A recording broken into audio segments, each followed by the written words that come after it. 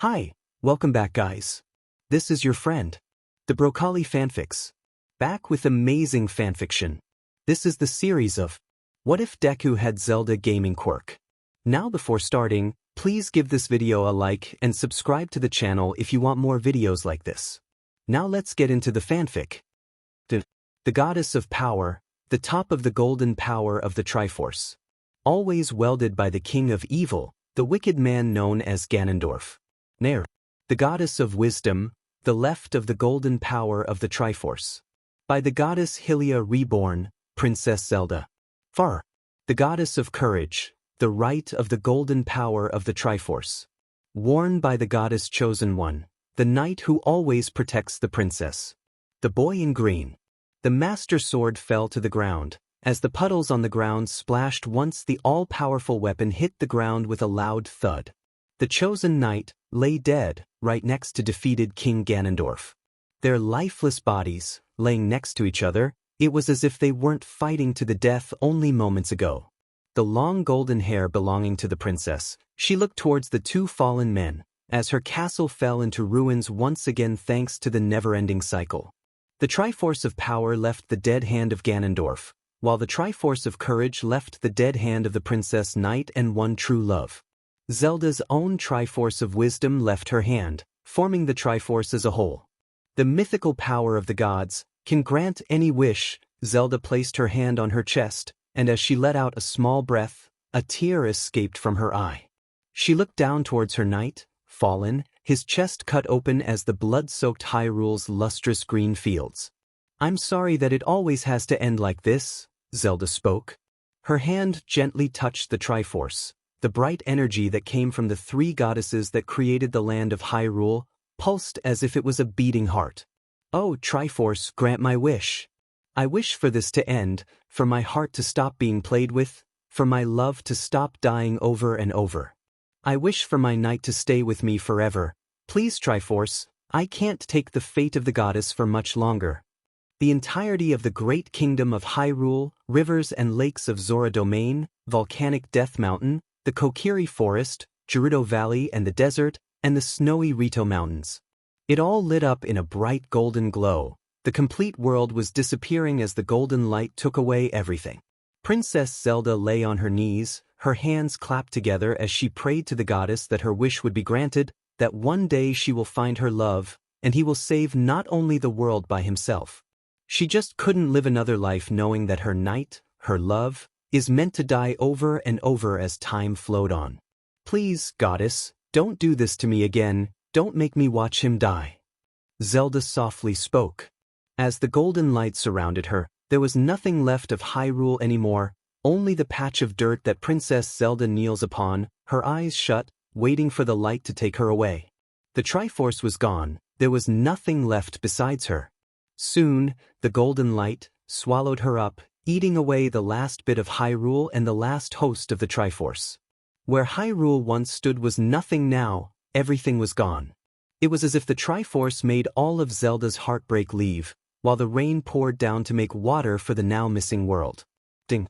A small green ball of light floated around the coast where Hyrule ended up after the wish by Princess Zelda. Within the new world the three goddess Din, Nehru, and Faror chose. A small light flew away. The place looked much more technology advanced. The hero in green, the princess's chosen knight.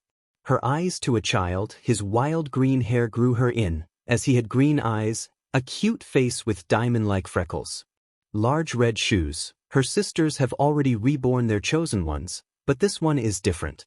He has the heart of a hero, and nothing inside him. Midoriya Izuku held himself close, underneath the oak tree, tears swelling up in his eyes. He couldn't believe how his mother looked at him when they both heard the news that he is quirkless.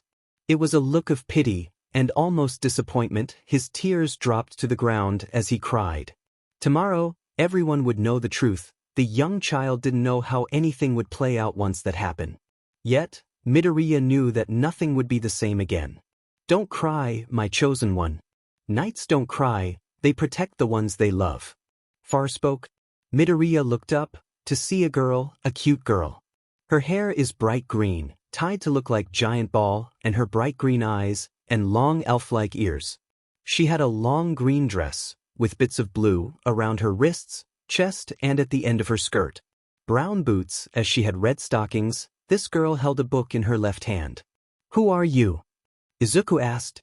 Farah bent down to look the child in the eyes. "You wish to be a hero, right?" Farth. She smiled at him. "I am the goddess of courage, Farth. My sisters, Din and Nehru, are in search for their hosts. But you are mine." "You're a goddess? No wonder why you're so pretty," Izuku beamed at her. "You're a little too young for me. Try waiting a few centuries." "Then try that line again," Farah said before she let out a cough. "No, I got off track. Young What's your name?" Farth. "Midoriya Izuku." "Young Midoriya, I grant you the Triforce of Courage. With this, you will become the Princess Chosen Knight, to the wielder of the Triforce of Wisdom. It's much lamer than my courage. It's totally the best of the three. Don't tell my sisters that I said that." Farah spoke. "I'll keep that in mind," Izuku spoke. "With this, you will protect the princess and defeat the king of evil. Do you have the courage knowing that you will fight against the king of evil and my sister Din's chosen one?" "I do, Lady Farah. I want to be a hero. I won't just protect the princess, but everything else." Izuku cried out. Farah smiled. "Well then, little one. The Triforce of Courage will be inside you for the time being." "What about you? Where would you go?" Izuku asked. "I'm the goddess of courage. I will be with you every step of the way, young one.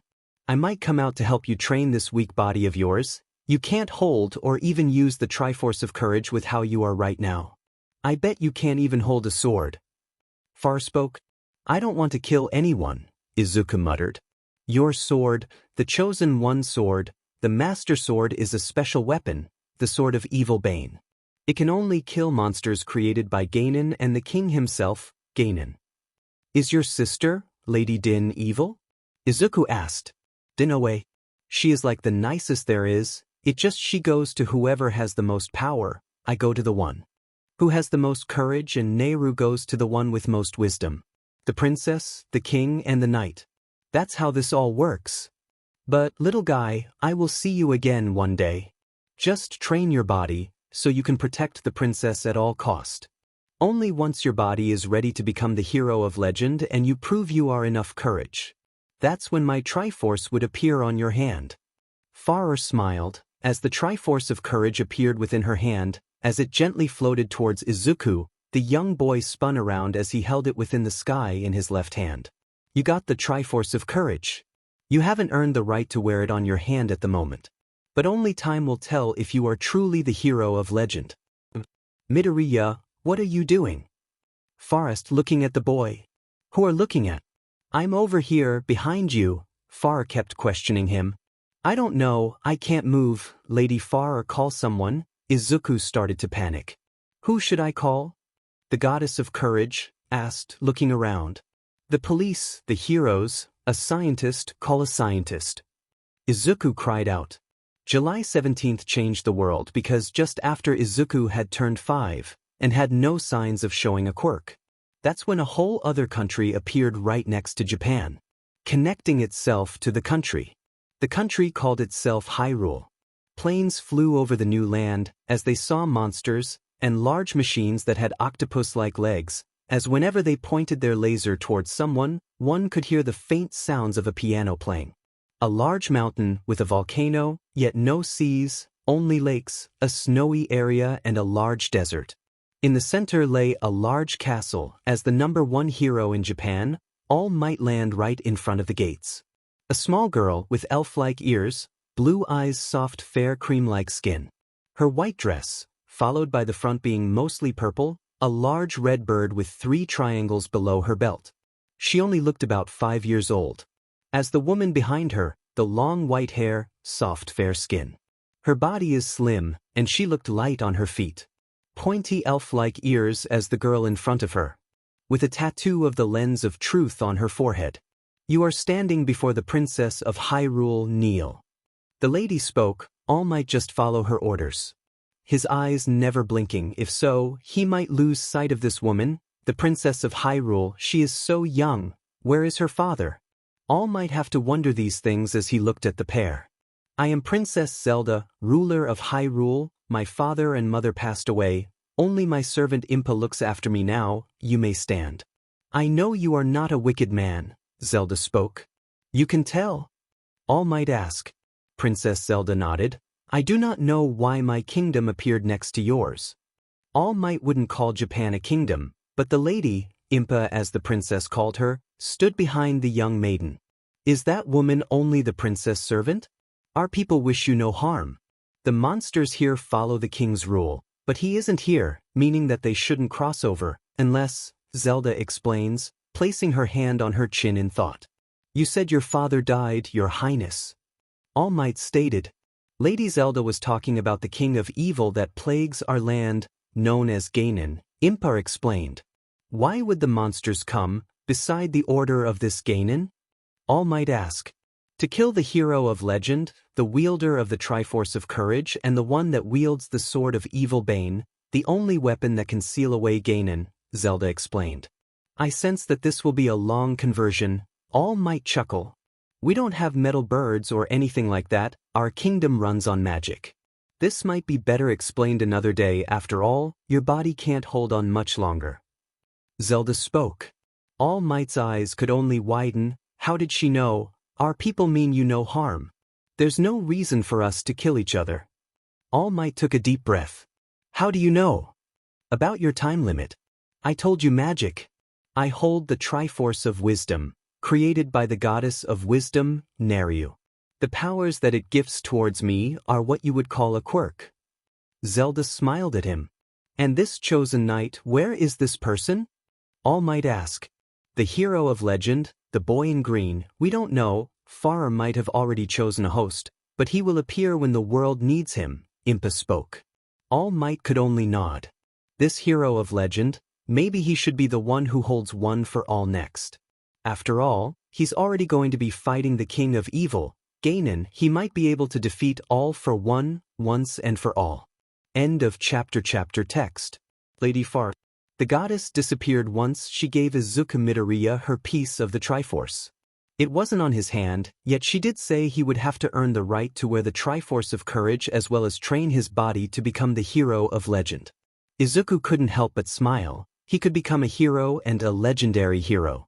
One that protects a princess from Ganon. He doesn't know that much about this Ganon. Farer never really explained that part to him. Izuku hated thinking any animus thoughts about the goddess Farer, but she seems like a bit of an airhead. I guess I will start training. My weapon will be a sword, but what type? Is it a one-handed or two-handed blade? Should I write down support items for it? If so? Mutter. Izuku started his old habits. You sure mutter a lot for a child. Faror's voice rang in his head.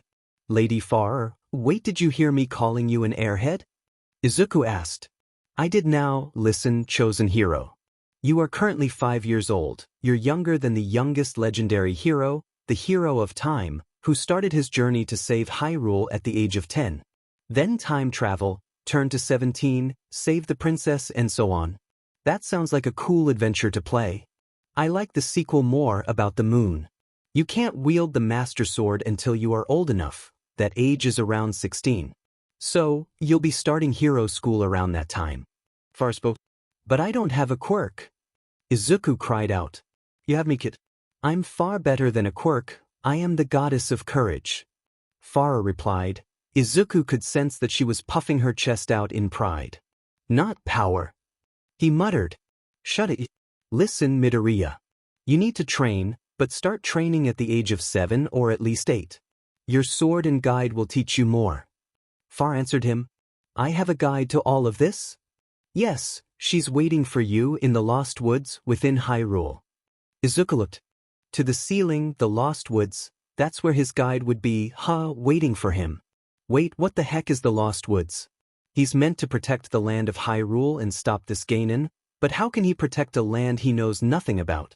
The next day, Izuku's body hit the tree as he stood in front of an incoming explosion created by his own best friend, Katsuki Bakugo. Izuku didn't even think, jumping in the way to stop his friend from hurting someone. Please, Kaken, stop this. You want to be a hero. A hero doesn't pick on people weaker than they are, Izuku cried out. For a brief second, the golden light of the Triforce of Courage appeared on Izuku's hand. Stupid Deku, what's the point of weaklings like you and that trash over there? Only the strong rule, and I will be the strongest hero ever. I will rule over everyone as I look down at each and every one of them, like the ants that they are. Bakugo shouted out, laughing in delight. Then you're not a hero, doing it for fame, you don't want to protect people, you don't want to help anyone besides yourself. You are no better than a villain, Izuku cried out. Katsuki glared at him. His eyes turned dark as he looked at the bugs standing in front of him. They were playing near the forest. It's where Katsuki does all his bullying and target practice. Yet, since Hyrule became one with Japan, the woods that Katsuki and Izuku used to play in only a few months ago were now different. Long, thick trees, while fog covered the area, one could hear the sound of laughter coming from the forest. The sound of lost children. Bakugo gave Izuku a right hook, sending the young boy straight into the forest where no one dared to step foot in. Bakugo was foaming at the mouth as if he was an out-of-control dog. How dare that Deku tell me that? How dare he look at me like that? I will make his life a living hell. Bakugo thought, foaming at the mouth. The lost woods. Izuku fell within the forest. The trees looked like they were out of a nightmare, and small ball of light surrounded the boy. They looked like they were pointing him somewhere. Izuku didn't know which way was front or back. He just followed the ball of light with small wings on them, where he found a girl, sitting on a tree stump. She looked older than him, she was about 10, and cute as well. Short green hair that didn't reach her shoulders, soft blue eyes that Izuku feels like he could stare into forever and not get bored. Her green boots, green shorts with a green sweater, and pointy elf-like ears. Who are you? Where am I? Izuku asked as the girl stopped playing her ocarina. My name is Saria. You are currently within the depths of the Lost Woods, home of the great Deku tree. Deku? That's what Kaken calls me. He says it means worthless. Izuku mutters. The cute older girl snickers within her hand. No, the great Deku tree is one of the strongest creatures within the land of Hyrule. The only reason why you're still alive is that's because you're the goddess chosen one. It's said that only the one who is the princess knight can enter the Lost Woods, Saria spoke. But, Kaken? That boy, he isn't your friend. I heard a loud explosion and found you. That's why I asked Navi here to fetch you. Saria touched Izuku's cheek, causing his face to burn up at the fact that a girl is getting close to him. You're even bright red. I told you my name, what about yours? Oh, I'm Midoriya Izuku. Saria smiled at him. Come back and play any time, Deku. Having a name close to the great Deku tree makes you a great warrior of the Kokiri tribe. I will, Izuku nodded. For the first time, Izuku made a real friend. One who will never age. 3 years later. Now, finally 7. Izuku decided to take fencing lessons. Ever since he first met Saria within the Lost Woods, he would often go over to meet her there, the pretty 10-year-old. She was just so nice. Even telling him that Deku is the name of a mighty warrior. By running around, trying to lift up large stones. Fencing lessons every Sunday afternoon, he smiled as he looked towards his hand. I will earn the right to wear the Triforce of Courage, Izuku stated. As he ran towards the Lost Woods to meet up with Saria once again, it was strange. Lady Farah warned him not to fall in love with the girl. Izuku still remembers that conversion, even if it was when he first met the Kokiri girl. Saria? I think I'm too young for that, plus she's 5 years older than me, Izuku spoke. Farah looked at him as she sat on his bed, eating crackers. I'll let you be the one to find out about the life of the Kokiri and why the great Deku tree protects them and the Koroks, Farah stated as she bites onto her cracker, offering from Izuku. What are Korok? Izuku asked. They like hiding all around the place. You might find one sooner or later. You have the eye to see them. Farah explained. Izuku shook the memory out of his head, as a ball of blue light flew up to him, cuddling his cheek. Izuku couldn't help but laugh as the small fairy tickled him. Spinning around his head, as the song of the Lost Woods played and echoed around him. Stop it, Navi. That tickles, Izuku cried out. Izuku ran after the fairy, as she led him to where Saria is, but Izuku stopped as Navi floated and spun around in front of a large tree. Taller than any building that Midoriya had ever seen, all the branches and leaves almost looked like the tree had a face. "Navi, is that you?" spoke a loud booming voice. Izuku stepped back in surprise. There wasn't anyone here, yet his voice is louder and more powerful than All Might's cry of telling everyone that, "I am here." "Who said that?" Izuku asked, looking around. "In front of you, boy." Izuku blinked. He has lost his mind. It is the only reason why he thinks a large tree would be talking to him. "Are you the great Deku tree?" Izuku asked. "Yes, Saria has told me much about you, chosen warrior of the goddess," the great Deku tree spoke. "I allow you in my forest to see what type of hero you are, little one. I've met many different versions of the hero of legend, the hero of time, the hero of winds, and the hero of the wild. Yet, I don't know which one you are. Do you know?" The great Deku tree asked. "I don't think anyone will know what type of hero they will be until they finally take their first step into becoming one. But I want to be a hero that brings peace and hopes to everyone, telling them that I will save not just Japan, but Hyrule too." Izuku cried out. The great Deku tree could only laugh at the child. "I see why you were chosen by Farer. Listen, little one, the man you are destined to fight has been happening for thousands of years, but this is the last time. For the reincarnation cycle has been broken." Izuku could only listen to his words. Lady Farer chose him because her hero wasn't able to be reborn, leaving her with the second best option. He, the hero in green, will save the princess and all of Hyrule by defeating him. "Who is he?" Izuku asked. "The king of evil, known by Ganon. He holds the Triforce of power. Right now, he's slowly forming back into a being of flesh and blood again. He might be Ganondorf or Ganon. Once the monster has enough power, he can summon someone to control his army, waiting in Hyrule to kill the hero of legend, to kill you." The great Deku tree spoke. "Worry not, boy. You are still too young to wield the master sword, but you are strong enough to hold the goddess sword. In front of you lies the sword. It can only hurt creatures controlled by the king of evil. Lift it only if you dare. Once you do, you will become the hero of legend, and then know that you might die at the hands of Ganon." The great Deku tree spoke.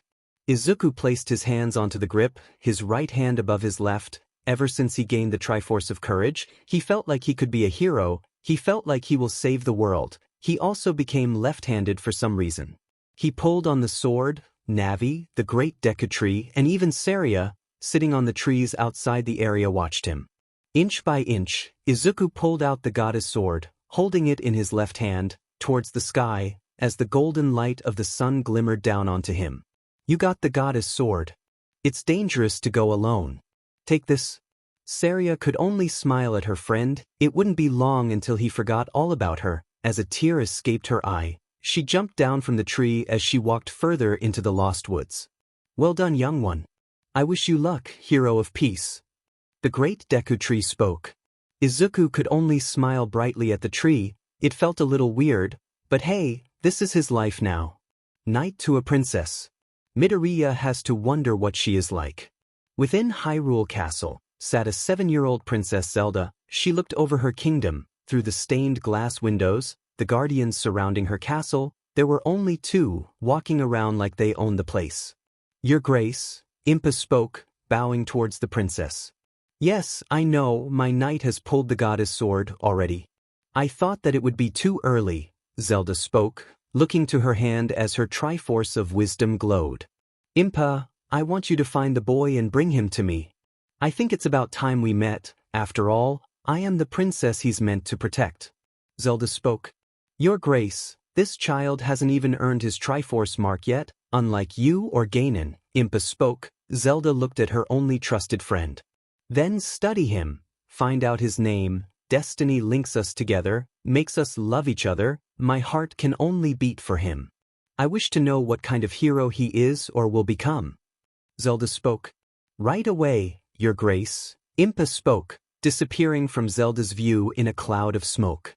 Zelda looked at her Triforce. It glowed as the melody played from the harp came from a woman, with long blue hair that reached down to her legs.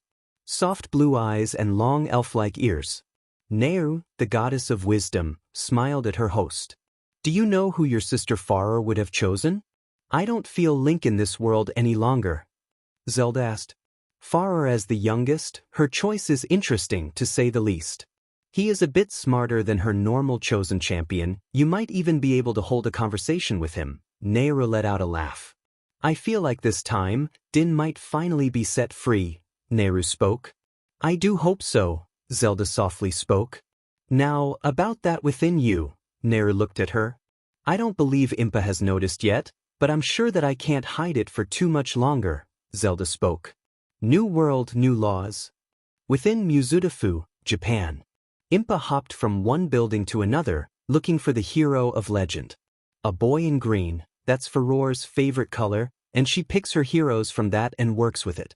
Speaking ill will about one of the goddesses of Hyrule is never a good thing, but it seems like Farore is just asking for it sometimes. A sword on his back, green hair, wearing a green shirt, yup. This is Farore's type. Impa glared her eyes at the boy as he walked through the streets. Izuku couldn't believe it. He has a sword, will people question him about it? What is he thinking? Of course they would. He's carrying around a freaking sword, even if the sword itself can only hurt Ganon's minions, it is still a real sword. Izuku rushed up to the old lady. That looks heavy, do you need help, ma'am? Izuku asked. The old lady patted the young boy's fluffy hair. What a nice young man. I do want to become a hero in the future, Izuku beamed at her. Got to help everyone because I am here. The boy is pure. Maybe a little too pure. Impa watched as he would help carry stuff to an old lady's car. Or how he carried around a sword and no one thought anything about it. Perhaps people thought it was just his quirk, and left without a second thought. Izuku got out his notebook and he walked right into a girl, the same age as him. They both fell to the ground, and they locked eyes with each other. Izuku couldn't believe it, she was so pretty, that black color hair in a ponytail with a bang to her eye, and a long white dress. Breath, Izuku, breath. You talk to lots of pretty girls, like Saria and no one else comes to mind, but just pretend that she's like Saria. Izuku thought. I'm so sorry for bumping into you. Izuku was bowing to her as if she was a queen or a princess. It's all right, the little girl spoke, looking towards his notebook. Midoriya, Izuku? You ready? Yeah, that's me, who are you? Izuku asked. Oh, I'm terribly sorry, I'm Yaoyorozu Momo. She waited for it, the greed to come. Everyone has heard of the Yaoyorozu's family name. Izuku blinked. Yaoi, that's a mouthful, can I call you Yamamo? It's a lot cuter and easier to say, Izuku spoke. Yes. Momo was unsure to say. Sorry about my notebook, I like studying quirks, you never know what you may find. I want to be a hero, to bring peace when I grow up. Izuku spoke. I want to be a hero too, I just don't know what type of hero I will become, Momo spoke. Please don't cry, Yamamo. Some people might go their entire lives without knowing what they will become until it's too late to change. But we're friends, so we can be heroes together, Izuku smiled. No one has ever talked to her like this. No one has ever talked to him like this. It's only a matter of time until the quirk question comes up and ruins the friendship that was blooming between the two. My quirk, it's called creation. I can materialize any object as long as I know how to make it from an atomic level. I have to know everything about it. Momo spoke. That's so amazing. I bet you can be an amazing hero in the future, your quirk is so cool. I don't have one, I'm quirkless. Izuku spoke. Momo looked at him, this boy must have had a hard life. As she wrapped her arms around him, brought him close with a warm hug. Izuku's cheeks warmed up. I'm your friend, Midoriya, as you said. I won't let something like that stop me from liking you. Plus, I believe we can become heroes together. Momo smiled. Really? Izuku asked. Momo nodded at him. Thanks, he said, knowing that Momo wasn't lying. Also, what's with the sword? Momo asked. This is going to be a long conversion. It's best that we sit down. The Triforce of power pulses as if it was a beating heart. The malice surrounds the beating heart of the Triforce of power. A thick black and magenta tar-like substance protected the golden triangle as if it was a mother protecting a child. Went the Triforce of power as the light shined. from behind the malice. A golden light surrounded the area, the dim storehouse where the all-power weapon of Goddess lay. As monsters themselves appeared in front of the Triforce of power. Others that have wielded the power of the Triforce that belonged to Ganondorf. The so-called king of the Twilight Realm, Zant. The corrupt wizard that once served under the royal family, Wizro. Ganondorf's laurel counterpart, the cunning Yuga. The swords that the king of evil uses, the wicked, Gairahim.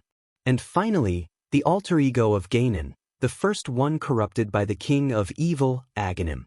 My lord, Gairahim bowed towards the Triforce of power. I'll slowly grow back my strength, but to gain human form, I need a drop of blood from the hero. Ganon's voice spoke. Then we will bring back his bloody corpse for you, my lord, Gairahim smirked. Within Izuku Midoriya bedroom. The young boy looked at his sword. It felt light, and wasn't heavy at all. It shined beautifully with the glow of the light from the moon. It didn't cut his skin when he went to touch it. I don't think I've ever seen someone so beautiful. The goddess' sword feels alive. Let's save Hyrule and the world together. Izuku placed the sword next to his bed as he fell asleep. A light appeared from the sword. A blue woman appeared by his bedside. She moved his head to look at the face that pulled the sword. The glowing mark of the Triforce of Courage was weak. But it was still there. Master, Fi whispered. End of chapter. It was finally time for Izuku's 10th birthday. Unfortunately, Saria is unable to leave the Lost Woods, meaning that Izuku would have to visit her after the party. While his mother, Inko, made the Goddess of Courage, Farah, hang up the party decorations. That was an interesting 8th birthday that Izuku knew he would never forget in his lifetime. Inko was cleaning the dishes, as Farah appeared right in front of Izuku as she normally does. Happy birthday, my chosen one, Farah spoke, before kissing him on the forehead. A loud crash as the two looked toward the pump-shaped woman looking at the two of them. Farah blinked, forgetting that the boy had a mother. Nice to meet you. I'm Farah, Goddess of Courage and creator of the Triforce of Courage. Your son is the chosen legendary hero that will slay the king of evil and save Hyrule. Nice to meet you. Then Inko fainted. Izuku then karate chopped the goddess on the head. Would doing that bring him bad luck? Perhaps he didn't know, after all, being born quirkless, he already has the worst luck in the world. Yet, ever since Farah came into his life, Izuku smiled. He won't back away from his fears. The doorbell rang as Momo let herself in, rushing up to give Izuku a hug. The two of them often spend time at the library together, reading up on Izuku's hero notes, Momo noticing things that he didn't, and he would point out anything that she didn't know about. They would typically sit together, and sometimes, Momo would fall asleep on Izuku's arm, her sleeping head resting on his shoulder as he patted her head, causing the girl to smile in her sleep, letting Izuku see that cute smile of hers. Happy birthday, Midoriya, Momo spoke. Thank you, Yamamoto. Izuku smiled at her. Momo looked at her feet as she spun them around in circles as if she was nervous. Her cheeks were slightly red, while Inko started gushing at the sight of the two children at each other. She could faintly hear the ringing of church bells in the near future for those two. I made it myself, without any help from my quirk. I hope that you like it. I made it with love, Momo said before she covered her mouth in embarrassment. No matter what you made, I will treasure it for the rest of my life because you're my friend, Yamamoto. Thank you, Midoriya. She bowed her head to him. The gift box was wrapped up tight, held with her hands as she gave it to Midoriya, the boy who she may or may not be crushing on at the moment. You got the paraglider. This was handmade by Momo herself with all of her love. Better treasure it dearly, even if it's a little too big to use at the moment. Are you ever going to explain why you do that? Momo asked, looking at Izuku holding up his gift in his left hand. I think it's something to do with being the host of the hero of legend and wielder of the Triforce of Courage. I wish you a happy birthday. My parents want me back something about my future, Momo explained to him. Thank you for the gift, Yamamoto. I'm certain that your future will shine as bright as the sun, Izuku stated. Gave him one final goodbye hug and even a kiss on the cheek. Izuku froze as he looked at Momo. She gave him a cheeky grin as she placed her hands behind her back as the sun glazed behind her. You better start calling me Momo from now on, Momo said. The boy froze up like a statue. With a snicker, Momo ran to her driver, afraid to look back, afraid that Izuku would see her bright red face. She might have just confessed that she is heads over heels in love with him. Momo let out a loud scream once she was safe inside her limousine. Izuku dear, are you okay? Inko has to ask her son. His little girlfriend gave him a smooch. Why didn't you freeze like this when I kissed you? Farah pouted, a real goddess, creator of all things that uphold Nehru's law, pouting like a child. It's actually adorable to see. I like Yamamoe, I really do. She is my best friend. I didn't think I would have one after Katsuki, but Izuku paused, trying to think about what he wanted to say next. It's the fate of the hero, you love the princess. Your eyes are only set on her, no one else matters to you, little knight. Farah spoke, finishing what Izuku was about to say. I think I'm just too young, I can't even find my guide. Izuku's head hung low, he could feel someone's fingers on him, but he just thought it was Farah. She likes how fluffy his hair feels. It's rather annoying how a real goddess would hug him, just to pat his head or rub her face in the fluffy hair. She's hiding, Farah muttered, low enough for Izuku not to hear her words. But it feels like, as Lady Farah said, this princess has taken up so much room in my heart, but I still feel bubbly when around Yamamoe, Izuku tried to explain himself. Farah stayed quiet as she looked toward her chosen knight. None of the other chosen knights ever looked at another girl, their eyes were solely locked on Zelda. They were chained together. Was this happening because the reincarnation cycle had finally broken? Maybe her knight could find happiness, and so could Nehru's princess. The Lost Woods. His mother Inko worried about her son. Whenever he decided to wander into the Lost Woods, only chosen few can enter without turning into skull children, beings who had died entering within the thick forest of the Lost Woods, and never to return. There Saria sat, on the tree stump where Izuku found her years ago yet. She is still the age of 10, the sad fact of the Kokiri tribe. She looked up, stopping playing her ocarina as she smiled at him. Happy birthday, Izuku. Thanks, Saria. I know that the Kokiri doesn't have them, but Izuku spoke. You're my friend, just know we will only be friends. A relationship between us will never work out, Saria stated. Izuku could only nod his head, it was sad but true. There was no way for Saria to leave the Lost Woods, no way for her to grow old, no way where the two could be together. I want you to have this, my fairy ocarina. When you play it, I know that you will think of me, Saria spoke. You got the fairy ocarina. But wasn't Saria just playing with this? Doesn't that mean if you play this, it would be an indirect kiss? I made a new one. If you ever want to speak with me, play this song. RYX RYX. You learned Saria's song, play it whenever you wish to speak with your friend. Izuku looked at her and smiled, nodding at her. He took a step back, placing the fairy ocarina in his pockets. One of the peaks of Farore's chosen hero, his pockets could hold anything. Izuku could put a table in there and still have room. But he also was able to pull out any item he wanted, as long as he was thinking of the item. Like if he placed a bow and arrows in his pocket and thought of bow and arrows, he could pull them out. Like how a magician pulls a rabbit out of a hat. Izuku slipped into the dirt. It must have been raining in the Lost Woods, just before Izuku arrived to see Saria, as he slipped and slid right into Hyrule itself. Izuku had been warned by the great Deku tree that if he would ever step on the wrong path, the Lost Woods would kick him out. Midoriya didn't know what it meant until now when he ended up in Hyrule. He always wanted to see what the place he was meant to protect from the wicked hands of Ganon was like. But there was an entire mountain close to him as he looked to his right. He felt more lost here than he does in the Lost Woods. Maybe he could go back into the forest and ask one of the fairies, like the fairies that hang around one of the skull children, Tattle and Tail. How do I get back? Izuku asked. Kid, what are you doing outside the Lost Woods? That's a dangerous place to play and right next to Death Mountain. The voice belonged to a lady. She looked about 17. There's a place called Death Mountain? And it's right next to the Lost Woods. Who the heck came up with a name like Death Mountain? Midoriya was starting to sweat in fear at seeing the so-called Death Mountain so close. Sorry, I got lost. I'm not around here. I'm Midoriya Izuku. Not around here, you're from that neighboring kingdom, Japan, right? I'm Creamia, and this little monster is my sister, Malin. Cremia has pretty long orange hair, a large bust, a tight white top that hugged her figure well. Her belt around her waist had the Triforce on it, with a long purple skirt that reached towards her brown boots. For her younger sister, Malin. She is the same age as Izuku, 10.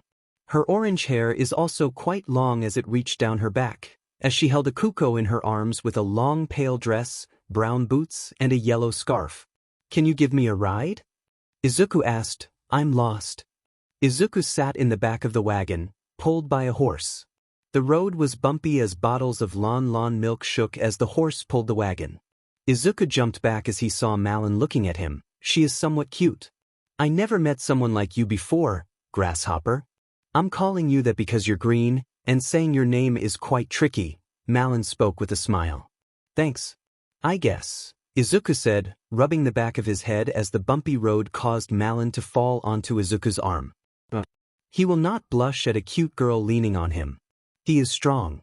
Malin looked at him with her big, cute blue eyes that she shared with her older sister. Might be easier said than done. Is that an ocarina? Do you like horses? Malin asked. They are my favorite type of animal. But not good for the city. Izuku replied. Well, there's a young horseback at Lon Ranch. Her name is Epona. She has the most beautiful coat. I know that you and Epona will become great friends once you meet her. Malin spoke. She sounds spectacular. She better than that. I've been raising Epona all by myself.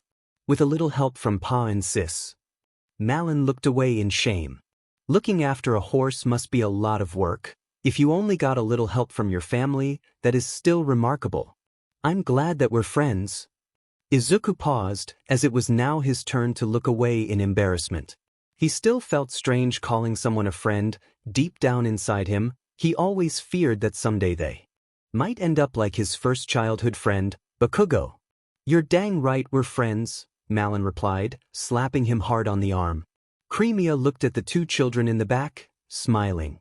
Malin never got along with anyone. It was nice seeing her connect to the boy that they picked up. Izuku seems like a nice kid.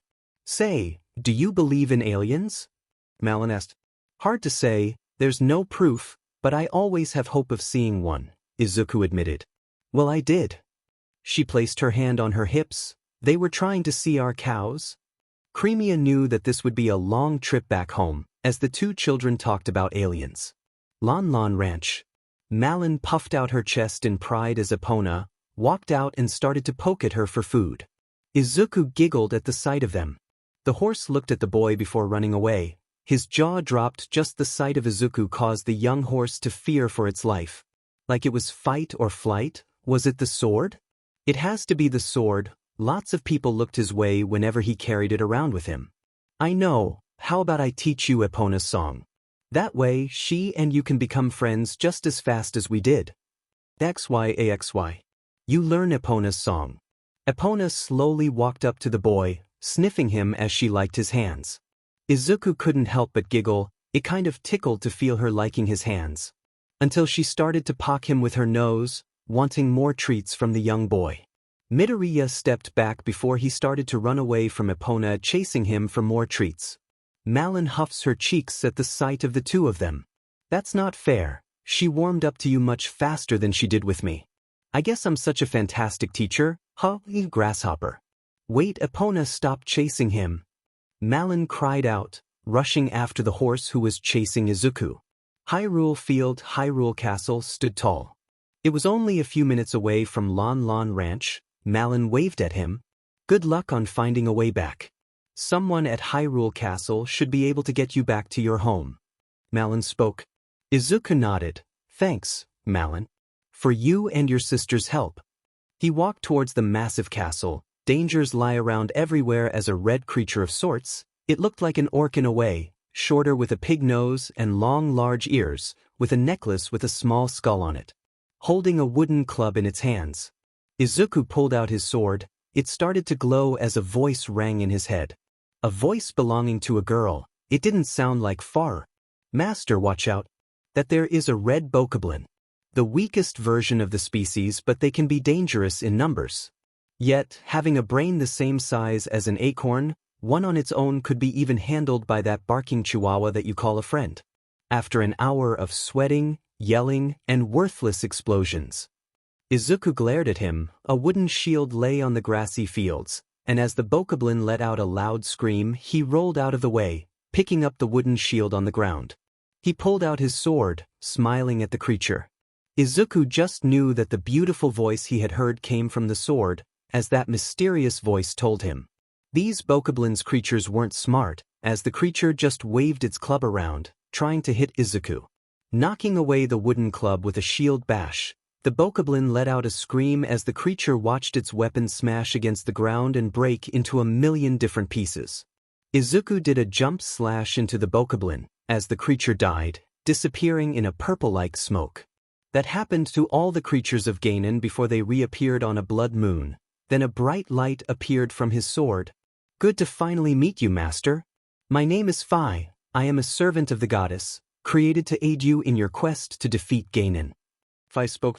Her blue eyes looked towards the site where the bokoblin once was. The light that came from the goddess' sword blinded Izuku, for he couldn't see this Phi but only hear.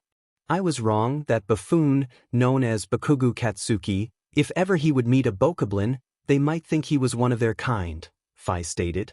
Wow, Izuku let out as he could finally see her. Is something the matter, Master? Phi, soft light blue hair that reached down to her shoulders. Soft cream-like skin, blue eyes like the gentle ocean. Her thin body, with a large bust and thick thighs, large hips. She looked like a model, as her outfit hugged her body well. As Phi looked close to a blushing Izuku, she looked about 18 or so. Maybe she doesn't age because of the goddess. You're overheating, Master. I would recommend that you find shade or a lake to swim in the next 3 minutes. Phi reported. What? I'm sorry, you're just so gorgeous that I felt embarrassed. Izuku let out a chuckle. Gorgeous? What do you mean, Master? Phi inquired. I mean, you look attractive, and it's hard to look you in the eyes. But I'm glad that I got to meet you, Izuku smiled at her. Thank you, Master. Phi bowed toward him. Izuku. Phi tilted her head. Yes, Master. I know your name is Izuku Midoriya. Why repeat it? Are you losing your mind? I did tell you, you were overheating. No, we're friends and partners, right? I would rather not be your master, Phi. Likewise, I want to be your friend. I want you to call me Izuku. Friend, I am Master's friend? Phi wondered. She sat on her knees as Izuku patted her head. Her blue hair felt so soft. I wouldn't want to be anything else. The mistakes made by saying one sentence when someone is 10. Very well, then as Master's friend, I will call you Izuku. Phi got off her knees as she floated in the air. Pleased to meet you again. The first master I had was the hero of the sky. He only cared about finding Zelda and using me as just another weapon, Phi explained. You far more than that. As I said before, you are really attractive, and I bet some lucky somebody is going to fall in love with you the moment they see you. After all, it happened to me. I think it's best I stop talking now. Izuku stated. Thank you for that, Izuku. Phi's cheeks were somewhat warm. I think you're overheating, Phi, Izuku grinned. Phi could only nod, as the two looked at Hyrule Castle just ahead of them. Phi and Izuku chatted as the pair walked to the gates. There were a few stray guardians, broken down, unable to move. The light of their eye flicker on and off, causing Izuku and Phi to just walk around the machine that looked like it was guarding the place. Phi decided to return back to the sword right when they reached the gates. Something about not wanting to see the princess at the time, or something about not wanting that to happen again. Within the Hyrule Castle courtyard, the sound of a harp played as a lovely singing voice echoed around. Yet, Izuku's eyes were drawn to the blonde-haired girl in front of him. Princess Zelda. He just knew that this is his princess and he was her knight.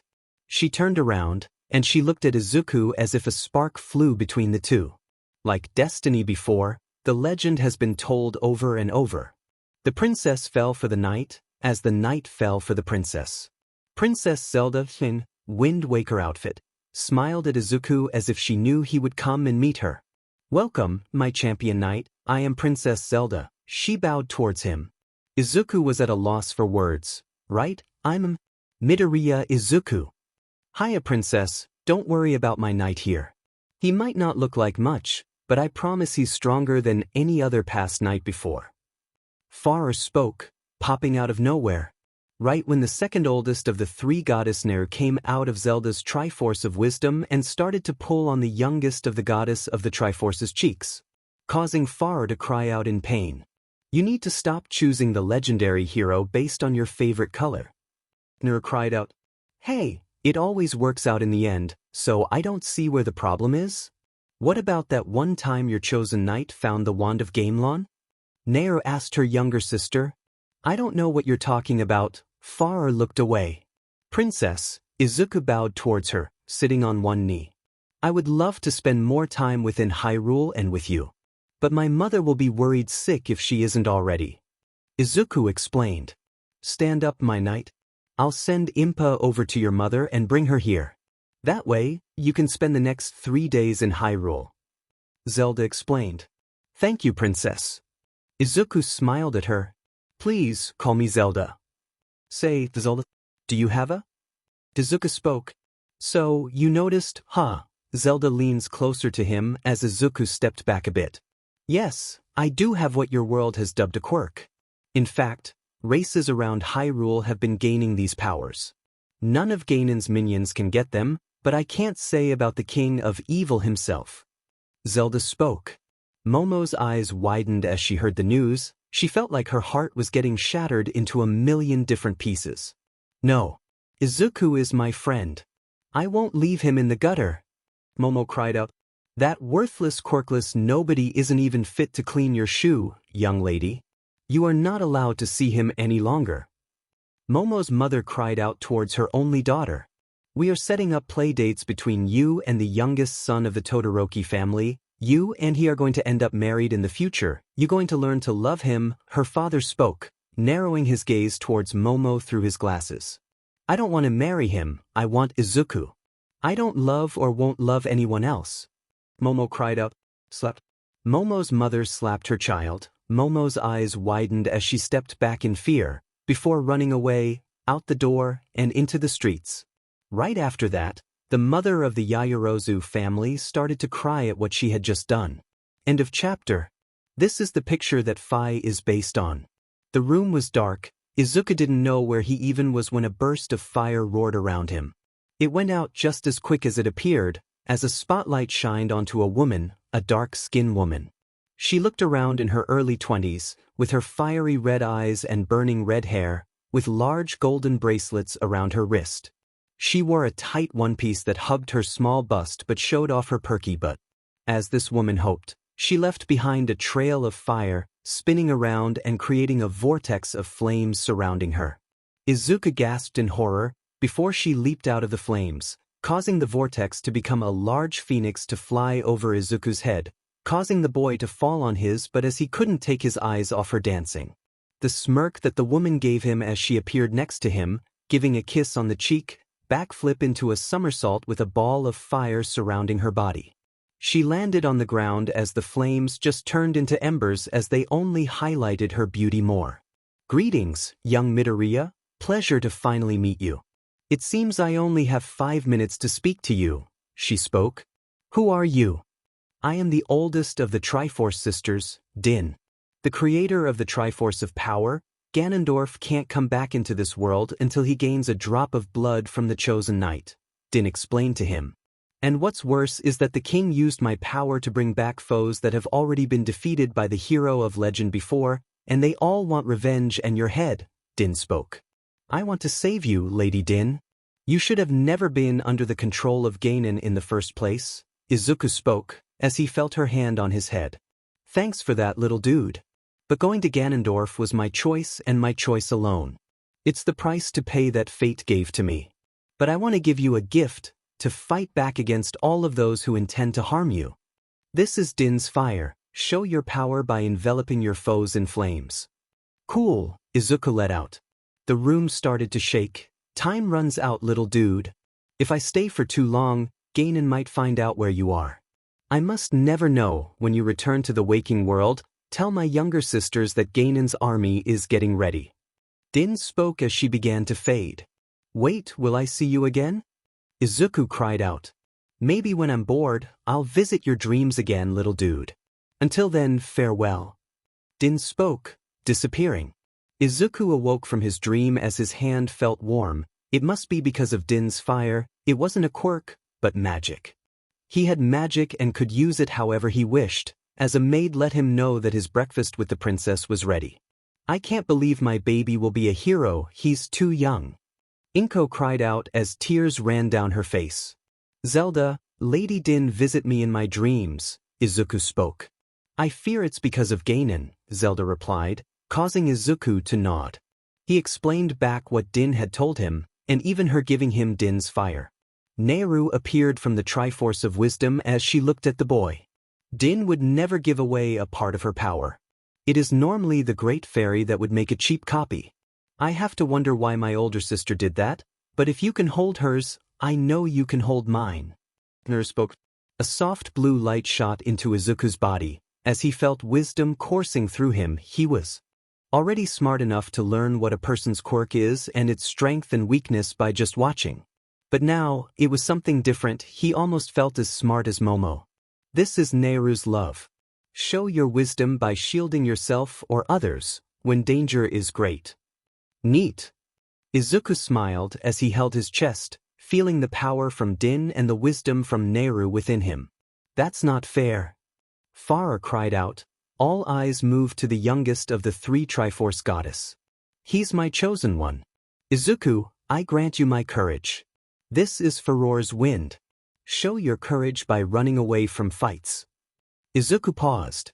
As he slowly turned his head back at the smirking goddess of courage. Bang! Nehru smacked Farah on her head, and a large red bump appeared on her green hair. Farah weed from the hit. Fine, I'll tell you to one it really does. Being courageous means picking battles. Sometimes the one who says the others should flee is the one that has the most courage.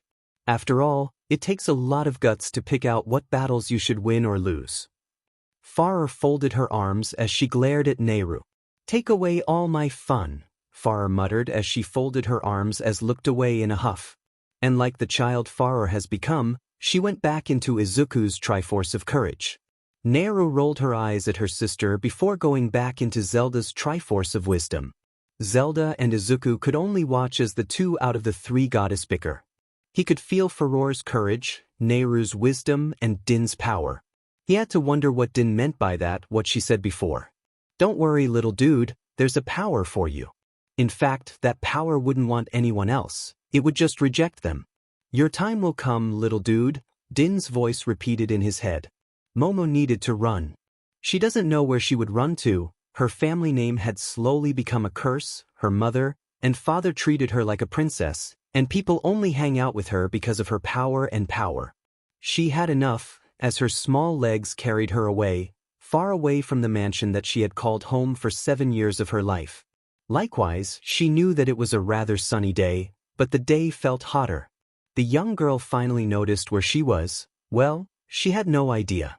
Seas of sand surrounded her, as she stood in the middle of the desert. It must be Hyrule. How far did she run? How much would her parents care about her missing? Lightning came from a horn of a lizard, a creature known as a Lizalfos, as it hissed at the girl. She smelt like him, smelt like the hero, meaning that she must be close to the hero.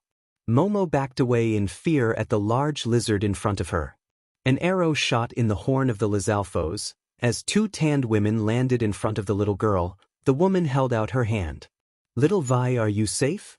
The woman asked. Please don't be afraid, I'm a Gerudo, my name is Naburu. What is your name, young Vi? Yaoyorozu Momo, I don't have anywhere to go, Momo stated. Then we shall bring you to Gerudo Town and our leader, little Vi, Naburu said, holding out her hand. Momo slowly put her hand on the Naboru's hand, the Gerudo Desert, as they walked through the Gerudo Valley. The town looked small, all the homes beside the large castle that were overlooking the city.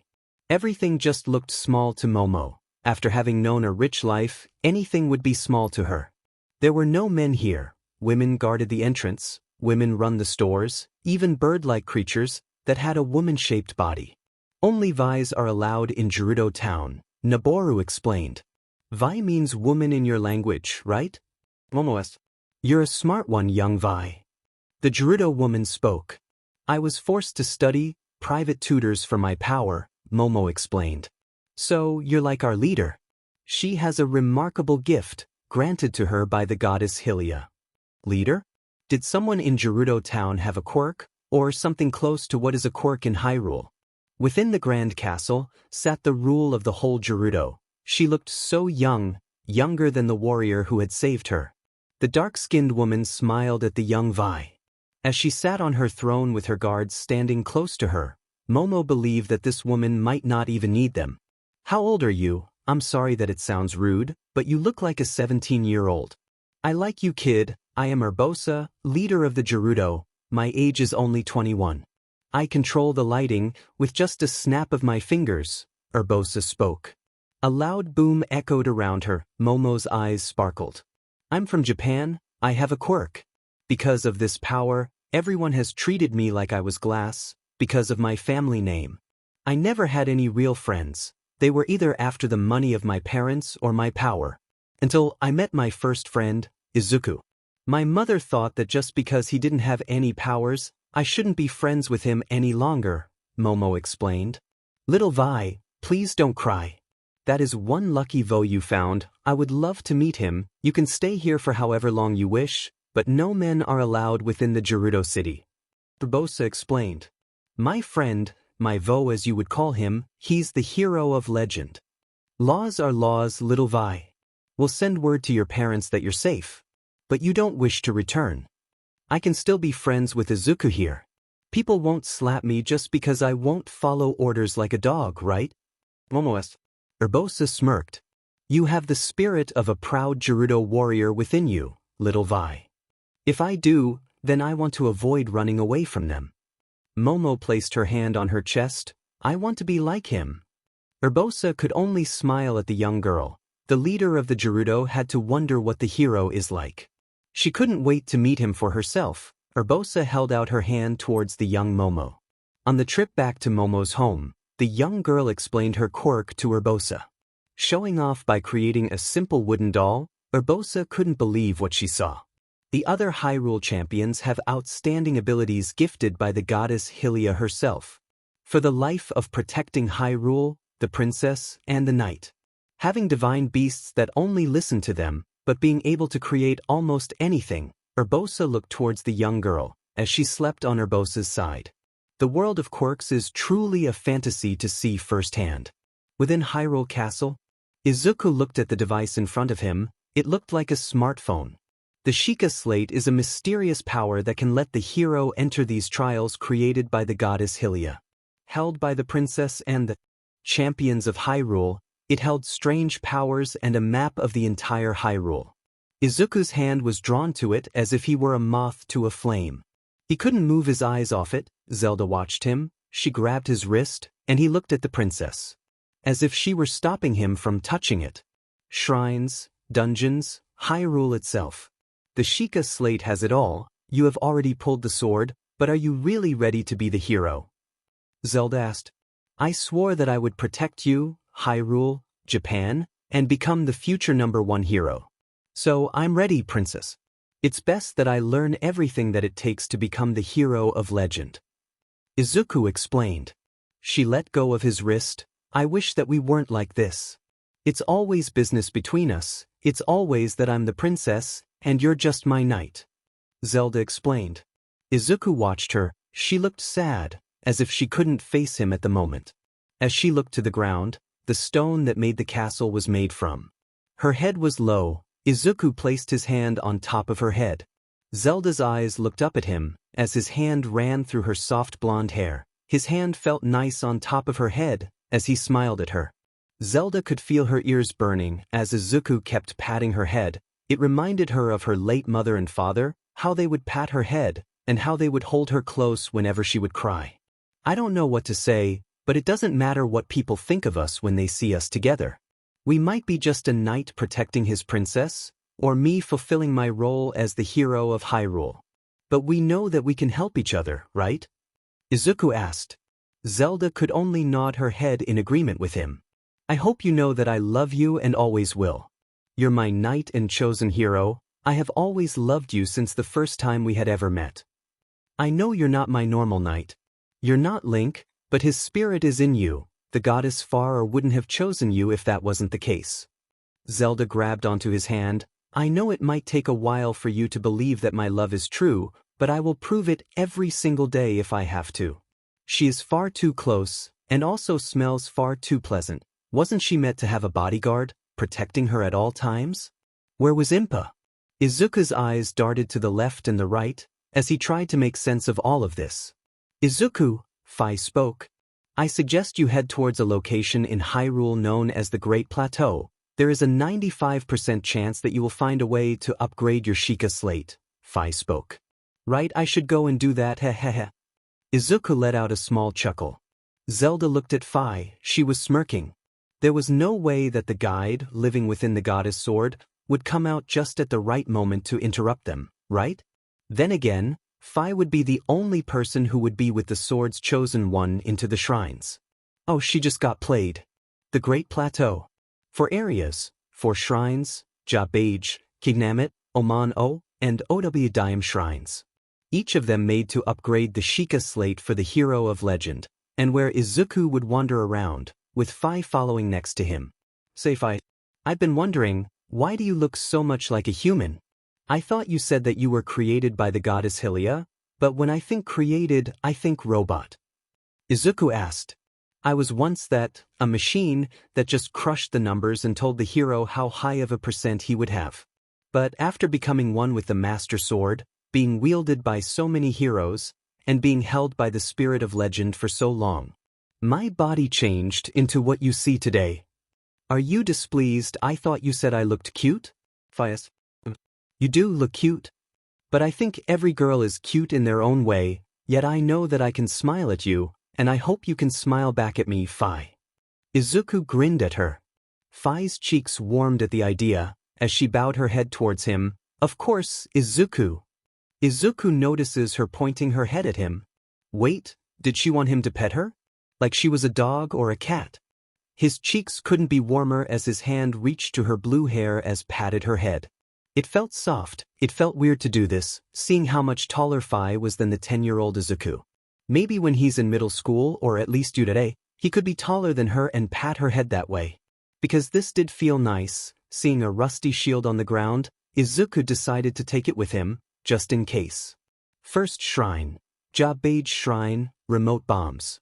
Izuku placed his Sheikah slate on the terminal. The blue light dropped onto his Sheikah slate, causing a new picture to appear, 2 different types of bombs. One was more like the bombs that Izuku has seen before. Round in shape, the other was more like a square. He clicked on the picture as a round bomb appeared in his hand. The left shoulder button to make the bomb explode, and the path in front of him is blocked by a large stone wall. Izuku just threw it at the wall, and pressed the shoulder button to make it explode once it came close. Izuku, there are 2 different chests.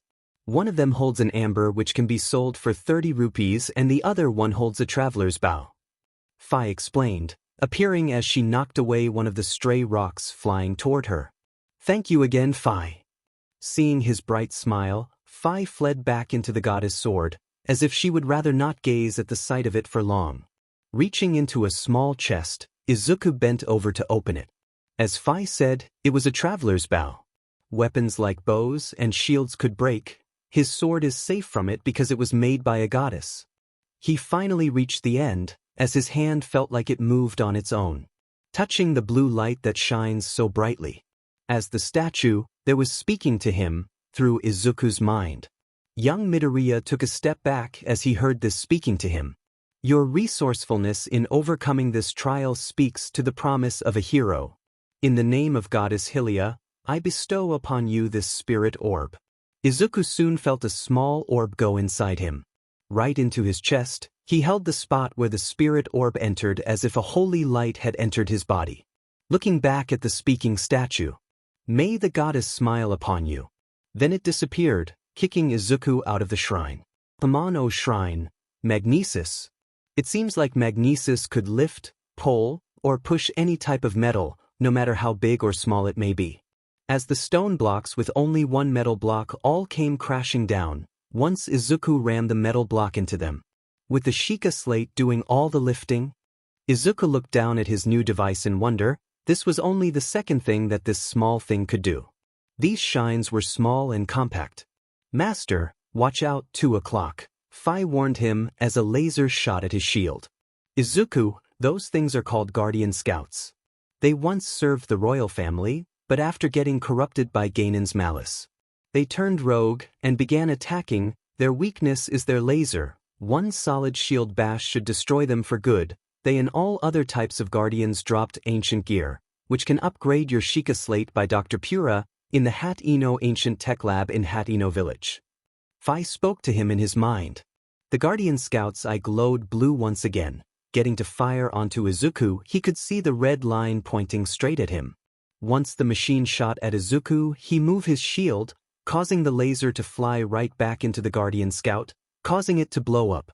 Phi appeared out of his sword. Izuku, what you just did was a perfect parry which doesn't lower your shield's durability. Yet, there is a shield in that chest. It's the Fisherman's Shield. Fair warning, you can only carry 3 shields at a time. His rusty shield was 1. This Fisherman's Shield was number 2. Izuku looked at Phi. Is there any way to upgrade it? Izuku asked. Yes, a large Korok named Hestu will trade helpful upgrades for hidden Korok seeds, Phi stated. While Izuku finished the shrine. Coming outside, it was already nighttime. A warm fire glowed as Phi sat close to him. Her hip pressed against his, as her arm wrapped around him, pulling him closer to her body. Phi. This is to keep you warm. The fire alone won't keep you warm. I suggest you try to find an armor called the Warm Doublet tomorrow. It is needed to safely reach the Kichnamut Shrine. Phi spoke. Izuku looked towards the night sky. He has never seen so many stars in the sky before, the pale blue moon shining down on top of them, as Phi held him close with the warm lit fire roaring close by. It all felt nice. Where's Far? She's never left me alone for this long. Izuku wondered. Hyrule Castle.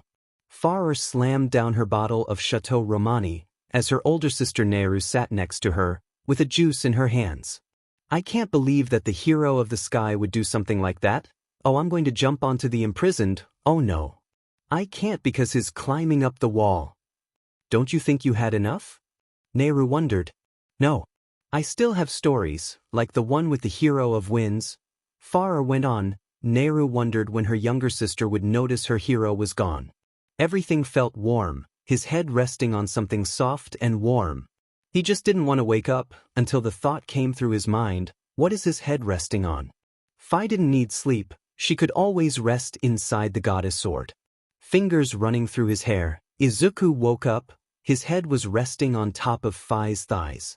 Just how long was his head on top of her? He backed away fast, hitting the tree with a loud smack. You look uncomfortable with your head on the ground. So, I allowed your head to rest on my body, was it not to your liking, master? Phi questioned. This girl. She must know what she's doing. Izuku notices that she still slips from calling him master or Izuku. But he did like his head on her thighs, he wanted to feel them again. Izuku's face warms up. There's no way I can say that, I'll look like a total scumbag. Izuku thought. Phi's head dropped. I displeased master? I am the worst human ever to make her start crying, Izuku stated in his head. No, you didn't. I like it, it was wonderful, Izuku quickly spoke, waving his arms around in a panic. Then, maybe you can sleep on me again in the future. Phi smiled at him. Izuku cursed that cute smile of hers. But his first mission is to find that warm doublet, so he can reach Kichnamut Shrine. Phi was able to scan the surrounding area thanks to the large tower and the Sheikah slate making a map of the area. The chest guarding the warm doublet was surrounded by bokoblins. 2 red bokoblins sat on towers, while another 2 red bokoblins sat by the fire, with 1 lone blue bokoblin leaning against a fallen tree. Blue bokoblins are much tougher than red bokoblins, and slightly smarter as well. This time, their brain is the size of an apple, making them 5 times smarter than the average Bakugo Katsuki. I'm sorry, I meant red bokoblin. They are so similar they carry stronger weapons and would kick a remote bomb away if they see one. They often lead red bokoblins. Phi explained in Izuku's head. They were asleep. The 3 bokoblins were asleep, and the 2 watchers were wide awake, having monster horns on their belts. The little arrows that he had collected, the number 5, Izuku took aim, shooting the bokoblins on the tower in the head. Knocking them to the ground as they disappeared in a cloud of purple smoke, he's sneaking behind the blue bokoblin as he prepared his sword. He's nowhere close enough to take down such a large group of enemies with his sword. Don't worry, Izuku, I can teach you all that you want, Fi spoke in his head. As he slammed the sword, using a sneak strike on the 3 sleeping bokoblins, even grabbing the arrows that the bokoblins on the towers had. Both held 5, making Izuku have 12, and within the chest is the warm doublet. The snowy area of the Great Plateau. The warm doublet did make it easier to travel. When his large red shoes weren't sinking into the snow, he could see 2 different shrines, the one on the snowy area that must be Kingdom Shrine and the last of the 4, and the final upgrade to his Sheikah slate. Fi appeared next to him. Worry not, my body can't feel cold or hot. I can stand in a volcano area without sweating, unlike the pig you call a friend, who sweats taking 2 steps forward. I wanted to tell you about the Skyward Strike. It takes time to charge up, about 5 to 6 seconds. To use it, hold your sword to the heavens to charge it with a powerful glow. Fi explained. Since you're holding the base goddess sword, there are 3 versions.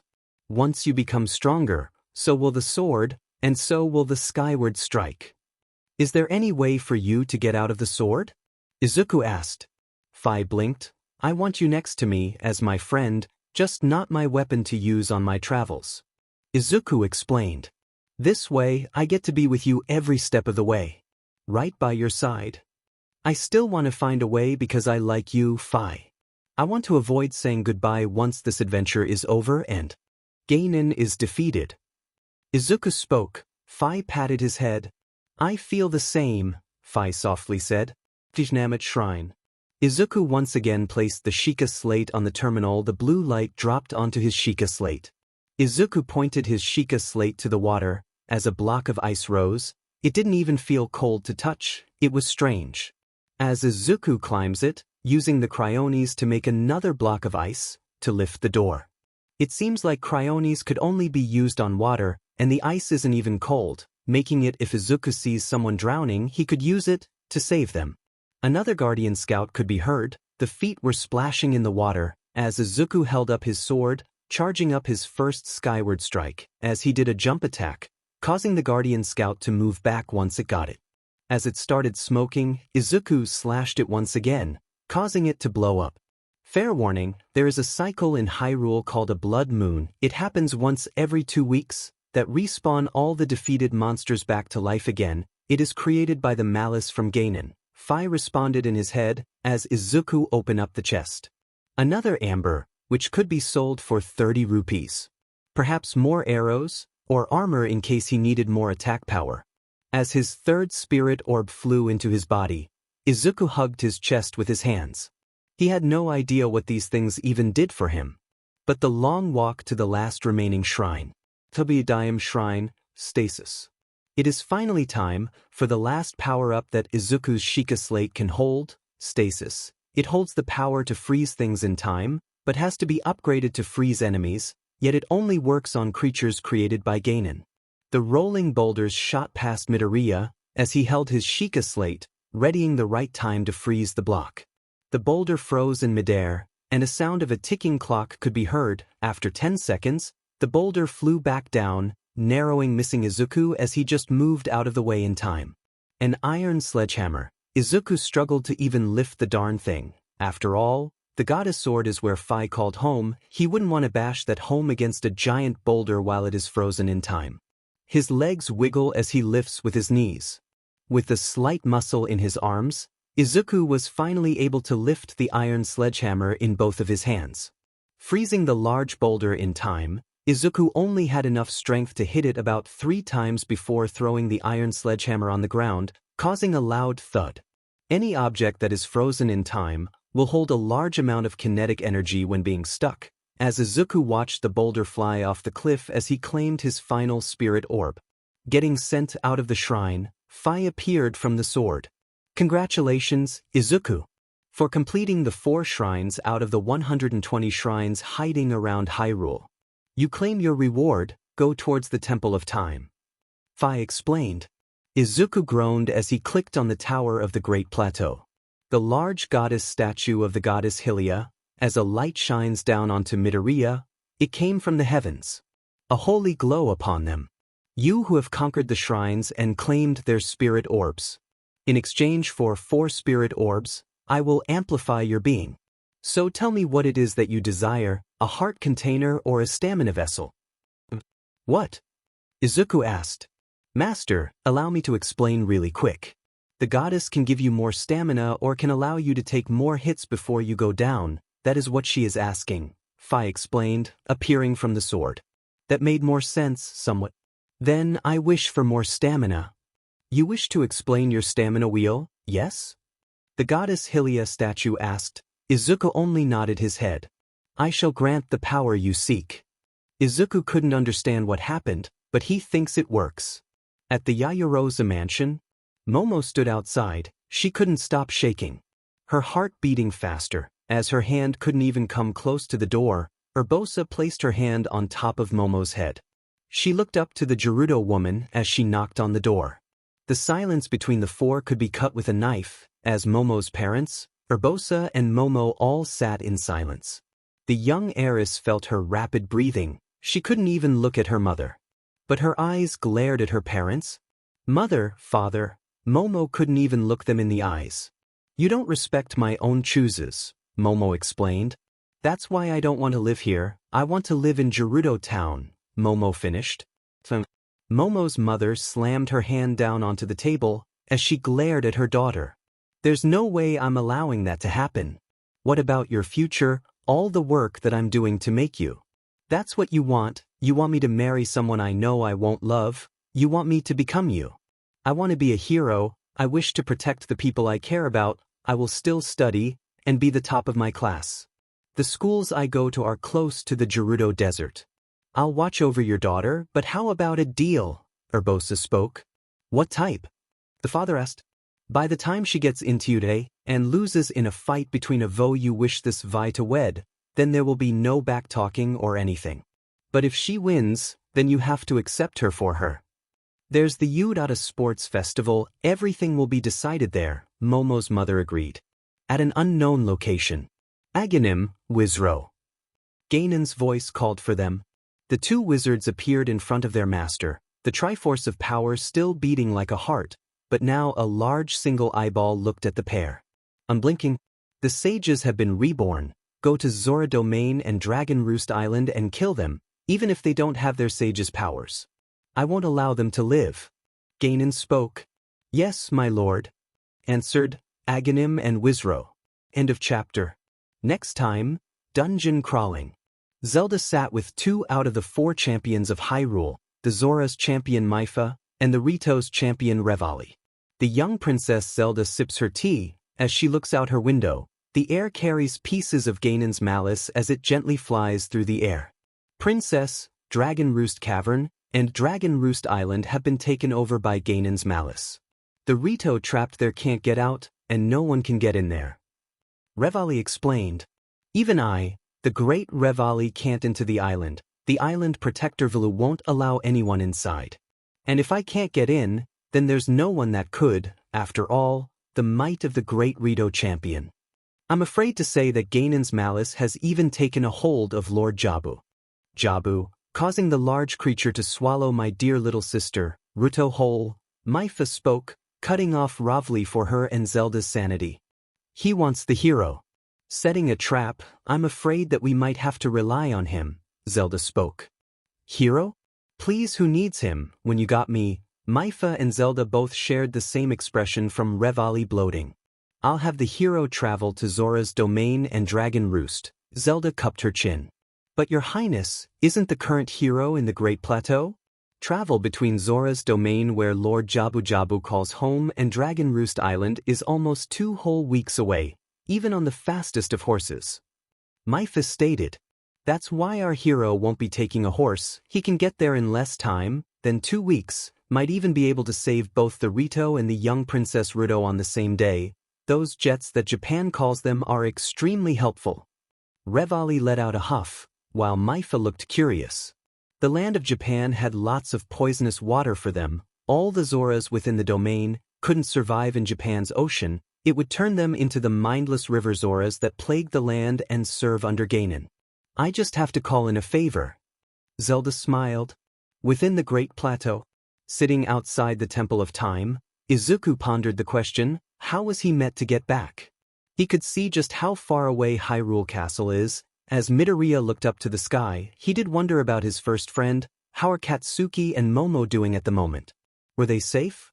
Izuku had to chuckle. He knew that Katsuki wouldn't care, in fact, most likely say that the worthless Deku would die by hitting his toe on a rock.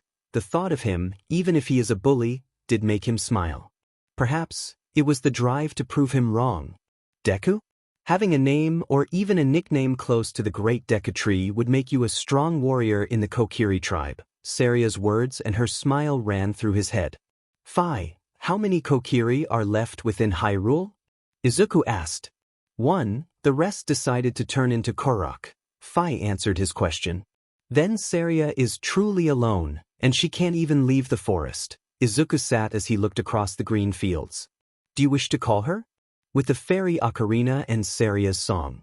You can speak with your friend at any time. Phi wrapped her arms around Izuku's head, pulling him closer to her. What would I even say?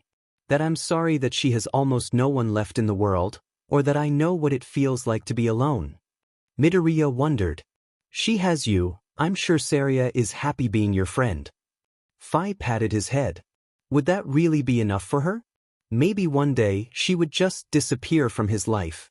When that day comes, or if that day ever comes, Izuku wouldn't know how to face her. Could he even do it?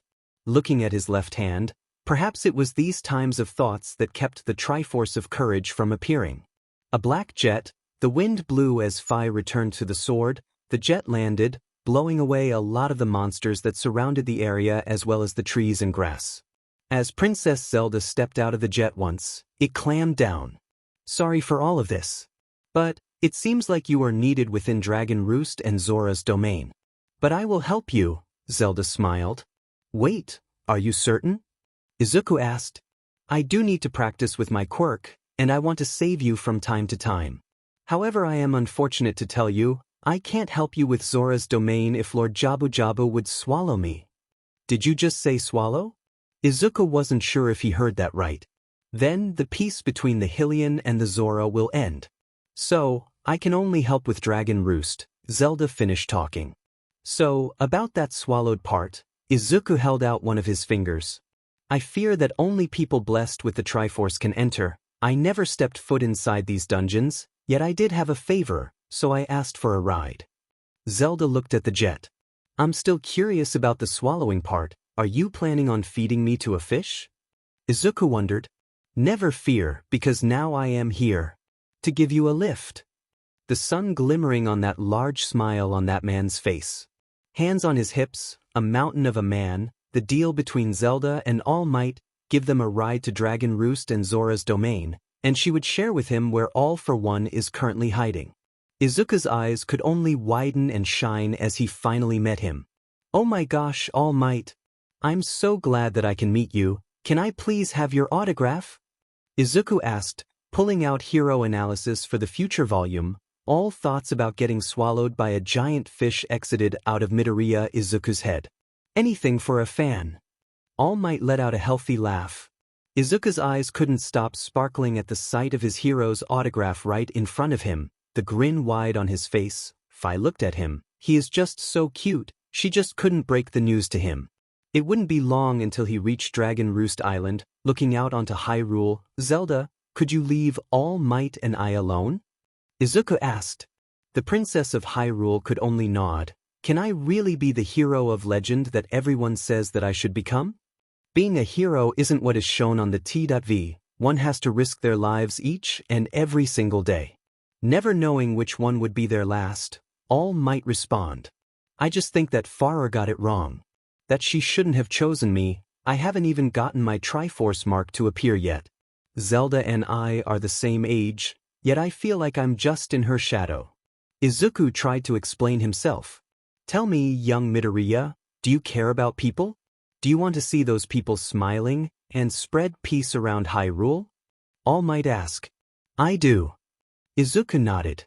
Then I think you will make a fine hero someday. Try to be yourself and not the hero of legend. After all, there is only one of you in the world, and only you can truly be you. All might explain. But can I really be a hero? When I'm quirkless, can someone without powers save anyone? Izuku asked. All might look out the window. He didn't know how to answer that one. Young Midoriya, there are many types of heroes as well as many types of people that hero protects. I doubt that the other hero of legends had any quirks. You're a brave boy, but having a quirk or not having a quirk doesn't change who you are inside. You will always be Midoriya Izuku. Dragon Roost Island, the island off the coast where the rest of the Rito live, floating on the sea. A thick cloud of smoke covered the tallest mountain as a large red dragon sitting on the top. A few palm trees, while the main Rito village hosted the Hyrule champion, Revali. The Rito of Dragon Roost were more peaceful. They were the ones that delivered the mail across Hyrule. Then there's the island protector, the mighty Dragonville. By him and him alone, it made Dragon Roost much hotter than the snowy fields that the other Ritos call home. I can't get any closer, I'm sorry. All Might spoke as he looked towards the island. It's okay when you go back to Japan. Tell the pilot to return, we still need a ride to Zora's domain, Zelda spoke. And don't worry, I didn't forget my deal, the one you're looking for is waiting for you, where she died. Farewell and good luck, young Midoriya and the young princess as well. All Might cheered as he jumped to the heavens, leaving the plane there. Did he really need to come? They both thought. What were you talking about? Izuku asked. Not my secret to share, it's a part of my quirk, it's not useful in battle at all, but at least I can help when I can. Quirk, Archive. This gives Zelda the ability to remember all information and knowledge perfectly and visualize it on a screen that she can share with people. With enough information, she can find just about anything or anyone. Special shout out to Ghost__Drew on AO3 for being the only person who gave an idea for Zelda's quirk. Don't worry, I can fight. Impa has taught me a few things. I have learned how to wield my rapier, and then there are my magic light arrows. Plus, I have you to protect me, Zelda softly smiled at him. Izuku could only nod at her. As the raft took them to Dragon Roost Island, there weren't any Ritos around. All the monsters must have taken them into Dragon Roost Caverns at this point. I fear not, young ones. A rather old Rito looked at the two. What do you mean, sir? Zelda asked. They only took one of our people, a young Rito around your age. Medley, saying that we'll kill. The Rito chieftain explained. Don't worry, we'll save Medley, right Izuku? Zelda looked at him. That we will free Dragon Roost from Ganon's control. I wish you luck. None of the Rito here are trained in combat. I fear for Medley's life. I sure hope that, the Rito chieftain spoke. Don't worry, I'm the Knight of Legends. I will have everyone smiling at the happy ending I will give them. Good luck, brave knight and princess. The Rito chieftain wished them the best as they entered the caverns. I couldn't tell them Medley is a girl. Oh well, it's not like her gender matters. Dragon Roost Caverns. The lava flowed like water. It was smoky, but it wasn't hot. A strange thing happened, like the lava wasn't making any of the heat. Izuku was unable to describe it. The stream, it felt like walking into a sauna. Izuku decided it was for the best to remove his warm doublet. He would just make him sweat and pass out from the heat. Bats hang on the ceiling sleeping. Some of them were on fire. The bat creatures just flew right through the torches like nothing. It didn't hurt. They just flew around like nothing was wrong. Zelda looked at the creatures. Keeses. Keys are bat-like creatures that can survive any environment. Their bodies can adapt, allowing them to keep flying. Making different types of keeses, there are different elements that can take fire, ice, electric. Fi appeared. I could have said that. Zelda folded her arms and let out a pout. Fi and Zelda began glaring at each other. Izuku blinked at the sight of the two of them. It's nice to see them getting along, he thought, having no idea about the jealousy that runs through the two. Normally, Fi would have returned to the goddess sword, yet for some reason, unknown to Izuku, she decided to stay out. Even pulling his head close to her chest, allowing the red on his cheeks to heat up, while Zelda puffs out her cheeks. Izuku has to wonder if Fi could even fight. He's never seen it before. Could her skin be as hard as the blade of the goddess sword? He really needs to get started on his Hyrule Notebook Volume 1 after he gets back to the castle. The pots contained water within them, as Izuku just threw them in the lava, as it created a platform. That's not how science works, but it seems like the lava within Dragon Roost Caverns wasn't real lava. As if it were a different type that had the same abilities but didn't fry a person as soon as they got close. Large rocks block the path as the remote bombs explode, shattering them into pieces. As a group of moblins, they were tall, rather ugly beasts. Pig-like nose, long horn, rather skinny. Before Izuku could grab his sword, Fi stopped him. This moblin is silver-colored, with violet stripes. Even Zelda was shaking at the sight of the creature, as if she couldn't believe her eyes at what she was seeing in front of her. Silver moblins are the strongest out of all moblins. People believe that a silver moblin could take down the weakest Linel. For one to be here in Dragon Roost Cavern, I know it has moblins but nothing this powerful. Master, hand me the goddess sword, Fi said. Izuku handed her the sword as it disappeared within her body. As she skated towards the silver moblin, there was a golden moblin and a bunch of red bokoblins. There looked to be about a dozen or so together under the rule of that silver moblin. As Fi did a spin kick, followed up by more spins, gracefully jumping forward, landing on one leg, and doing a vertical split kick. Kick 2 more times and then launched into a long spin, which ended off with a big area blast that wiped out all the red bokoblins that were just cannon fodder. The silver moblin pointed to her as the golden moblin rushed at Fi. She briefly turned into the goddess sword, holding it skyward, like Izuku does when he needs to do a skyward strike. A golden aura surrounded her. This gives Fi the light element to all of her attacks. As she turned into the goddess sword and swung upward, knocking the poor golden moblin in the face, knocking the monster into the air, and then dive back down, slamming her foot onto the golden moblin's chest.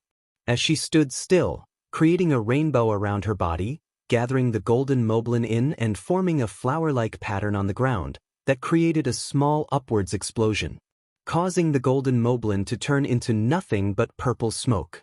As Fi did an extreme dash forward, the front of her body was shielded with the Hylian logo and the symbol of the goddess Hylia.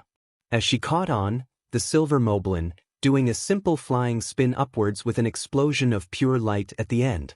Then while in the air with the silver moblin, she did what she did to the golden moblin, knocking the monster back to the ground with her foot. Izuku's and Zelda's hands started to glow, as a green, blue, and even red light surrounded Fi. As her body turned into the goddess, soared once more for a final spinning slash, cutting open the silver moblin as the creature turned into purple smoke. Izuku couldn't believe that Fi is far stronger without him than she is with him. Is he really as worthless and useless as Katsuki says he is? Izuku stopped thinking about that as soon as he saw Fi start to fall. Catching her in his arms, she smiles at him. "Did I do good, master?" she asked. "Wonderful. I need to recharge my batteries. I can't help you or Lady Zelda for the rest of the dungeon. Taking the goddess sword inside me is a lot of energy." Fi smiled as Izuku held her in his arms. "You'll become much stronger than that, I promise you. Also, Bakugo is such a loser that I could beat him in less than 1 minute with one hand behind my back," Fi explained. Izuku was starting to believe that she wasn't tired at all. "Moblins, I think if we could find a female one, then Bakugo could finally get laid, and he won't be a little beach 24/7. Yet, those don't exist. I guess that he would be forever alone." Fi let out a laugh as the goddess sword appeared in Izuku's left hand, and Fi is currently resting inside the blade. Outside, a lone Rito, sitting inside a cage. Izuku looked at the bird. That must be Medley. Why go through all the trouble and take over an entire island for only one girl? These types of questions enter Izuku's mind. This and Lord Jabu Jabu must have something in common. Izuku pulled out his goddess sword, as Zelda readied her rapier, holding it to her chest as she held it high, light shining into the rapier. Izuku looked. There was nothing like that silver moblin. He was half expecting to see what Zelda calls a Linel in Dragon Roost Cavern. A regular moblin is there, with 2 blue bokoblins. Izuku and Zelda stepped out, as Izuku shot an arrow at one, causing that blue bokoblin to step back as Zelda surrounded herself in a light shield when the second bokoblin tried to step up to her. The golden light of the Triforce of Wisdom shined on the ground as the light blasted up, knocking the second blue bokoblin that tried to attack the princess to get sent back. Izuku threw his remote bomb and sent it off in front of the 3. Destroying the 2 blue bokoblins in a cloud of purple smoke, Izuku pointed his sword at the moblin as the creature sneered at the hero, stabbing the moblin, causing the creature to disappear. Zelda unlocked the cage. "Thank you, both of you. Did the Rito chieftain ask you to recuse me?" Medli asked. Medli is a Rito child, around the same as the princess and her knight. Long brown hair tied in a ponytail, white feathers, and long strong wings where her arms should be, where feet were replaced by talons. Her deep shade of red for her eyes as she had a yellow beak. Her dress is a slight blue colored with green around the bottom of the dress and the sleeves. "You're a female Rito?" Zelda wondered, meanwhile in her head. "Please don't get a crush on Izuku. Please don't get a crush on Izuku. Please don't get a crush on Izuku. We would have saved you even if no one asked. Because I want to protect the smiles of everyone in Hyrule." Izuku looked at her. "Midoriya Izuku." "Midoriya?" Medli snickered into her wing. "You have a funny name for a Hylian." "Izuku isn't a Hylian, he is Japanese." "You mean that new country? Ever since Hyrule moved, Valu has been mighty angry, and now listen up, Japanese boy, you better be the one to fix it. Or I won't be happy. And don't you want to protect the smiles?" Medli asked. "Cleaver."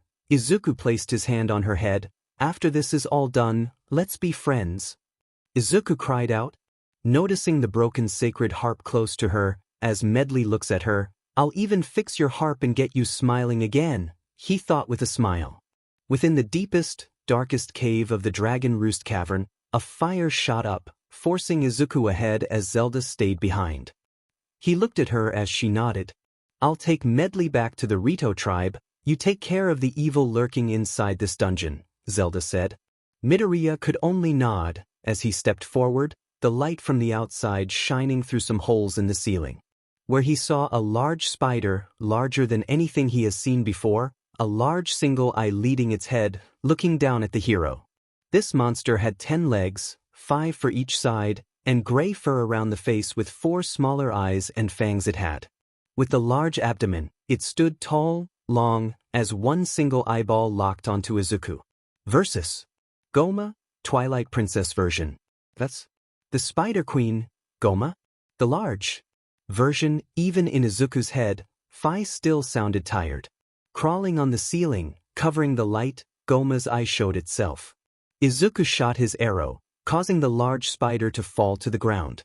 The cave floors began to shake from the loud thud. It is hard to stand with all the shaking as Goma flipped from her back to the legs. Izuku readied his sword and shield. As Goma let out a web attack, Izuku sliced right through the web as the creature of Ganon charged at him, ramming itself into the wall, dizzying itself. "Goma felt pain when I attacked the eyeball, then how can I attack it without my bow? Come on, think." Izuku looked around the room. There are sharp statues around the 4 corners of the boss room. The scepter that they held were metal. Selecting magnesis as Izuku pulled down one of the statue's scepters, as it quickly fired nothing but air. Izuku looked at his Sheikah slate. If he placed a remote bomb on the scepter, then he could attack Goma. The creature began to crawl on the wall, up towards the ceiling. Izuku readied his bow, a laser, a freaking laser shot from Goma's eye. Midoriya knocked the laser back with a shield bash. Goma's attack came right back at the spider. Goma fell to the earth. Izuku pulled down the scepter of the statue as he placed a bomb on the scepter. The scepter launched the bomb, and Izuku set it off once it hit Goma's eye. The large spider shook before it let out a roar. Torches lit around the statues as the ice began to form a shield around Goma. Izuku rolled over as he lit the tip of his arrow with the torch. Firing it at the ice shield around the spider, the web shot down, around Midoriya, causing the kid to do a spin attack to get rid of the webs surrounding him. Crawling around the ceiling, while bits of rock fell down, trying to crush the young hero. The tail belonging to Valu swings. swatting Goma as if she were just a fly struck by a fly swat. The spider's body hit the side of the wall as Izuku struck the eye with the arrow. Goma's body fell on the back, while Midoriya got ready for another cannon shot, with the scepters belonging to the states, placing a remote bomb, launching the scepter, setting the bomb, right on Goma's body. The boss of the dungeon became a cloud of purple smoke, lying await where Goma once fell is a heart. Izuku's eyebrow rose as curiosity got the better of him. The large heart looked like one out of a drawing. A golden frame around the red heart. Well, I'm going to touch it, Izuku stated, for science. You got a heart container. Gross. This is Goma's heart? Where does it come from? Where does it go? Nobody knows. A blue light appears as a golden harp is surrounded by the light, Din's Harp of Oceans. The name just came to Izuku. Picking it up, the blue light surrounding him warped him right in front of Zelda, Medley, and the Rito chieftain. My many thanks, princess. You too, brave knight. For saving Medley and ridding Dragon Roost of Goma. Velu might start calming down now. Medley, I found this after I defeated Goma. I noticed that the monsters destroyed your other one. So, I hope that we can become friends. Medley smiled. Thanks, Midoriya, that harp was one of a kind. It can't just be replaced, but thank you for getting me a new one. Just because something is gone, doesn't mean it isn't forgotten, plus my mom can fix anything. Even your harp, I don't know if it would still be able to play again, but at least you be able to see it.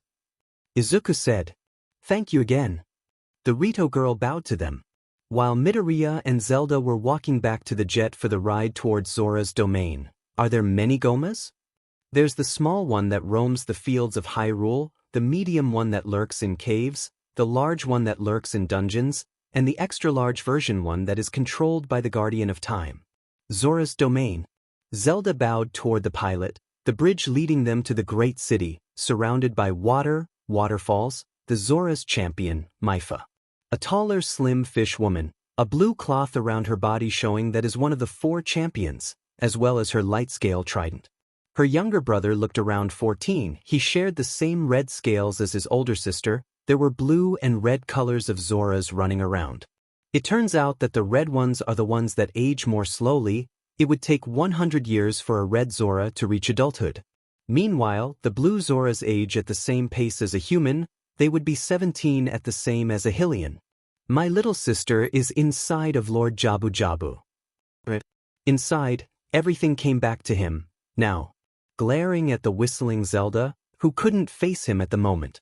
She knew what she did. Mipha bent down to look Izuku in the eyes. He had cuts and scratches all over him. Her hand began to glow as a soft warm light surrounded him. Everything that hurt was fading away as if it were never there in the first place. Izuku's eyes widened. You have a healing quirk? He asked. Unfortunately, I don't have a quirk, my younger siblings do. I have a gift from Goddess Hylia herself. Mipha's grace, but I can heal you. That's still astonishing. You can help so many. Izuku's eyes sparkled. Can you tell me how it works? A slap on his back, Sidon let out a laugh. Be careful when you're around Rito. She's a bit of a brat. The teenage Zora said. Sidon, that's not nice to say about our little sister. Mipha's cheeks puffed out. But she is so spoiled, thanks to someone over here. Sidon pointed at Mipha. Her cheeks got warm. Mipha always wanted a little sister, to play dress-up with, girl talk, stuff that you can't do with a brother, even when Sidon is a great younger brother. The only problem is that Mipha normally took the fall for a lot of Ruto's bratty behavior. I'll save her, Ruto will be back here, I promise. After all, you heal me up, I have to save your younger sister now. But I was going to do that anyway. The large fish is known as Lord Jabu Jabu. Legends state that this fish is the creature that not only created Zora's domain but also created both River Zoras and the Sea Zoras as well. The All-Father to the entire Zora's race before becoming an everyday creature that Zora feeds even now and again. Izuku held up the offering to Lord Jabu Jabu. He nodded his head. The Lord would just open his mouth and Midoriya would just have to climb in there. The sharp teeth showed. The inside of Lord Jabu Jabu's mouth is pitch black, hard to see anything in front of the young boy. Until Izuku felt like Jabu Jabu was trying to SCK something in. Wait a minute, Izuku wasn't feeding Lord Jabu Jabu his lunch. Izuku is Lord Jabu Jabu's lunch. As the Lord of Zora's domain Sein and swallowed Midoriya Izuku whole. Inside Lord Jabu Jabu. In the inside of this creature's mouth, enemies have taken over Octorok. These squid-like creatures that shoot rocks out of their noses at their target. Basic enemies that Izuku can understand without Fi popping out to explain it. He looked at his sword. She still must be tired. She hasn't said anything. Izuku looked at the barb covering the door. There were metal boomerangs inside Lord Jabu Jabu's cheeks, cows near the ceiling. What has the Zoras been feeding him? The boomerangs on the ground. Izuku threw one of them to the cow as the barb that covered the doors opened. Picking up the boomerang. Inside the next room, a lone blue Zora girl. Izuku nodded his head. This must be Princess Ruto. Sidon and Maifa said that she is a bit of a brat, but she does look somewhat cute. Her blue scales, violet-shaded eyes, and a darker shade of blue for her scales. Growing out of her elbow thighs. Since Maifa likes dress-up, Ruto was wearing a red long-sleeve floral print backless dress. Her flippers poking out from underneath the skirt of the dress. As she turned to Izuku, she let out a loud huff as she turned her head. I got swallowed by Lord Jabu Jabu, and the best father could do is send a child. Are you looking for your mommy? Are you lost? Ruto asked. Then all that cutest went away, as soon as Ruto decided to talk. Child? You're about the same age as me, Izuku cried out. Ruto let out a huff as she turned her head. Who needs you? She stepped without looking. Midoriya just slapped his forehead. Yeah. Brat is the right word to use for her. Izuku dropped the same hole. No matter what Ruto does, he still needs to save her from this place, turning to look at him. Well, you're persisted for a peasant. Ruto spoke. I shall allow someone even in your class to have the honor of carrying the most perfect princess in the world. Carry? Izuku's eyebrow rose as Ruto sat down, on the floor of wherever they were inside of Lord Jabu Jabu. His eyes darted to the left and right looking at the young princess. He's glad that Zelda doesn't act this way. Yeah, that's not happening, Izuku stated. Ruto's face dropped as if someone told her something horrifying. It might just be after all the youngest princess has never heard the word no before in her life. Does my ears ring a different tune? I ordered you to carry me. You should feel honored that a mere SLV like you can even carry one such as myself. In fact, should feel blessed that you can even talk to one such like my dash. Yeah, hard pass. Listen here, Ruto. Izuku spoke. I am a princess. You shall use my title, Orum, or Ilum. Have our divine beast Ruta and my older sister Maifa terminate you. Well, excuse me, princess. But guess what? You don't have Maifa or your guards. All you have is me, and that means you're walking. Preposterous. A Hylian can't treat me that way, Ruto spoke. I'm Japanese, live with it, princess. Ruto turned her head. I'm trapped with a brute. A mindless, dirty, smelly brute. Smelly? Izuku smelt the collar of his shirt. He grabbed her hand, forcing Ruto back onto her feet. Bitch, unhanded me, you ruffian. If you are going to grab me, at least carry me. Do my pleads fall on deaf ears? How long is this dungeon? Ruto has not taken a break from talking once, as she tails behind him. Does she even know what half the words she uses mean? Izuku doubts it as he caught her about to say something before changing it over and over until she calls him an ape. She would let out heath. Each time, Izuku would look back to check on her, turning her head away from him in a loud huff with folded arms.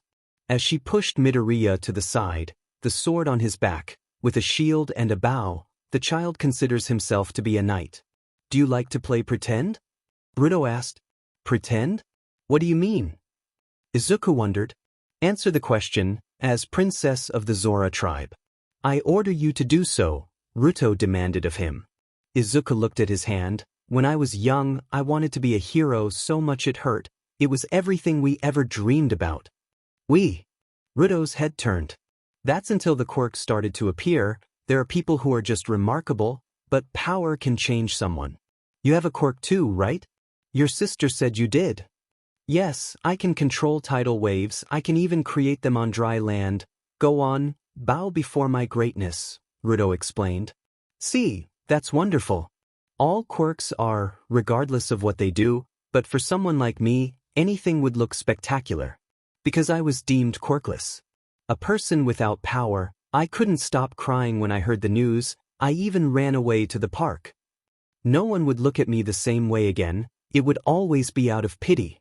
That pitiful look that my mother gave me on the same night. Then something special happened. A lady, calling herself the goddess Farah, said that I am her chosen hero, that I can save people, I can save Hyrule. Izuku moves his sword next to Ruto. The princess looked behind her to see a Tailpazaran about to attack her. Izuku was paying attention to her the entire time, while she asked her question. I don't need to pretend anymore. Because I'm the legendary chosen hero of the goddess Farah. The way he smiled as he just took down that Tailpazaran like it was nothing. It was somewhat cool. Ruto shook her head. No, he is just a peasant, there is no way that someone like him can win my heart. Ruto. It's Princess Ruto to you, ruffian. Ingrate, blockhead. Izuku shrugged as he shot an Octorok. He didn't even see it poke out of the hole it was hiding in. As if he knew it was going to be there, Saria, then another woman's name, left his mouth. Ruto began to fume from the top of her head. Womanizer, with a huff, she walked ahead of him again. What? Izuku had no idea, and he was afraid that he would never understand the inner workings of a girl. The room was quiet, and Izuku began to look around. The sounds of death could be heard as he readies his sword. Ruto was still ahead of him. It was nice not hearing her, still thought that she was cuter this way. Izuku dived at her, hugging her close. Ruto's cheeks warmed as she felt his arms wrapping around her waist. Right when Bigocto shot out of the ground, scratching Izuku on the back, a large Octorok with a sharp shell on top. Ruto looked at the boy standing back up, his hand covering her, allowing the Zora princess to see the scar on his back as bits of blood dropped from the shell of the Bigocto. You'll still protect me? She asked. I want to see you smile, princess. After all, this Bigocto doesn't know how to treat a lady. You can call me Ruto, troglodyte, she mumbled, looking at him with big puppy dog-like eyes. Then I shall protect you, Ruto. Ruto's face lit up. The Bigocto began to spin around the stage. Izuku looked around the field. There were bits of water. Ruto could create tidal waves anywhere, plus with Cryone's rune, he could flip Bigocto over. Or, with the stasis rune, stop Bigocto in his tracks. Izuku grabbed onto Ruto's hands, her face red as Izuku looked far too handsome, and he was far too close to her. Ruto, I need your help. Are you willing to stay by my side? Dokidaki. By his side, like as in forever? Is this a proposal? Ruto thought. As long as I get to be with you, there's no one else, right? Test. We're the only ones in this room, besides the Bigocto. Izuku wondered his head. No, I only need you, Ruto. Then I do. You better take responsibility for this, you savage man. I require you to create your tidal waves, knock that Bigocto around. I'll stop Bigocto with stasis and then knock it in the air with a Cryones. Ruto just nodded. After this, she would have to get to work on making some armor for him. Might be too soon currently, while Izuku's handsome eyes followed the Bigocto, pointing his Sheikah slate at the creature. With a click, Bigocto froze in place. Ruto created a large tidal attack on the Bigocto, slamming it into the wall, making more water around the boss. It wasn't as big as Izuku hoped that the tidal wave would be, but still powerful enough to knock something the size of Bigocto back. The quirk has a lot of potential. Izuku pointed the Cryones at the ground, waiting for Bigocto to get unfrozen. Once the stasis had worn off, Midoriya activated Cryones, launching Bigocto into the air, knocking the boss as the Bigocto slammed back into the ground. Jump slash, spin attack, jump slash, sword move into the glowing red button on the back of the Bigocto, the sweat dripping from Izuku's forehead as he swung his sword. He's always been cool. Ruto rubbed her foot on the ground. The Bigocto disappeared. It was easier than Goma and took fewer hits as well. Ruto ran up to hug him. Little did Izuku know that the real boss was hugging him at the moment. Oh, you were so brave and cool. You said that you are Japanese, right? That means you have a last name. Ruto asked. Yeah, Izuku Midoriya. Ah, The full name of my future husband.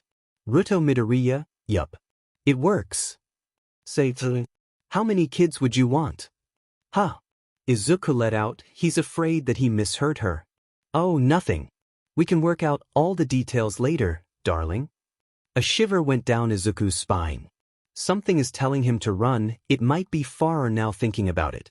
Or Phi, sensing that there's danger near, but it's only Ruto. And she finally wants to be his friend, there's nothing dangerous or terrifying about that, right? Zora's domain. Ruto felt like showing off, hugging Izuku's arm all the way back. Never letting go of it, sticking her tongue out towards the princess of Hyrule. Maifa smiled at her little sister's return. Thank you for rescuing her, Izuku, Maifa spoke, before giving him a thank you kiss on the forehead. Maifa! Ruto cried out, finally letting go of Izuku's arm to punch her older sister. He's mine. A green light appeared, and Izuku looked at Farrer. You got your work cut out for you, Izuku. A blue light appeared, and Izuku looked at Nehru. Might be fun to see how things play out. Treat them right, Midoriya. Izuku sat by himself when finally Ruto would leave him alone. He didn't understand why she was clinging to him all the time.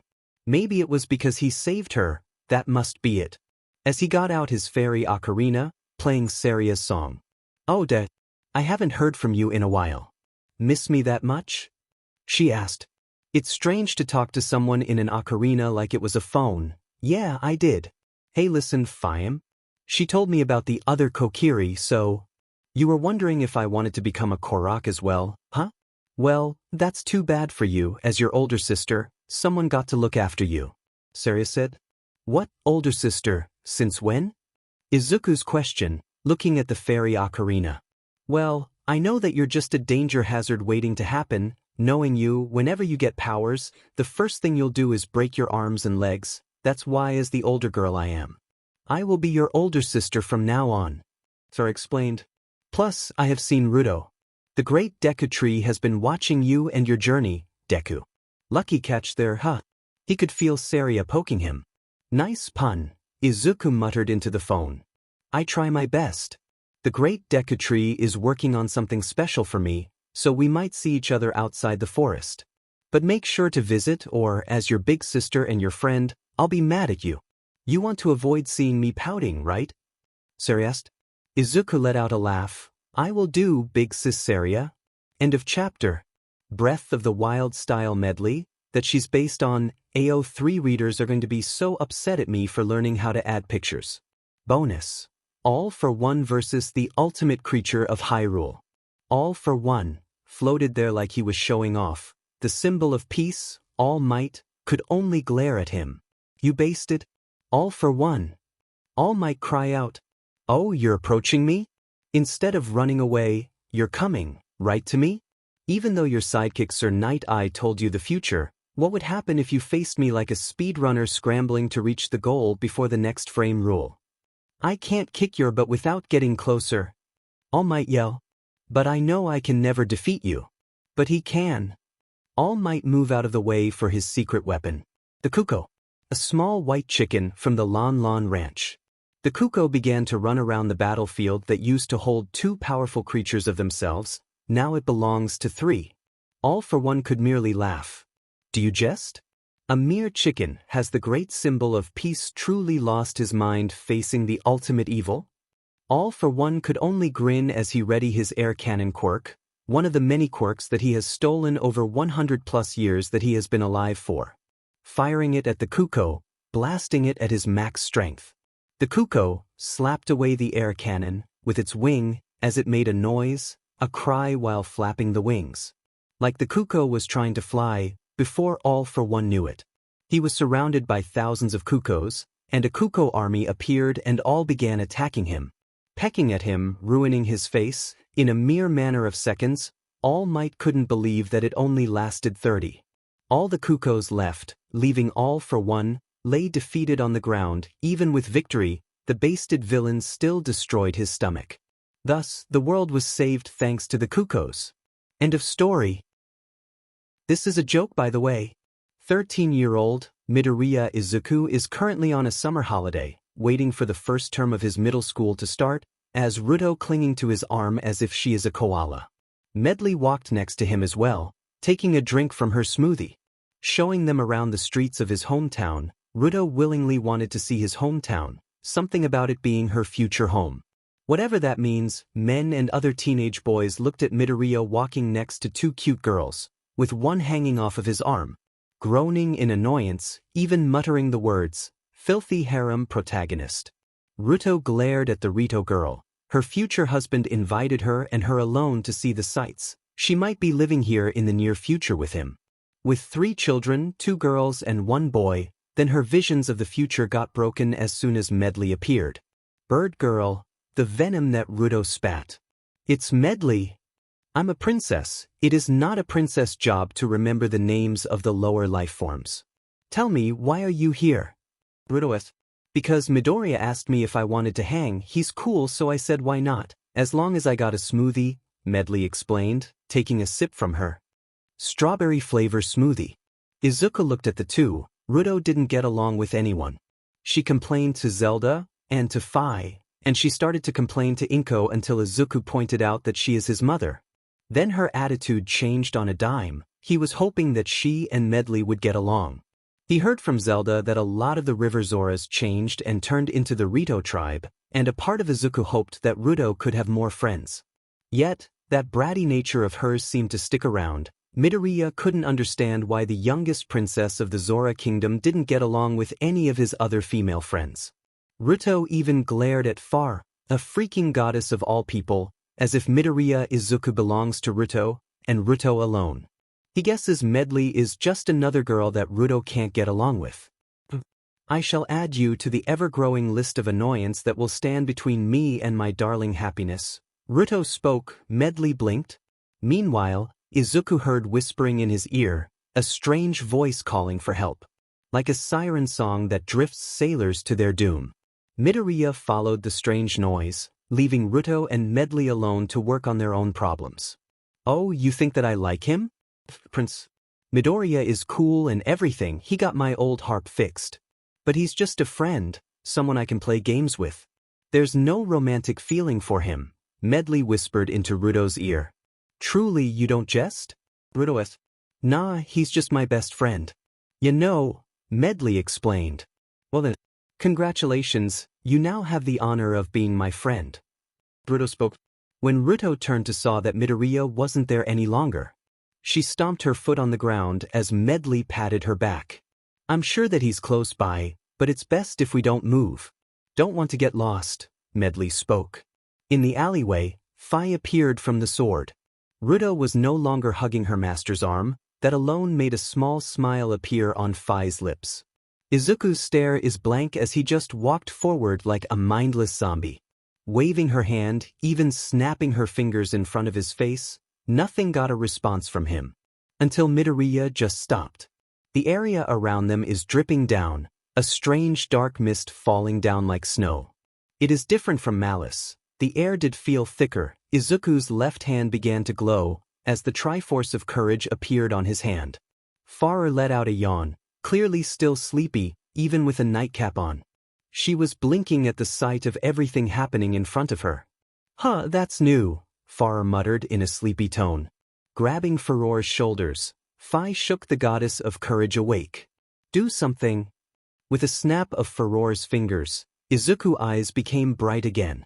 His hands stopped glowing. He looked around confused about where he is or even what is happening at the moment. The Triforce of Courage disappeared from his hand. Far. Where am I? Fifth. I was hoping that you could answer that one for us, Izuku, Far spoke, crossing her arms. I heard a sound, a cry, and now I'm here. Izuku tried to explain. The thick and strange dust within the air began to form around him, entering his shadow. All of it hissy into his shadow on the wall. Once the air cleared up, room to breathe once again, a small strange creature appeared from his shadow. Hey, whose bright idea was it getting rid of my power source? I needed that because... I just needed it. Well, answer me. Who was it? The imp-like creature cried out. The creature is an imp. A small black and light blue imp, with blonde hair tied in a ponytail with a large helmet covering her right eye and most of this imp's forehead. Who are you? Izuku asked. I'm Midna. I needed you and you stopped giving me power, and now I can only remember my name. She looked at herself in one of the broken shades of windows lying around in this rundown alleyway. Hell, is this my form? I thought I would be far hotter. Midna scratched her head. Look, if I didn't snap my chosen one out of his funk, then you would have drained his entire life force. Farer pointed at the imp. Oh boo! Look at me, I'm the real victim here. Midna cried out. You said that you could only remember your name. Did you lose your memories? Izuku asked. Midna nodded. Yeah, I came here looking for someone. A soul belonging to an old friend of mine. Say, since this is all your fault, to begin with, I'm staying with you. Besides, I think I lock myself in your shadow. Midna pointed at him. Find who I'm looking for, and while you're at it, get my memories back. Snap to it. Midna folded her arms. Master Izuku. I rank her on an annoyance level close to Ruto, Phi spoke. Midoriya slapped his forehead. Right, Ruto and Medley, he had completely forgotten about them. While rushing back, Midna sank back into his shadow. Phi returned to his sword and far into his left hand. Wait, does he have 3 girls living close to or within him? Just great. Izuku couldn't stop walking around his apartment building. It is a Sunday afternoon. The goddess' sword rested by the couch. He is muttering up a storm with each step that he has taken at the moment. Zelda could only look at her chosen knight. He is cute when nervous about something, but this is going overboard. Up and down, his pacing went faster with each step he took. Zelda took a bite from her biscuit. He wasn't annoying anyone, so there's no harm. Until an imp appeared, grabbed Izuku by the head with her hair, and forced him on the couch with a loud throw. Your walking woke me up, human. Midna cried out, stealing a biscuit. Inko smiled at the small imp.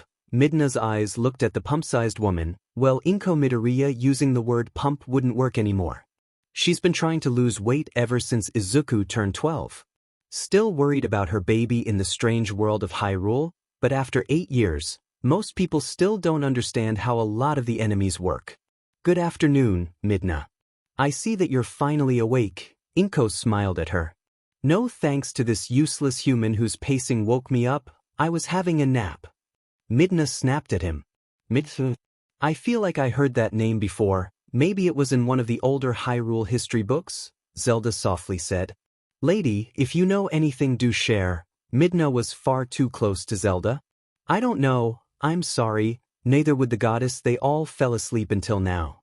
The only people who would know about you would be the guardians of time, but only the 3 goddesses can go in there. Zelda explained. Rats. Flat chest is one, Midna looked at. Izuku's left hand, don't know where the other 2 are. Nehru is with me, and Din is with Ganondorf. Midna's one eye widened at that name. Something about it rubbed her the wrong way. I feel like I hate that name. Never speak it again. Midna sat upon Izuku's lap. She would be cute if she wasn't snappy all the time. Zelda decided to bring the conversion back to where it all began. So, why are you freaking out? I start junior high tomorrow. A lot of my old classmates, including Katsuki, will be there. Midna looked up. I guess I'm just nervous. I am quirkless. Yeah, but not powerless. Sometimes the one with the strongest power ends up being the weakest person. Midna softly said. Zelda and Izuku looked at the imp, fearing that they hurt her. Midna escaped within Izuku's shadow. Don't worry about that. After all, you're my chosen knight. Anyone that would even dare to bully you, I would have them hung. Zelda smiled. She freaking smiled at him. Izuku began to worry more about tomorrow. Breaking news. The television began to flash, as everyone in the apartment building looked at the glowing picture box.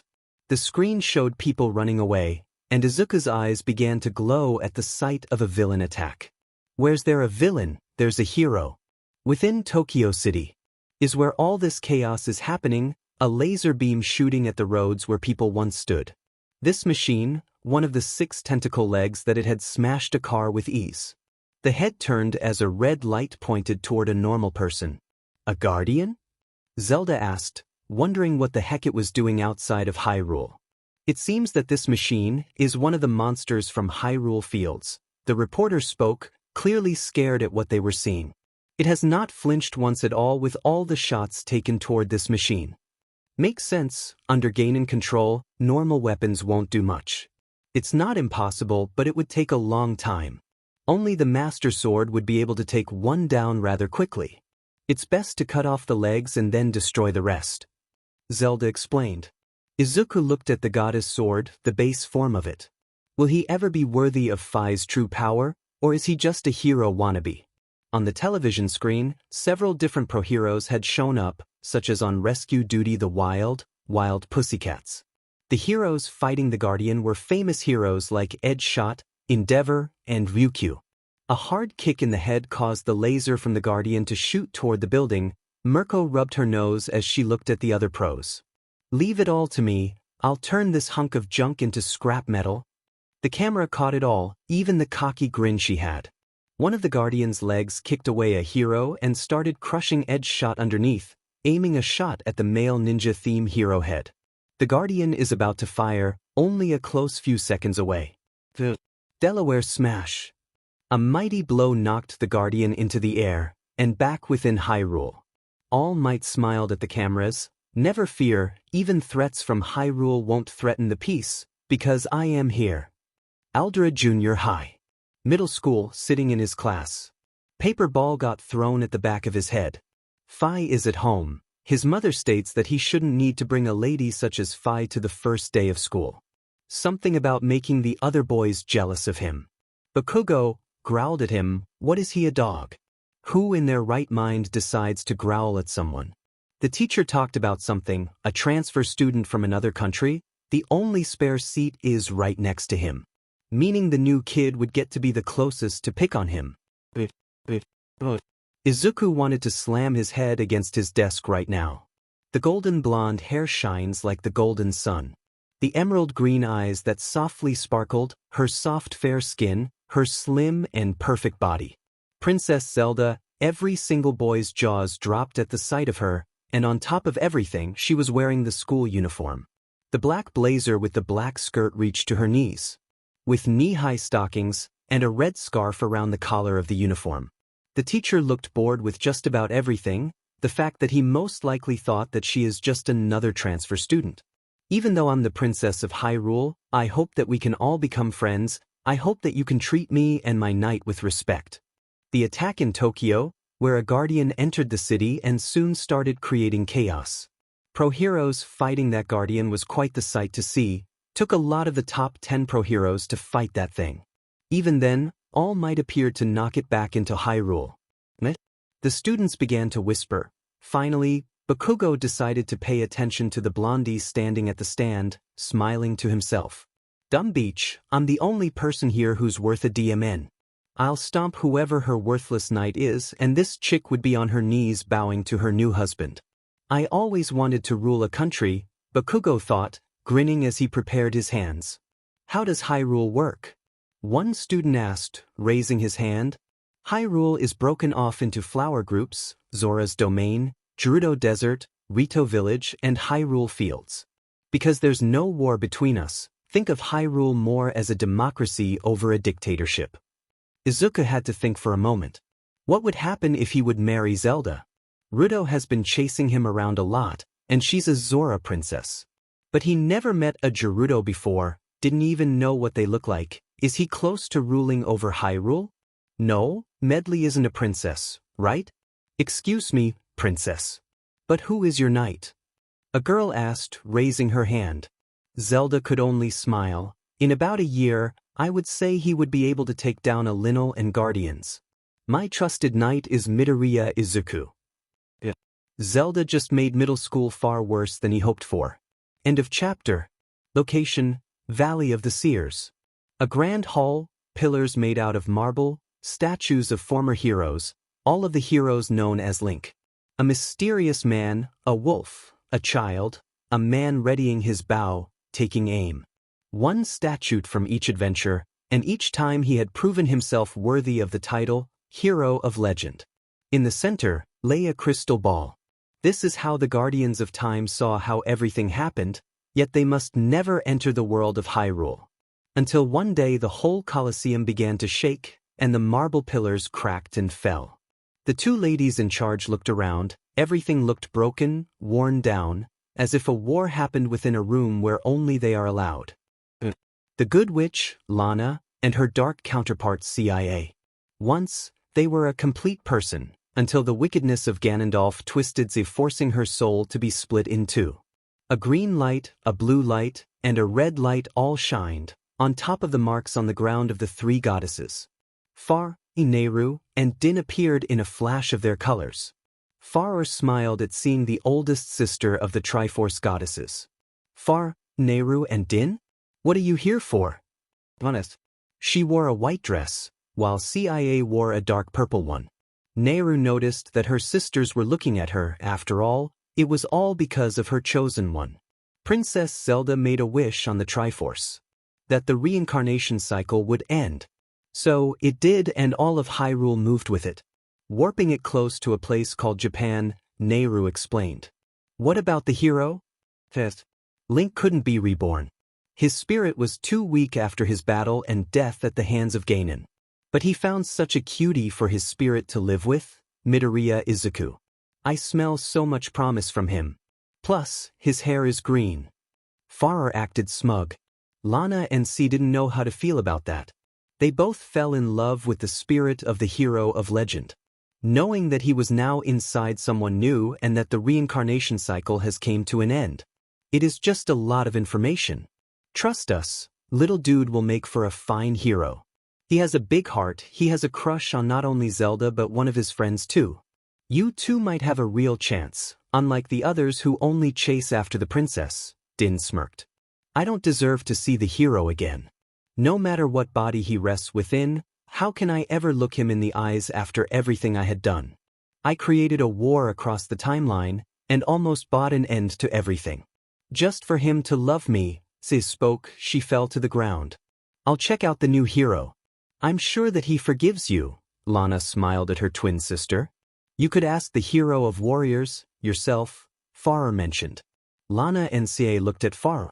So did her older sisters. The goddess of courage let out a soft cough. Right? Since there's always a different hero, technically speaking. If you could enter into Izuku's mindscape, you could talk with any of the former heroes. They won't have form though. Well, they won't have form until little dude earns the power that belongs to him. That power won't take anyone else besides him, that won't be for another year, Din added. Indeed, Midoriya has the promise of having a balanced heart. But do you love the spirit of the hero or do you love the hero? The spirit and his soul. Lana and Sei both answered without a doubt in their voices. Then, I'm sure that Izuku will add you to his harem. I betting on 18 girls. Farar waggled her finger. CIA and Lana blinked at hearing those words, being with the hero, having a future, even some children with him. Blushing at the thought, but wait, 18? Please, all Midoriya needs is Zelda. But I bet 3, Zelda, Ruto, and Medley. Nehru reported. Were the 3 goddesses so bored that they were taking bets on the last hero of legend harem? 16 is by bet. Little dude feels like he's about to get hot in the future, you know. Din wiggled her eyebrows. It's you know. And no I don't, Nehru arguing with her older sister. Din let out a laugh. Her skin began to fade into a speck of red dust. Ganon's using the Triforce of power. Again later Gator. Din was gone. That imp is skinning up Izuku's power like a vampire. I need to head off as well, you should visit, so I can win the bet. Farar was gone, leaving Nehru as she bowed toward the 2 sisters. Just like my sisters, everyone deserves a second chance. You have changed, Ca. Show Midoriya and the spirit of the hero how much you have changed. Leaving CIA and Lana all alone. Within a brand new world, and their thoughts on the hero that plagues their hearts. All eyes were on Izuku. Zelda sat down right next to him. Smiling at him as if she didn't make his entire school life worse. Well, it can't get any worse than this, right? It wasn't like Impa was going to take over teaching. Izuku is a bit afraid of her. Well, he didn't think it would get any worse until Zelda let out a gasp and snapped her fingers. Midoriya feared what the Princess of Hyrule was planning now. You left this at home, teacher? Izuku is allowed a weapon since he is my knight and is meant to protect me, Zelda smiled, giving Izuku his goddess sword. Please don't come out, please don't come out. Izuku thought looking at his blade. He loves and cares for Fi. Thinks she is cute and a bit sassy, but there is one thing. She hates his childhood friend, the same one that is in his own classroom, glaring at him. If Fi got out now, then Izuku feared for Katsuki's safety. Zelda acted like there was nothing wrong as whispers and mumbles could be heard going around the classroom. How the heck does Deku count as a legendary knight? Bakugo wanted to slam his fist into the desk, and then blast Midoriya to show that idiotic princess how low on the food chain Deku really is. What kind of idiot would choose Deku over me? I'm number one, I'll just beat his butt after school. Katsuki thought, glaring at Midoriya. Zelda rolled her eyes. She could sense the malice coming from that enraged blonde. She could tell what he is thinking by just how he glares at her knight.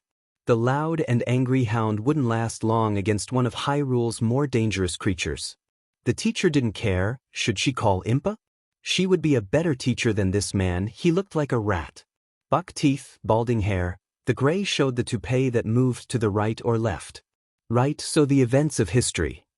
He sounded so bored as he zoned out.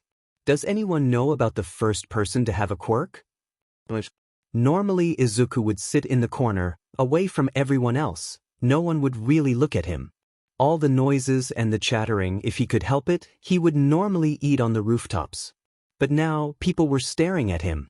Boys and girls, the boys are jealous that a real princess, one that they have seen on the T.V, on talk shows is with someone like Midoriya.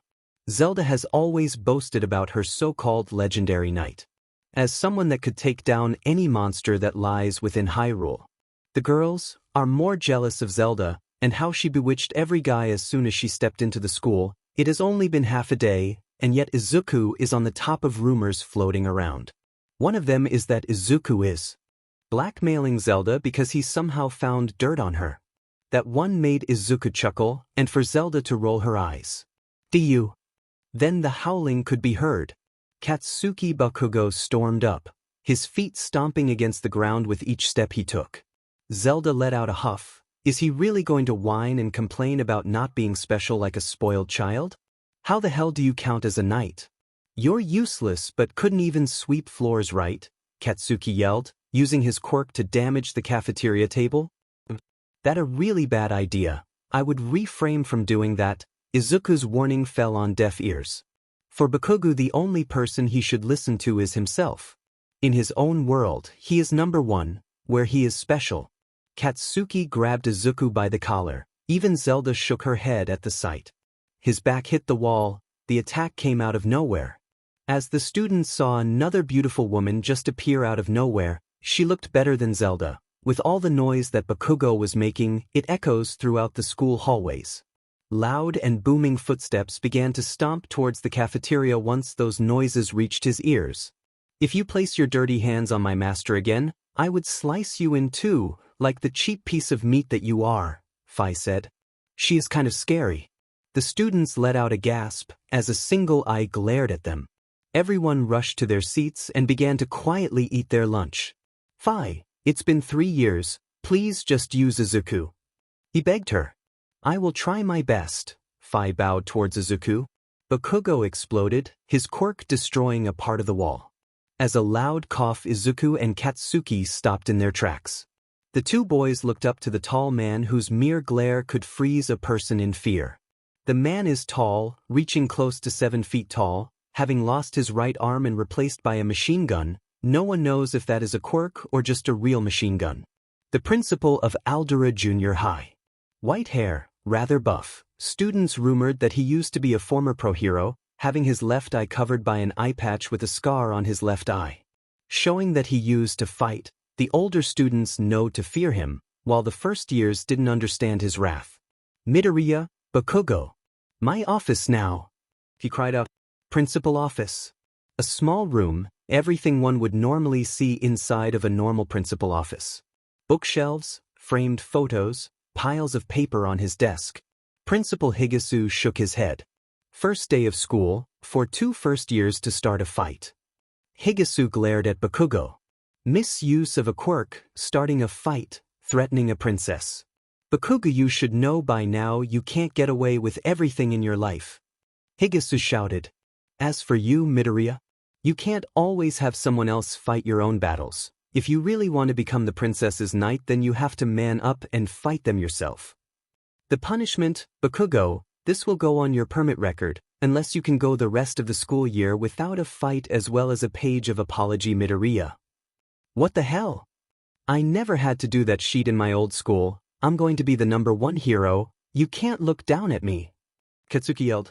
Going to be isn't now, this is now. And you listen to me, or do you want to have a criminal record by spending a night in jail for trying to attack a princess? My punishment is light, but if I catch you being a thug again, you can kiss your future goodbye. Principal Higisu asked. As for you, Midoriya, I don't want to see that lady. Her name is Fi, Izuku pointed out. Right, I don't want to see Miss Fi hit Bakugo again, or else it would count towards you hitting him. After all, you are only allowed to carry that weapon and use it if Princess Zelda is in danger, correct? Principal Higisu wondered. Izuku could only nod his head. Right? Now get out of my office. I don't want to see you two again, and if you end up here again, you can say goodbye to getting into you today since it will end up on your permit record. Once the two boys left, Bakugo slammed the door before he glared at Izuku. Listen, Deku, the only reason why that blue beach managed to hit me was that I didn't know she was there. He cried out before storming away. After school. How to bring it up? Izuku wondered that as he walked next to Zelda, he often looked at her before turning away. Why did you join my school? No, that wouldn't work. What plan are you cooking? No, that just didn't make any sense. Yet, it seems like Midoriya isn't the only one having trouble with talking, as from behind a tree, watching the young teenage knight and princess, is the good sorceress, Lana, as she could easily sense the legendary hero soul within the boy.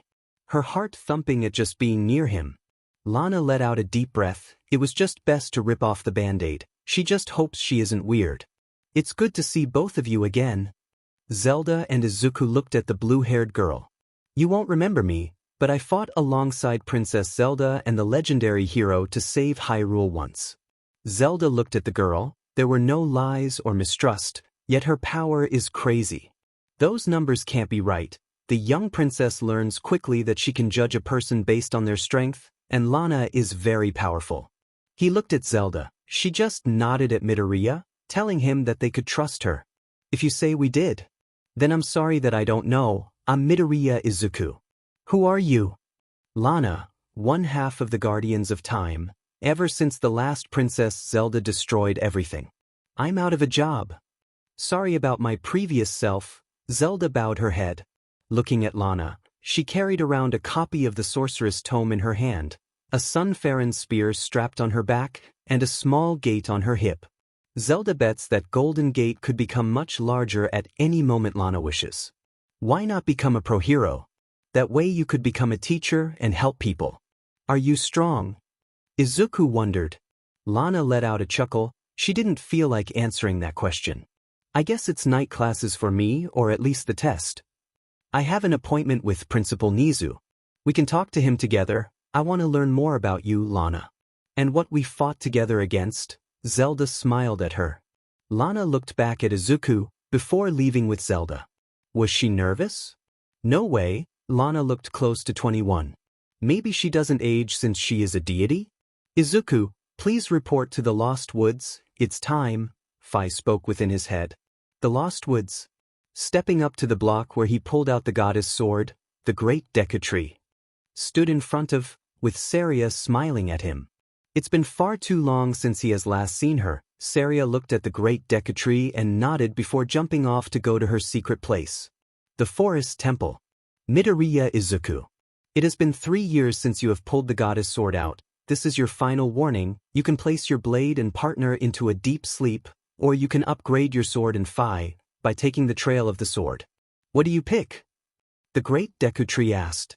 I love Fi, I love Zelda. I can't imagine a world without both of them in there. So, I'll take the trial of the sword. Then place your weapon inside the pedestal to take the challenge. Do you like Izuku? Zelda asked, looking up to Lana, as they made their way to the gates of you. I love the spirit of the hero, both me and my sister. It's how we first met, and how we ended up saving Hyrule. Lana spoke.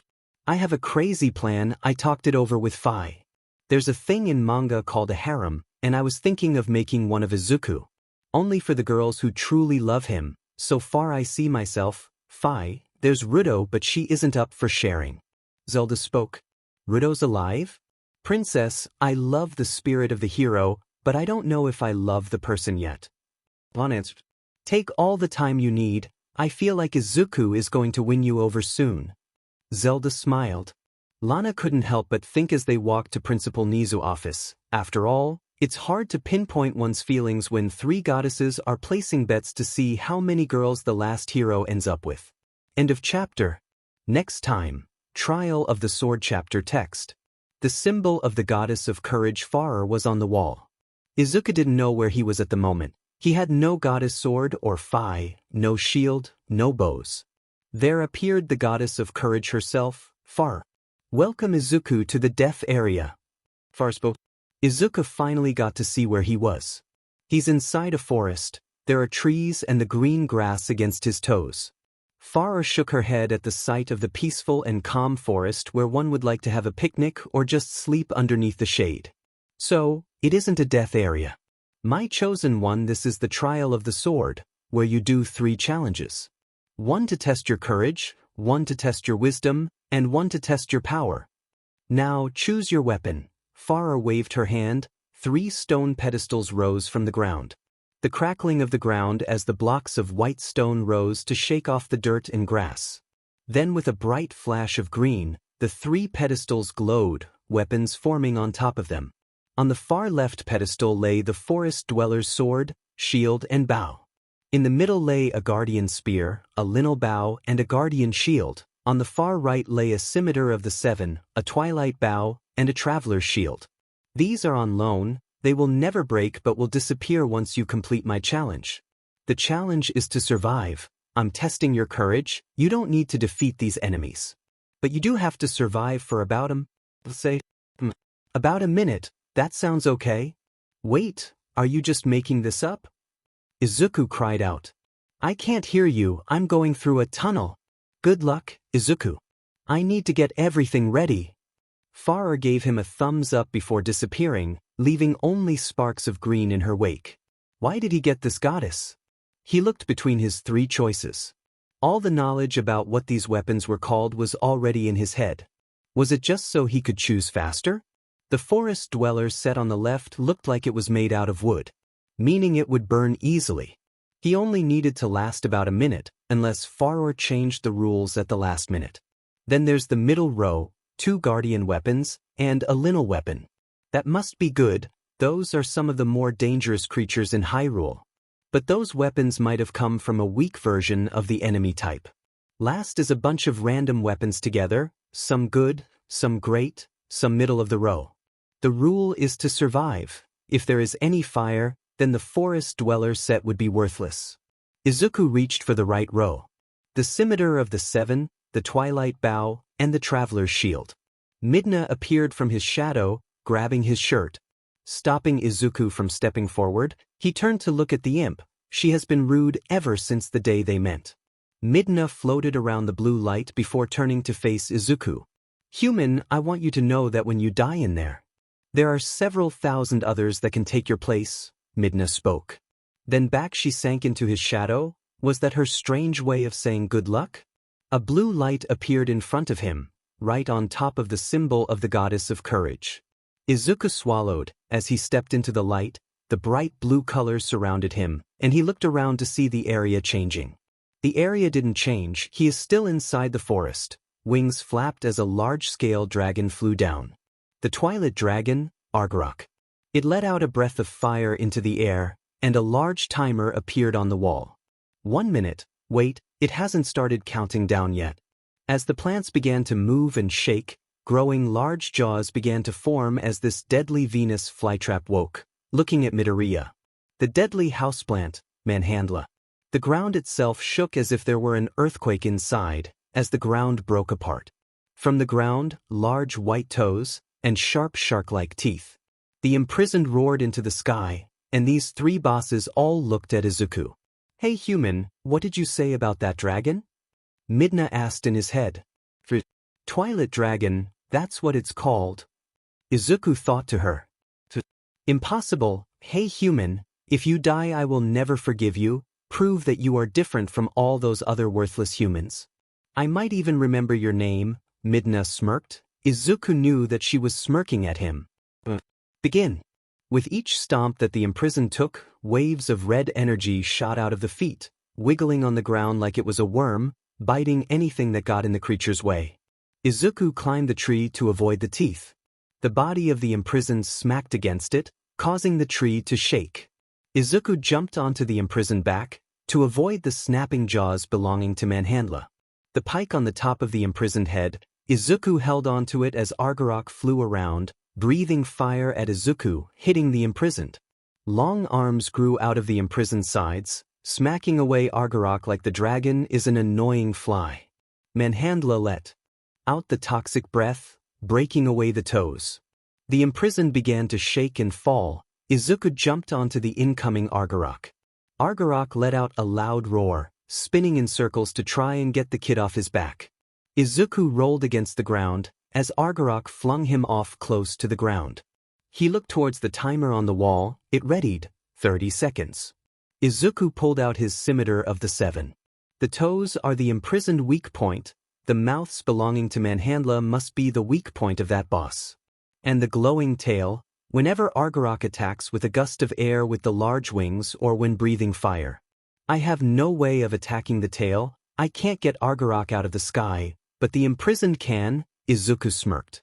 Midna could hear his thoughts. It was really annoying hearing that muttering inside her head about All Might this and All Might that, or what was that pro-hero quirk, or how amazing each quirk is. It gave her a headache. She really needs to find a way to block off the feed between the two. Izuku pulled out his shield, blocking the bite from Manhandla's jaws. Izuku's spin attacked the toes belonging to the imprisoned. 3 toes on the right foot got destroyed. Argarok couldn't get close to the small child, with the imprisoned blocking the path. Argarok breathes fire at the imprisoned, causing the imprisoned to grab onto Argarok and slam the dragon onto the ground. With a loud thud, Izuku fell on his back, as Manhandla snapped its jaws at the sight in front of the poisonous plant. Then before Manhandla took a bite, the plant just disappeared, and so did Argarok and the imprisoned, as the timer hit 0 seconds. The portal to the next test opens up. Midna appeared before him. "The dark specks enter inside her, the Twilight Realm," she softly said. Izuku looked at her. "That's where Argarok is from. My friend took that beast down." "Ah, your special one. With how much you talk about this friend of yours, I'm starting to think you might like this friend as more than a friend." Izuku smirked. That made no sense. Midna sat on his shoulder. "Move it. The more tests you complete, I think I get more of my memory back. Onward march." Midna cried out, holding out her arm. Izuku groaned. Within the head office of Yude, the top of the entire school, the principal would use this to look down as he watched his students and teachers starting to leave, yet the question remains. Is he a bear, or a dog, or some kind of new breed of animal? No one knows, since everyone is too terrified to ask him. It's the principal of Yue, Nizu. The white fur creature, as he sat on his spinning chair. Lana has seen a lot of strange creatures over her life. This one might take the top spot for the weirdest one. "Good afternoon, dear Princess Zelda. Oh, and who is your lovely friend?" "Nizu. This is Lana. She's looking for a new job. I was hoping that she and her twin sister could teach a new subject called Hyrule History at UA. After all, it would help students to know what they might have to fight." Zelda explained. "Twin sister, you say, where is this twin?" Nizu wondered. "CIA is at the Valley of Seers. We can become pro-heroes if needed." Lana looked at him. "I'll allow it, if you and your sister, CIA, can become pro-heroes before the end of the year. A lot of students have trouble passing, even some adults do from time to time." Nizu spoke. "And what about you? I wanted to meet this legendary knight." Nizu spoke. "He'll be in UA by the end of middle school. I hope you save a spot for him, and how about my offer?" Zelda wondered. Nizu smirked. Can it really be done? Some of the other classes might be jealous of whatever class the legendary hero ends up in. I have seen that homeless man that you allow to sleep in your halls. It's kind for you to allow him shelter, but he really should get a job. Zelda remarked. Lana felt like this could go on forever, with the chessboard in front of them. The two smartest living beings on the planet. As Zelda moved her pawn, so, if I win I get to be in whatever hero class my knight ends up in as a 21 seat. Bold claim, it's a shame that won't be happening. That idea for the entrance exam, I will take it, and for replacing Mr. Aizawa will be done. I wanted to do it for years, but not many heroes also want to become a teacher. Nizu spoke, moving his knight. I think that you might have already lost. I've never lost a game of chess in my life, Zelda spoke, moving her bishop. There's a first time for everything, Nizu returned. The chess game went back and forth. In the game, Zelda had never lost one of her knights as if they were her most prized possession. Meanwhile, Nizu treated his pawns with more respect than the higher ranks, not letting a single one fall. Zelda couldn't stop smirking. Checkmate. As she moved her queen to siege victory. See you in 3 years with my knight. Call me if you ever feel like losing again. Walking through the busy streets, with all the loud noises and colorful costumes, Lana looked at her own outfit. She could just wear this when she and CA passed to become pro-heroes. She and CA wore the same thing when they first fought against and next to the hero of legend. This Zelda acted so differently than any that Lana had ever seen before. It's true that every Zelda cared for their own hero. The Princess of Destiny and the hero of legend's hearts are tied to each other. But every other Princess Zelda wanted the hero to herself, which is what started the whole war across the timelines.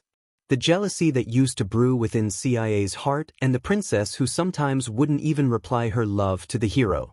But this one, she's happy sharing the last possible hero, even planning on making him a harem. What would CIA think if she heard the news? What do I think? The hero of legend, I only want to be with him, and only him. But I only love his soul and spirit. Yet, the princess had already offered me a spot. Lana thought, her hand close to her chest.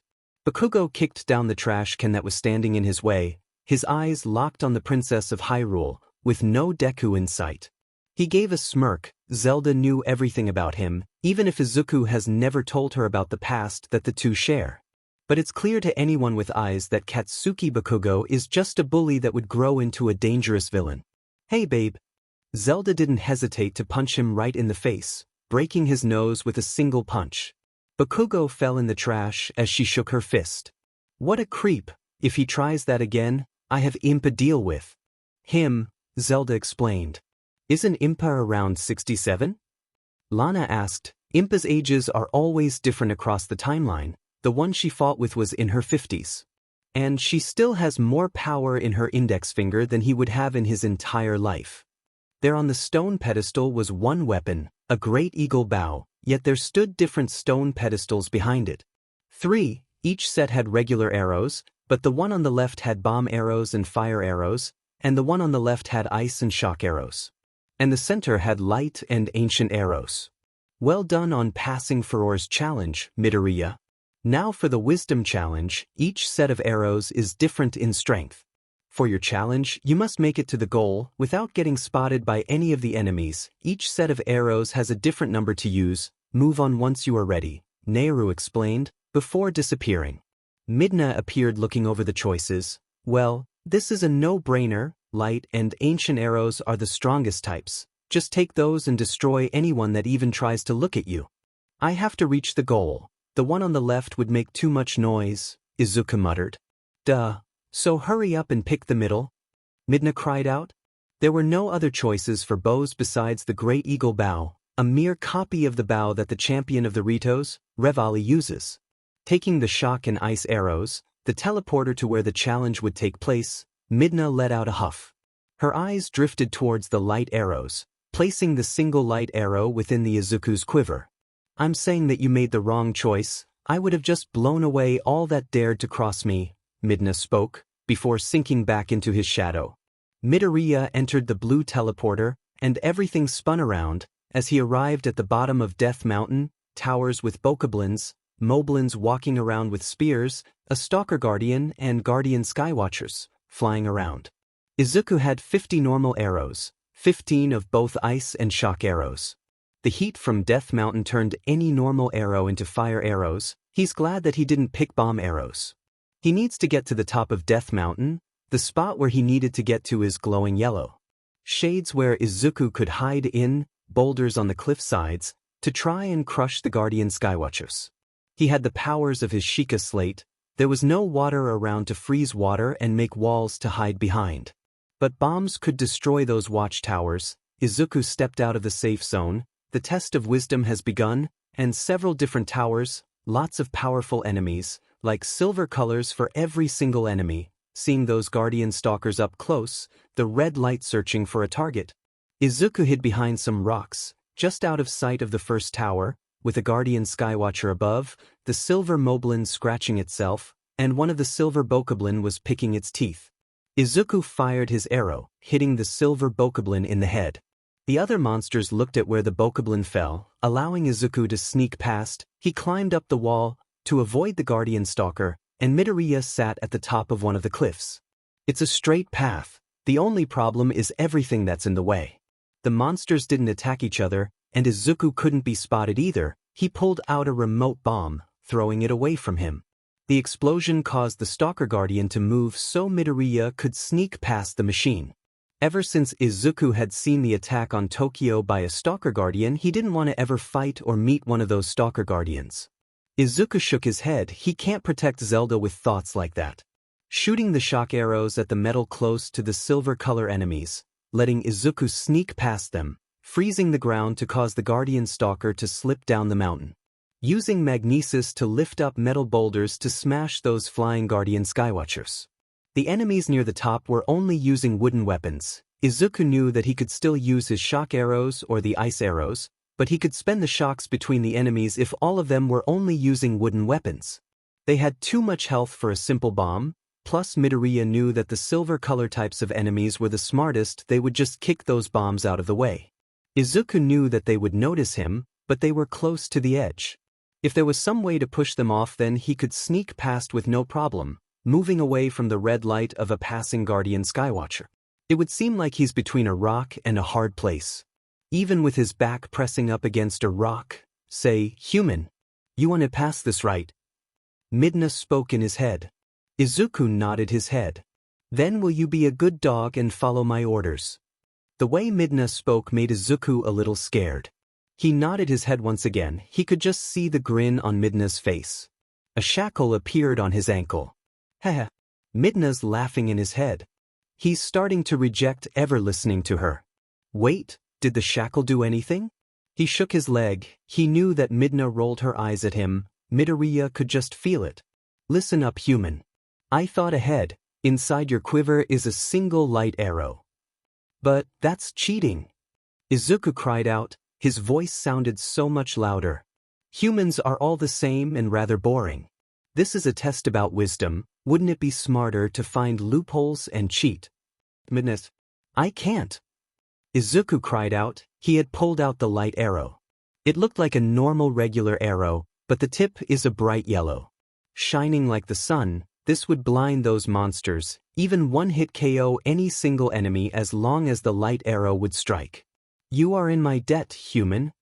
Izuku took a deep breath. Midna is right. Wisdom is all about being smart, even if one would have to use underhand tricks to win.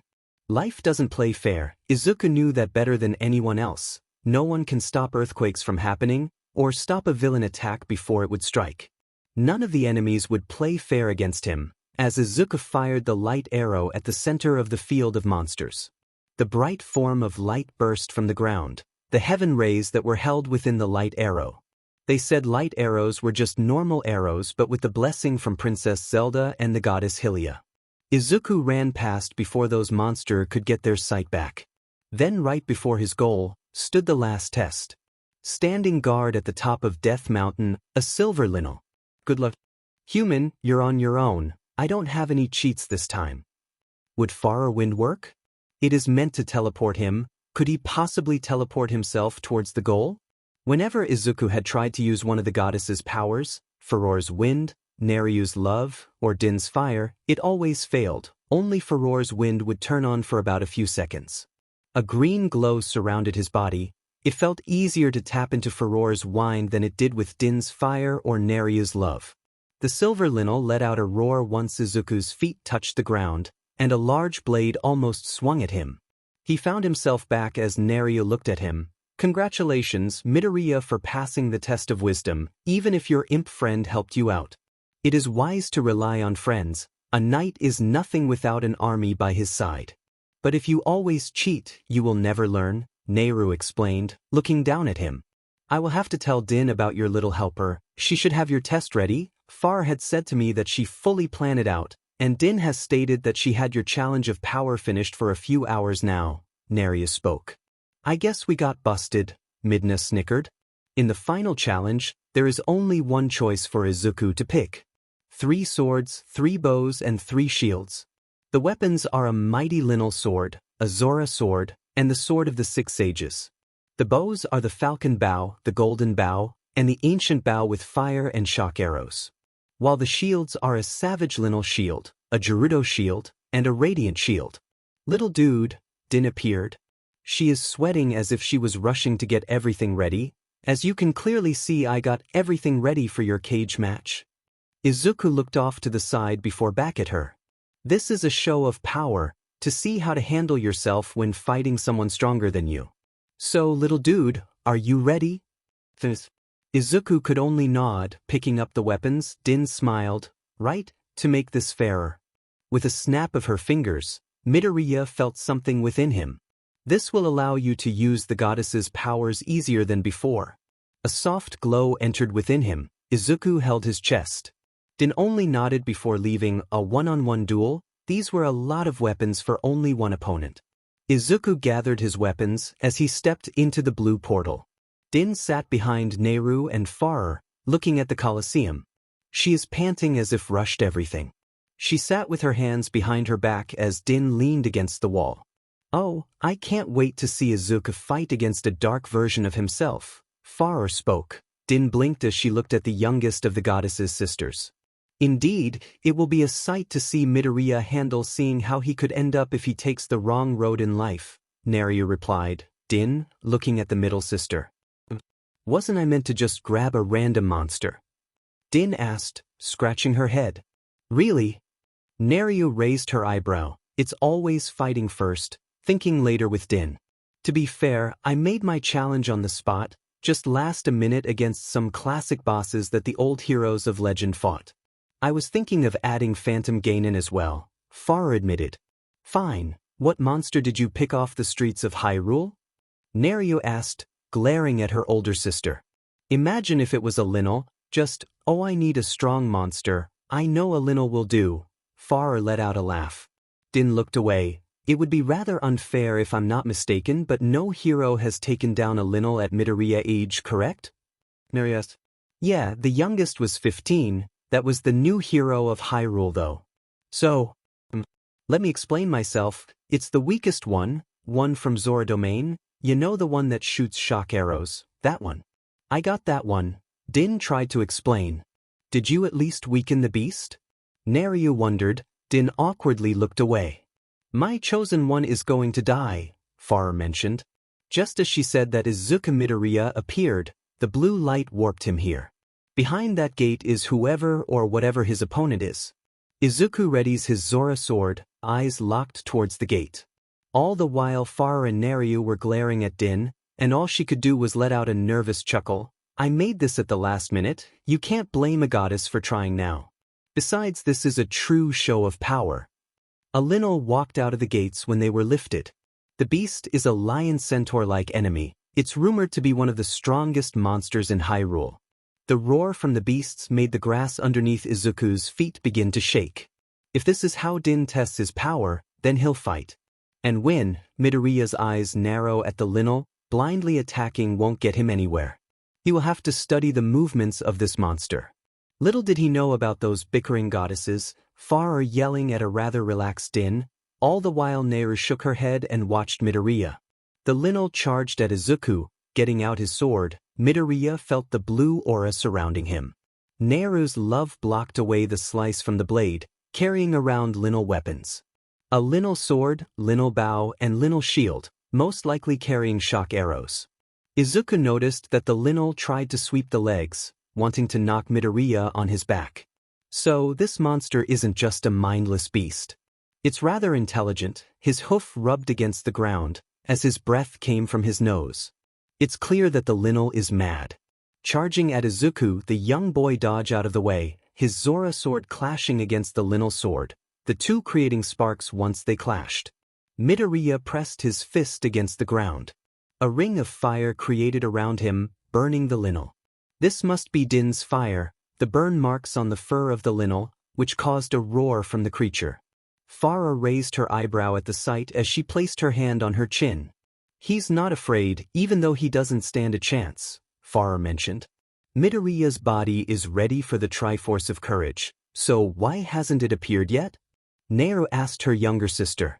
Izuku's body has been ready since last year, but not his mind. There's something in his life holding back the Triforce of Courage. Almost like a leech.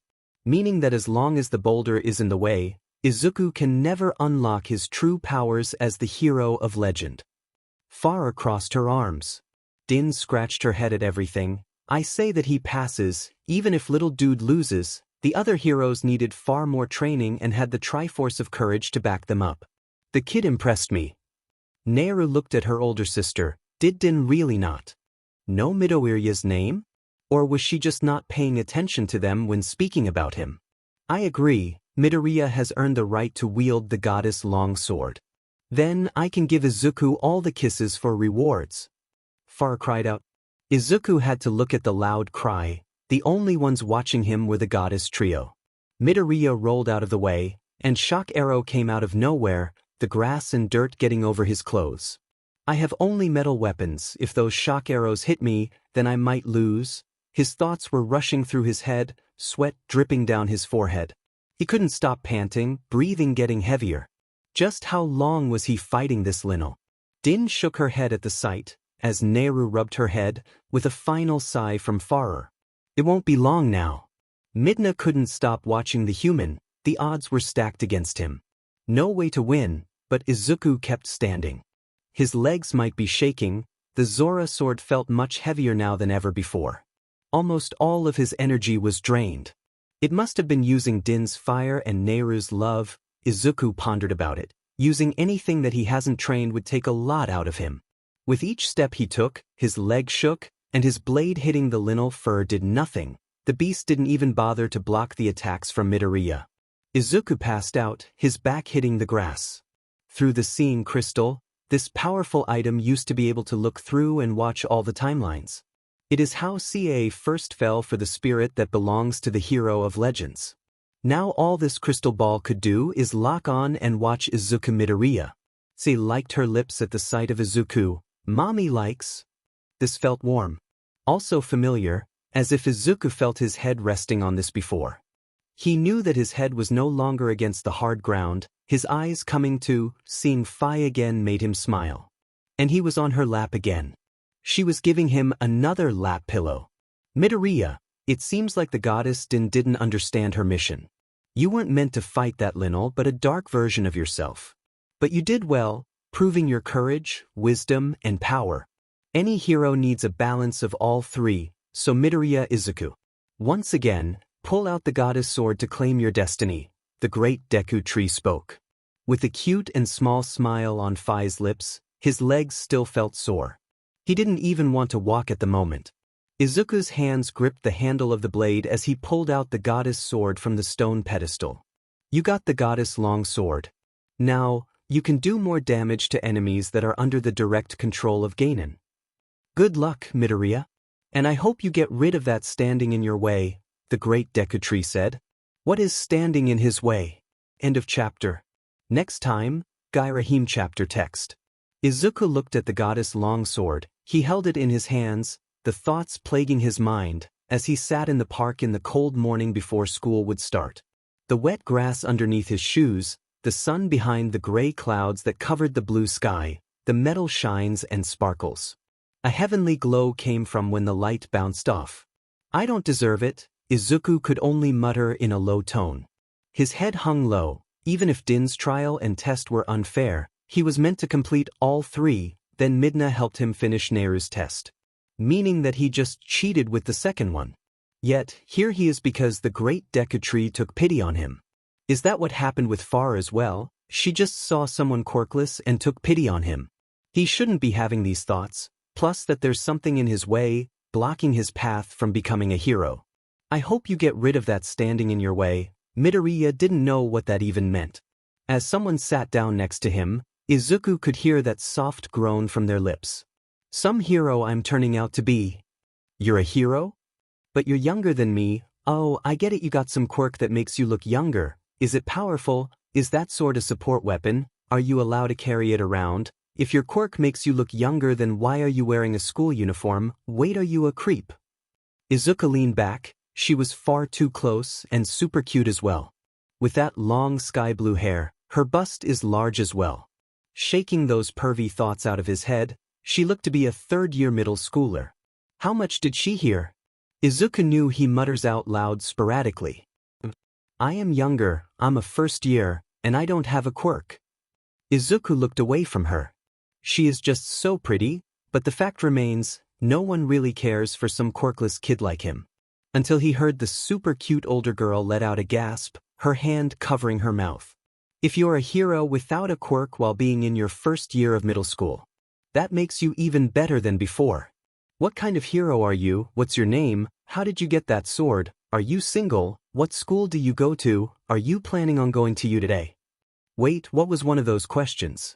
It was hard to keep up with her mile-a-minute questions. Izuku felt like his head is spinning from all the rapid-fire question after question.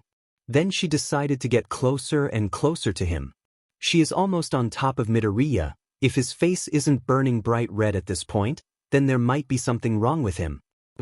I'm meant to be the hero of legend, the one that is supposed to defeat Ganon and save Hyrule. The chosen knight to Princess Zelda. I'm Midoriya Izuku. I can finally stop calling you the cute kid I saw on the park bench. I'm Heido Nijire, and you are the defender of Hyrule. That's so cool, what is it like over there? The super cute girl, known as Nijire, asked. I just don't think I'm up for it. Do you have power, Heido-senpai? It's Nijire for my friends, and we're friends, Izuku. My power is wave motion, grants me the ability to convert my vitality into energy that I can discharge as blast waves. That's a fantastic quirk. There isn't a doubt that you will be a strong hero someday, really popular as well, seeing how pretty you are. But for me, can I really live up to all the other champions that came before me?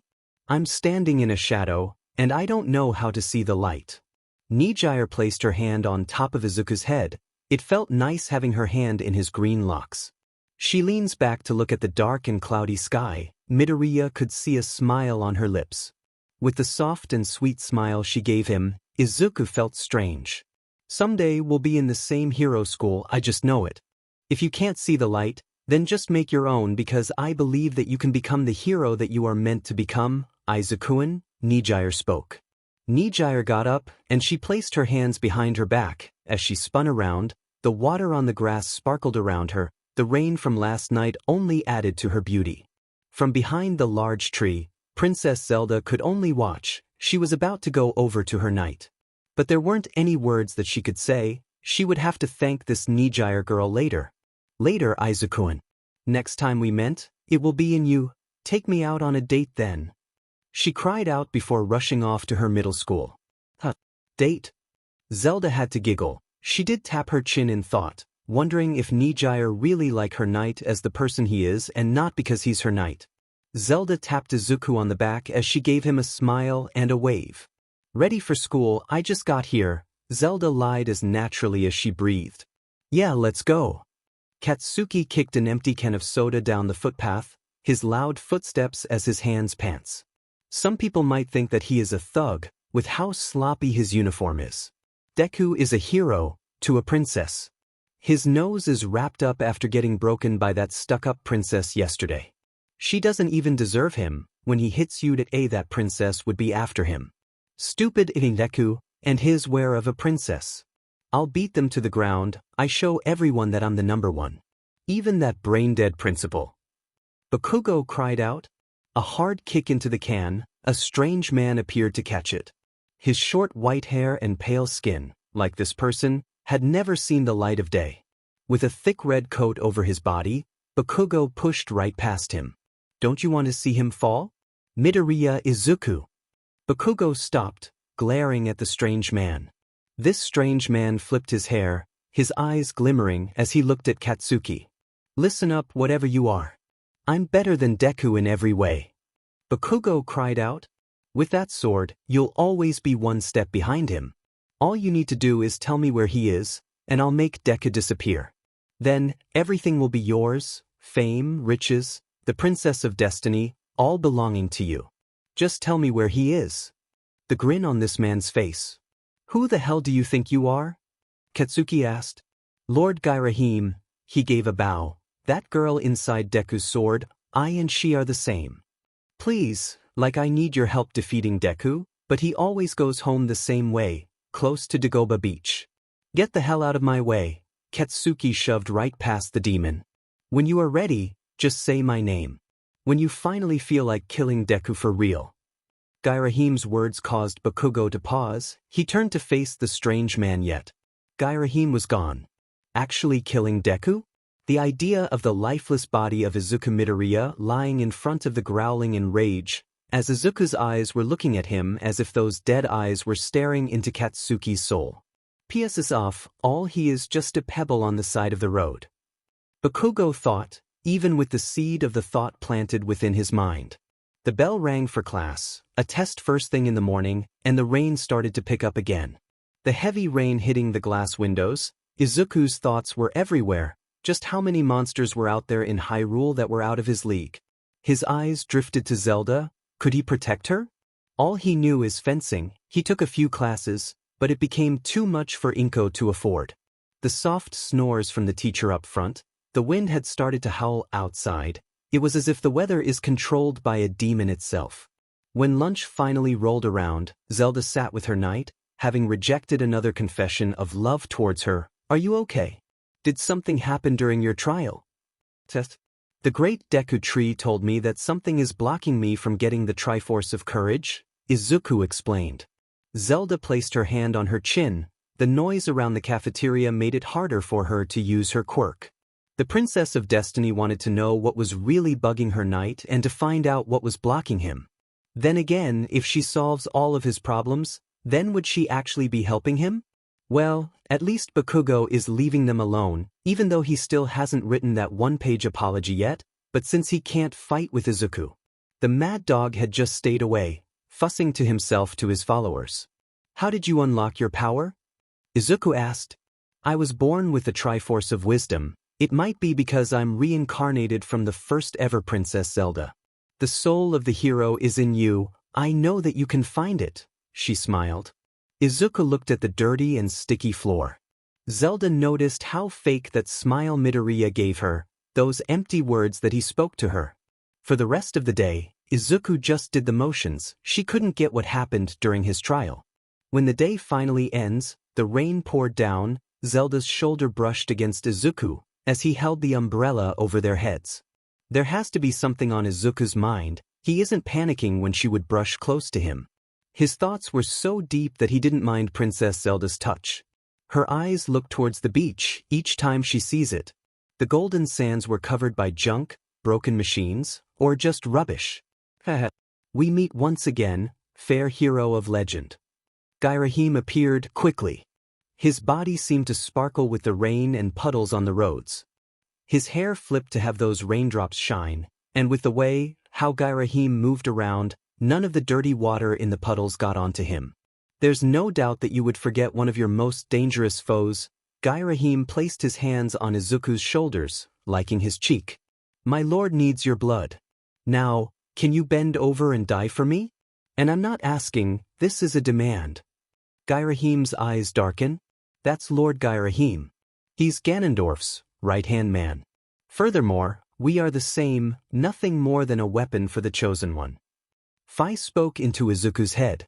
Izuku handed Zelda his umbrella, pulling out the goddess longsword, the rain hitting his clothes and hair. Gairahim tisk at Midoriya, even shaking his head at the sight. The demon lord didn't get out his weapon, even with a sword pointed right at his face. Here I thought that you would be better, but a human is only a human. I guess that your race can only surprise me once. Gairahim sounded disappointed at the sight of Izuku. With a swing of his sword, Gairahim caught the goddess' longsword between his fingers. Flicking back the young middle schooler, Izuku's feet slid against the wet ground, the water splashing around. Top right, bottom left, slice to the right. Gairahim's hand blocks each one of Izuku's attacks. Midoriya's hand grips the handle of the goddess' longsword in rage, and Gairahim was barely paying attention to him anymore. If you're not going to use the blade right. Izuku swung his sword, top left, Gairahim caught it and flicked the goddess' longsword into his hand. Then, you shouldn't use a blade at all. Zelda stepped back as Gairahim sliced through Izuku's chest with a blade that Izuku once held. The red blood dripped from the goddess' longsword. The blood, belonging to the hero and Izuku, drips into the glass. It was only 10 drops. Izuku's back slammed against the ground, and the puddles on the ground splashed around, causing his clothes to get dirty and wet. His chest is cut open, not deep enough to kill him. Gairahim threw the goddess' longsword on top of Izuku. Thanks for the donation for my master, Gairahim spoke. I would kill you, but that right belongs to my master alone. With a snap of his fingers, Gairahim disappeared. Izuku! Zelda cried out. I'm such a failure, he thought right before passing out. End of chapter. Next time, One for All Part 1 chapter text. The ringing in his ears, the flashing lights as his eyes would open and close. The pressing against his chest, his burning forehead, whatever he was lying on was moving. Back and forth, rowing in emotion, as Izuku's hand dripped over the side of the bed. He could feel someone holding his cold hand. They were warm. Were his hands blue due to the sheer cold that he is feeling? The flashes within his head caused his body to swing, and he could hear footsteps rushing up close to him. Yet, the loudest ones were so far away, the banging footsteps that belonged to the demon Lord Gairahim. The blood of the hero, his blood, pours over the Triforce of power, the golden power of the gods up the blood like a vampire. Red like a bottle of strong wine. Izuku never noticed how red blood was until he saw it for himself. Izuku could only let out a groan, as the malice that protected the Triforce of power began to form a human body. It was weak, only skin and bones, like a rotting mummy corpse. The head turned towards Midoriya. Was it looking at him? Those empty dark eyes sockets, the mouth hung open. The jaw opened wide as the bright red eyes have begun to glow at Izuku. Midoriya couldn't step back, his body stuck against the wall, the hand of Ganon lifted, stretching out towards the hero. Midoriya's heart beat faster with each second that the hand of the King of Evil would get closer to him. He is afraid of him.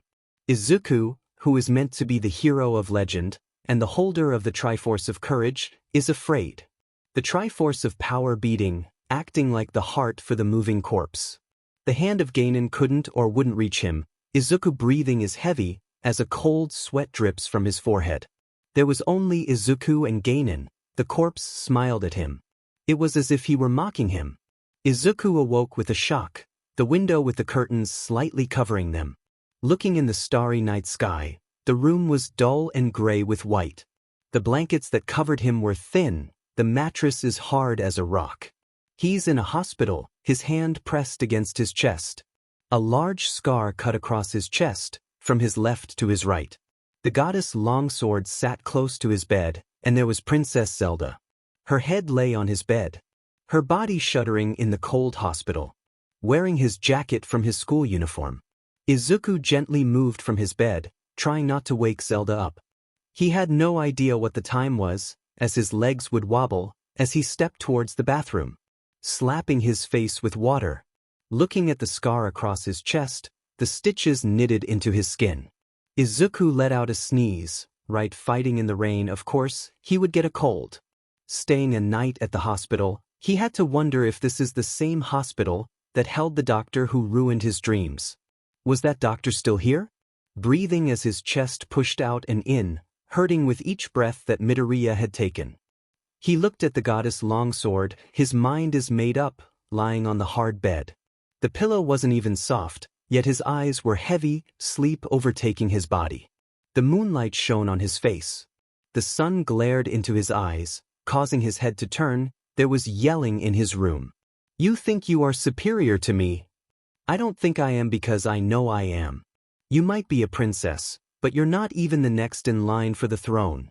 How dare you? Izuku and I are destined to get married. He is essentially my husband. Presently, you're nothing more than a homewrecker. You, condescending piece of work. Maybe in that unorthodox mind of yours, besides you denied wanting to be with Izuku. I said that I should be the only one with Izuku." His eyes fluttering open, Princess Zelda and Princess Ruto together in the same room. Oh, that's just great. Midoriya fears that Hylian and Zora's were going to go to war just because of how these two bitter and argue with each other. "Zelda, Ruto?" Izuku's sleepy tone muttered. "Izuku." Zelda and Ruto both cried out, rushing to his bedside. "Ah, tell this hussy that you are mine," Ruto spoke. "Excuse me," Zelda fumed at the Zora princess. "And she's hard of hearing. It won't be long until you are wrinkled and gray," Ruto let out a huff. Izuku could only let out a chuckle at the sight of the two of them. Ruto sat closer to him. Everything is much noisier now since it was the morning. It was hard to tell. The clock on the wall is broken. Izuku's eyes were locked on the blade of the goddess longsword. Fi did nothing wrong. He knew that she would never hurt him, but the way how his blade would cut through his skin. Like a hot knife through butter, Midoriya could easily kill someone with a weapon like the goddess sword. How many were working under Ganon's control, and were any of them human? Even if there are some, could Izuku take someone else's life? Even then, that goddess longsword, as his eyes were locked on the back of his left hand. Still no Triforce of courage. It makes more sense than ever before. Ultimately he's nothing but a coward. The noises downtown, giggling children as they ran around the footpath. A balloon slipped from a young girl's hand, and the little girl with two pigtails started to cry, her eyes widening. The creature in front of her was a being made from green sludge.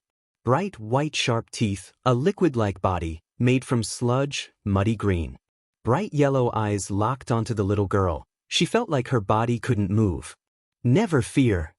As fast as a bullet, picked up the little girl, and skyrocketed up to the sky.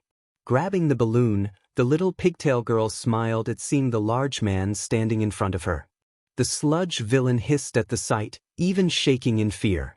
"Because I am here. All Might." Izuku needed some fresh air, the crowds outside, people muttering about how All Might is in town. Midoriya's ears pointed up at hearing that news. All Might. Izuku hasn't seen his hero in person since he first met Ruto and Medley. He stood in the back of the hospital. He would rather not be around crowds. His chest felt strange. Maybe it was because of those stitches on his body. He sat near the trash, the flies that circle around the gray bins. The fence is broken, it's a color brown, the paint is getting scratched off. Many people's names were carved into the wood with a knife or a new quirk. Izuku's hand brushed against the ground. The back of the hospital was where the doctors would test some quirks. The torch marks showed that someone with a flame quirk was here once before. The broken light that flittering on and off shows that someone with a flying quirk must have crashed into it. The ground had holes, meaning that someone destroyed it. Everything told a story. Then there's him. Without a quirk. Always 3 miles behind everyone else. His shoe is brushing against the ground, part of it had turned into sand. He has to wonder what that quirk did. Could that person turn any non-living thing into the sand? Or perhaps they could turn themselves into the sand as well. Maybe he became a hero or a villain. Anyone who stood here could have become both. The gates behind Izuku, sludge came out of the gates, and the villain towers over him. Fi's words echo in his head. "Izuku, this villain is similar to a choo-choo. The threat of him is low," Fi spoke into his head. His hand began to shake, the memory of Gairahim cutting through his skin with his blade. Would Izuku kill this villain if he attacked? If he was like a choo-choo, a monster under Ganon's control, could Ganon control this sludge villain? His mind is overflowing. The sludge villain slapped away the goddess longsword. It slides across the ground. The sludge villain's body began to wrap around Midoriya's body. The liquid enters Izuku's mouth. It's hard to breathe. His hands began to try to crawl at the sludge to get it out of his mouth and try to breathe again. It's okay, kid, I'm just gonna use your body for a bit. The villain began to speak as if he were trying to calm Izuku down. Izuku's eyes became blurry and dizzy. He could see Ganon staring at him as if he was disappointed with what he is seeing. Someone in his mind is crying at him. Is that Midna? Could he really not do anything without Fi? Is he really just a have no fear boy? That voice shouted out, as the large man broke out of the gates that connected to the sewer. It was All Might again. To see just how weak Izuku really is. Because I am here. Texas smash. Izuku began to cough and wheeze as Midna slapped him in the back of the head. All Might at him as he cleaned up the sludge villain, putting him into empty bottles. I didn't think I would ever be saving you, young Midoriya. I thought that we would have met sometime apart from this. He spoke. Izuku picked up the goddess' long sword. It's dirty and messy after getting slid on the ground. All Might, I have something important to share with you. All Might let out a chuckle, his large muscles were shaking. Funny that you would say that because I was hoping to run into you again, young Midoriya. Be it fate or luck. Our meeting must mean that I was right.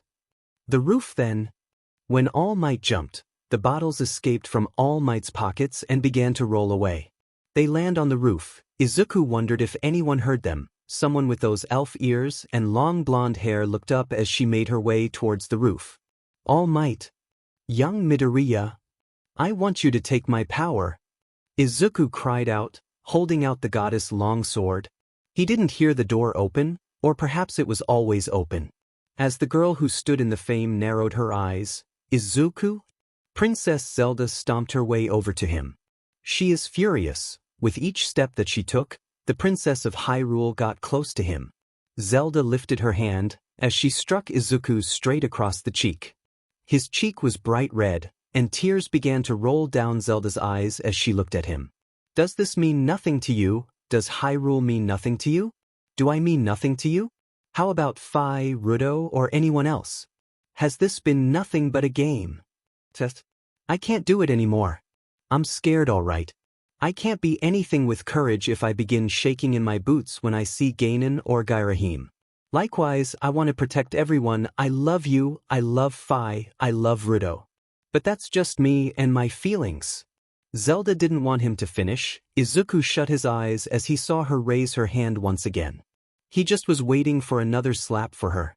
Before he knew it, her soft lips pressed up against his. His eyes opened wide as Zelda pressed her lips against his. He had no idea what to do. His brain has begun smoking. A girl is kissing him? Not just some random girl, but Zelda is kissing him. She pulled back. I told you I love you before. That's why it hurts to see you like this, to see you hurt yourself. A cough caused the two young teenagers to look over at All Might. At least he wasn't out of time yet. The blood on his hand showed that he was getting close though. Young Zelda already knows, but young Midoriya, promise you won't share anything. I promise. Izuku nodded. All Might was no longer big and strong. In his stead is a weak and skinny old man. Izuku couldn't believe what he was seeing. The once biggest and strongest man and hero that Izuku has ever known is now weak. Just skin and bones, his clothes were far baggy, and his eyes were almost dark. No one could see those blue eyes of his. Zelda nods her head, silently telling Izuku that this is All Might. What happened, All Might? Izuku asked. 5 years ago, after we first met, a villain did this to me. All Might spoke. His voice is much weaker now, and the proud and booming voice is at this moment gone. A large mark is on his side, right where his stomach would be. I know that everyone believes that I have no fear, but that smile hides my fear. I lost most of my stomach, meaning I can only use my quirk for about 3 hours a day. Young Midoriya, only fools have no fear. I wanted to tell you something, but right now, I don't think you're ready. All Might spoke. He walked past the two children.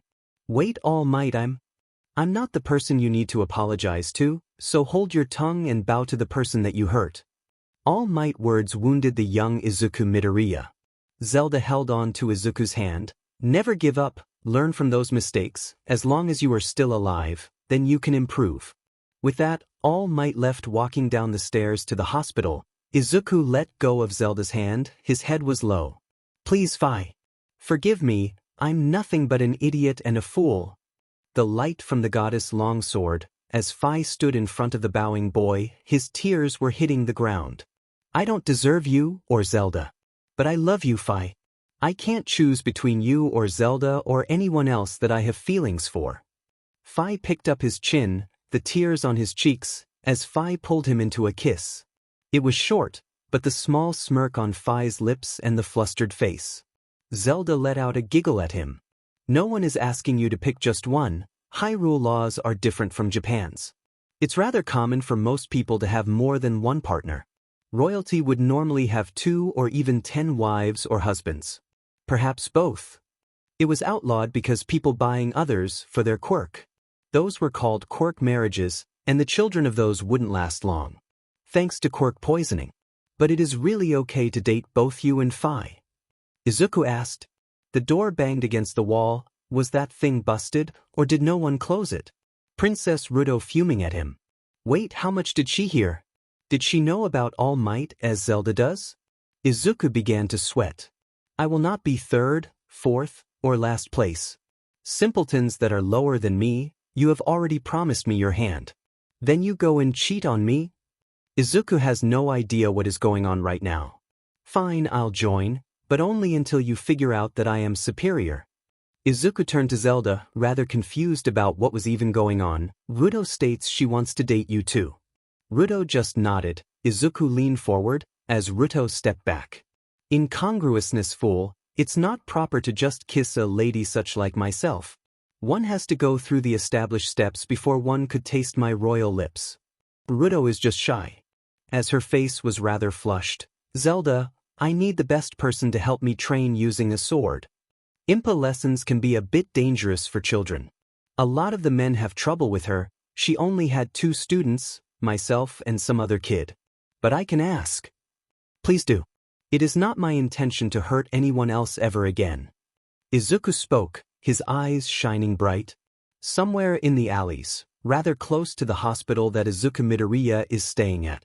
Might be on the other side of the building, the bottle that held the sludge villain rolled. Then meeting with Bakugo Katsuki with his 2 followers. One of them was rather round, having wings growing out of his back. Because of his overweight size, he could only hover. Then the other one, he had long stretching fingers, thin, those fingers could only stretch for about a few centimeters. The one with the wings held a box of cigarettes. Clearly stolen from somewhere, be it from his dad or just from a store. When the bottle hit Katsuki's foot, he kicked it to the wall, breaking the cap off the bottle. The sludge began to leak out and form, all the while, Bakugo smacked them to the ground. Get the F out of here with that crap. I told you to not do that around me. If they catch me with the smell of liquor or smoke, then I can't get into you today. Bakugo yelled, his hand blowing up the side of the brick wall. Whoa.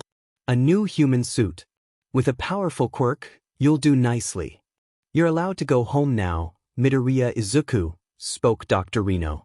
A rather tall man, rather on the skinny side of things, Reno Toyotoki, is one of the best doctors in the county, yet he worked here. It is rather weird seeing someone who didn't work out, but Izuku could only remember how All Might had looked when they talked on the rooftops. Everything is in order. The scar might be there for a while, though. It is hard to tell when one would start fading.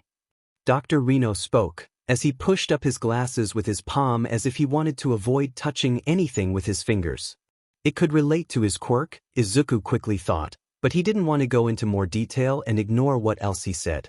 Understand that you got stitches, besides just having someone heal you. What's the difference?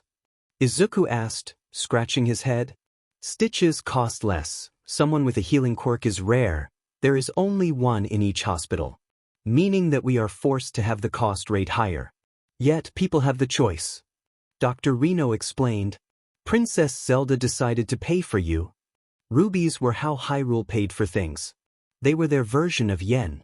The only problem, a green ruby over in Hyrule is $1. In Japan, it's 1,802,603,000 yen for one single green ruby. Using game theory, Zelda Ruby's theory, the total they got for the green ruby is 13,492,448.92, but that video was in 2015, so don't whine at me, this is just a joke. Seeing how the real total would ruin the world, one green ruby is merely 500 yen. The headache was caused so the county wouldn't fall into bankruptcy by just a single green ruby. While a golden ruby that is worth 300 in Hyrule is about close to 1,000,000 yen, seeing how it is gold coloring. Zelda held on to Izuku's left hand, while Ruto took his right hand. Hand holding in public without any protection. I'm not fine with this, it just feels wrong. I want everyone to be happy, and I do love each of you. But is sharing the best choice? Izuku asked. It's hard to say what's right and what's wrong when there are two different places you need to be. Currently, Izuku, you are at the top of being wed to me and Ruto, meaning you are allowed to have more than one partner according to Hyrule laws. Things only get intricate if girls from Japan decide to fall in love with you and decide to become your girlfriend. That would mean Hyrule laws would no longer hold up and people will get upset. Ruto spoke. Boom. That was a loud explosion. It rang in Ruto's ears as she started to cling to her new boyfriend. Even sticking out her tongue towards Zelda, something in Hyrule Princess thinks that this wasn't an accident. But that explosion was deafening and could be heard from blocks away. Someone with a powerful quirk must have caused it. The battle and smoke that rises to the clear sky showed that it was taking place close to the hospital. They all ran there as fast as their legs to carry them. Ruto and Zelda were chasing after Izuku. As he stopped, his eyes widened, seeing the sludge villain free, mutters and rumors spread, and no one was doing anything. Someone is in there, and all the heroes could do is stay back because the person trapped is making too much of a mess. This is all Izuku's fault. The sludge villain, he could have taken him out, as powerful as a choo-choo. Was All Might even here watching all of this? Only fools have no fear. All Might's words echo in his head. If no one else would. All wise men fear battle. His friend, Katsuki Bakugo, is in trouble. Being a hero doesn't mean you get to pick who you save and who you don't. Only fools rush fearlessly into a fight. Did Zelda and Ruto cry out his name? He couldn't or choose not to hear their screams as Izuku ran towards the sludge villain. He was shaking, but he continued to run.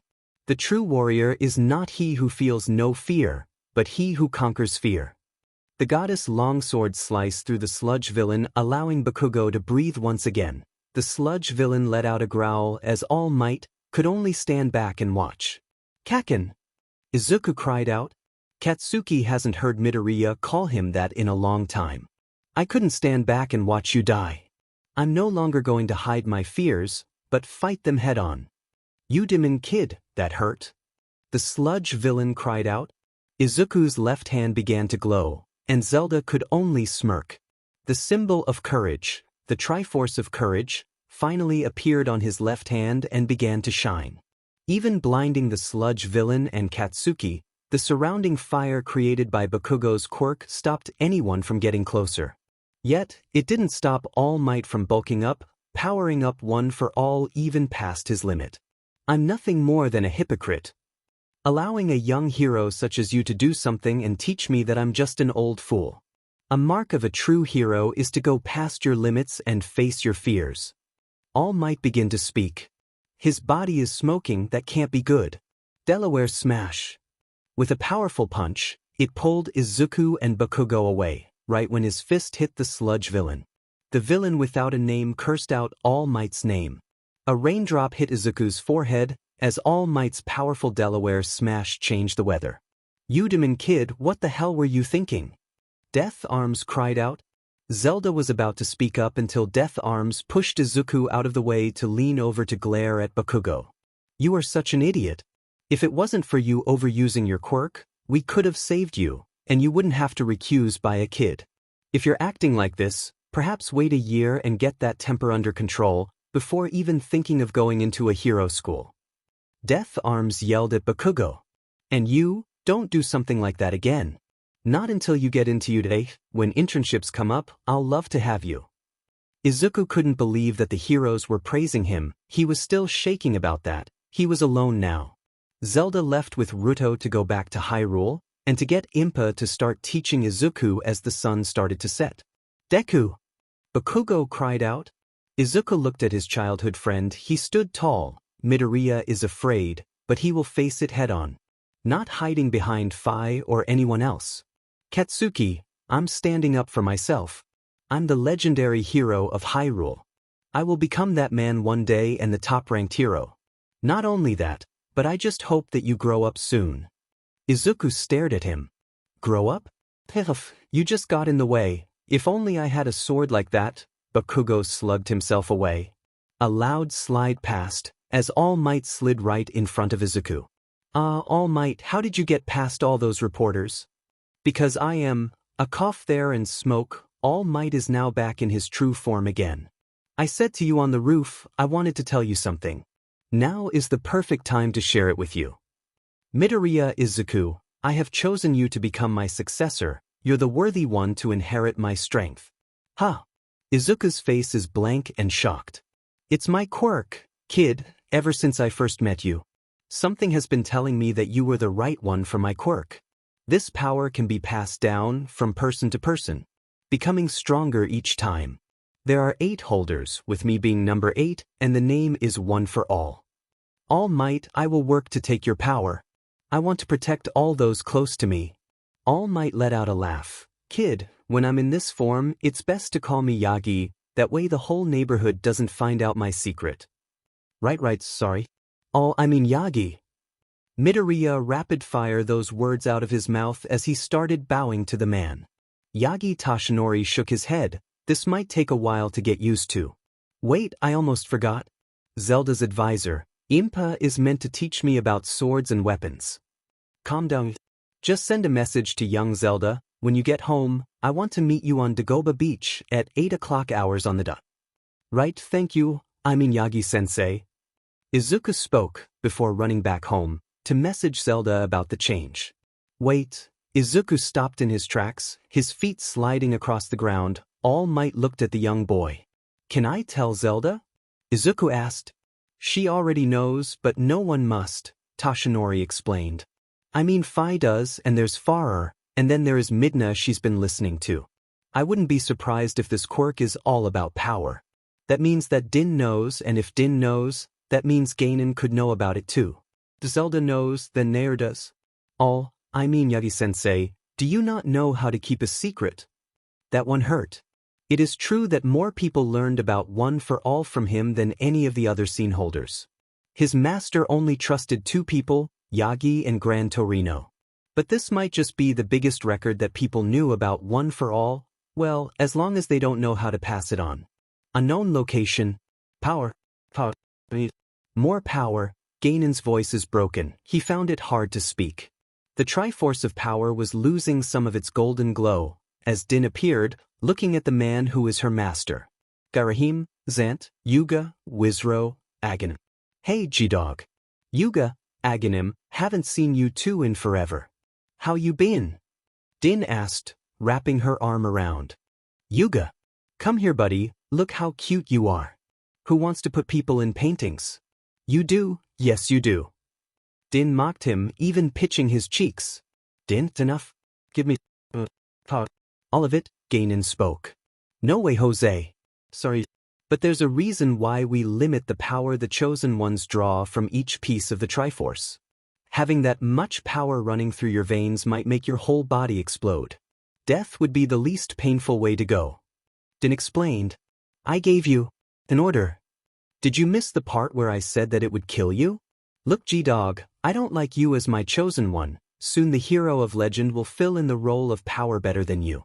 But I can't leave. Ganon would smirk if he could smirk. I release from the Triforce in my body. Ganon spoke. Din's eyes widen. Hold the phone back up.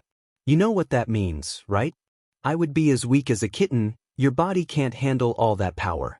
You have only tasted drops and can barely hand more than a third of a cup. Think this through, dog. Din held her hands up, backing away. Permit. I release you. Din. Din let out a huff.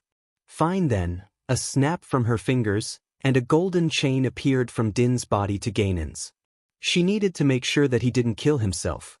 Din might not like him as her chosen one, but he still is, and until the day Ganon finally dies, then Din can stop protecting him. The chain broke as Din fell to the ground. She is just as strong as a quirkless human right now. Red flames and dust took her away. Her magic is much weaker, as Ganon's flesh began to form on his bones. Soon, the hero will be dead, and the Triforce will belong to him. End of chapter. Next time, One for All Part 2 chapter text. Din fell to the ground. The day had just started, the rising sun, lifting into the bright blue sky. Where even is she? Waves were brushing up against the shore, but the place smelt. There were broken machines and tires. Overall, this place is a dump. Trash filled her sight, and her body felt tired. She couldn't even move. The small amount of power that she still had kept her in this world, her eyes fell shut, and her ears picked up those footsteps passing her. Some of those steps were faster. Maybe it was people running or riding bikes. Chattering from kids. It was the weekend, that's why it was so noisy. Some brat was yelling in her ear. Didn't they see that she was sleeping? Lady Din. They were poking her as well. She could only let out a groan. Lady Din. A flick on her forehead, her eyes finally opened. Izuku was in front of her. Little dude? Why are you here? Her eyes drifted towards the Triforce of Courage on his left hand, as Farer appeared. The youngest sibling started to shake Din. That woke her up as her head moved back and forth. Din, what are you doing here?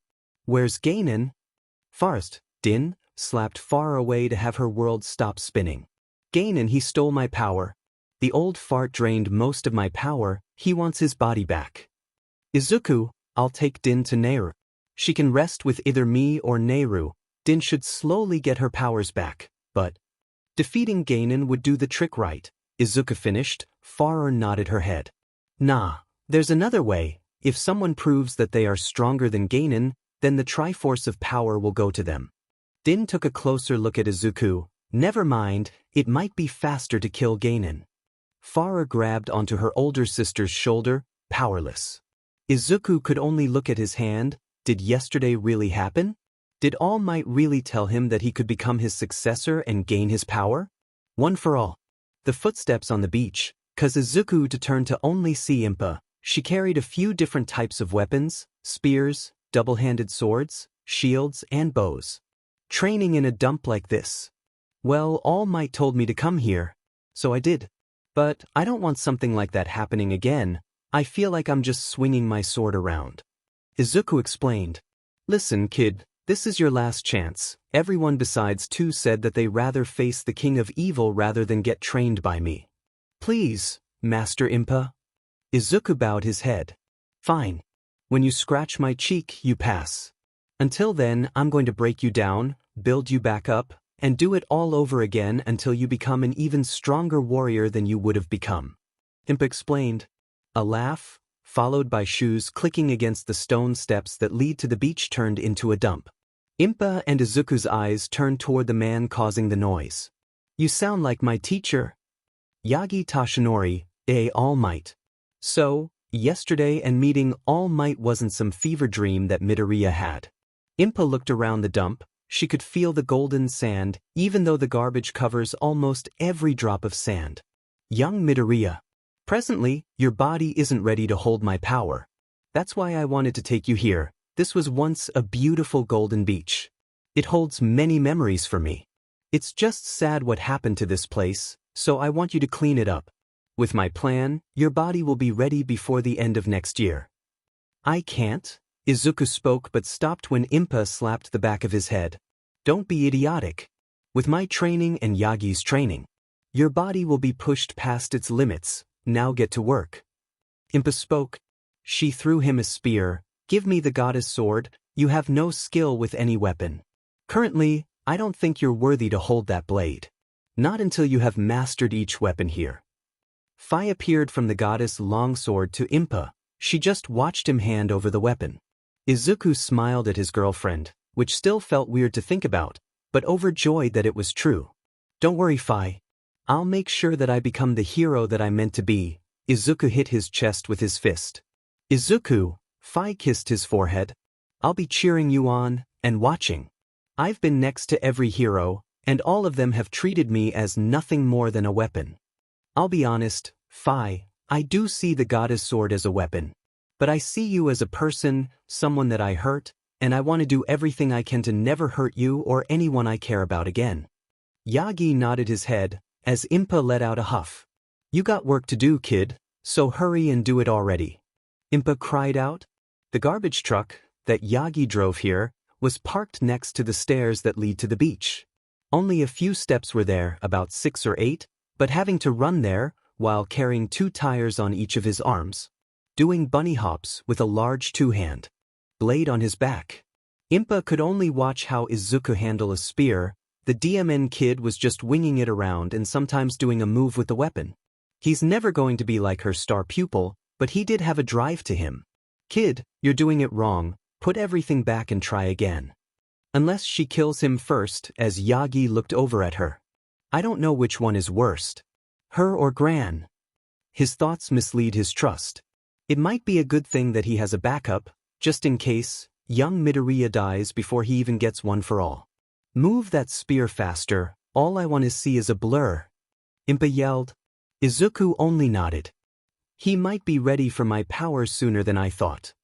Training every single day after school, having to jog to school each day on the weekends, the few breaks that he was forced to swing either a heavy 2-handed sword or a 1-handed sword. Rubbing the sweat off his forehead, Izuku looked at all the broken machines. It was a shame to get rid of things that could be remade into something better. But if Impa told him to jump slash into a broken machine and cut it in half with a 2-handed blade, then he's going to do it. Getting tackled in the gut was not on Izuku's morning wish list. It was so early that he was surprised that someone is even up at this point. Hell, Yagi is snoozing on the job.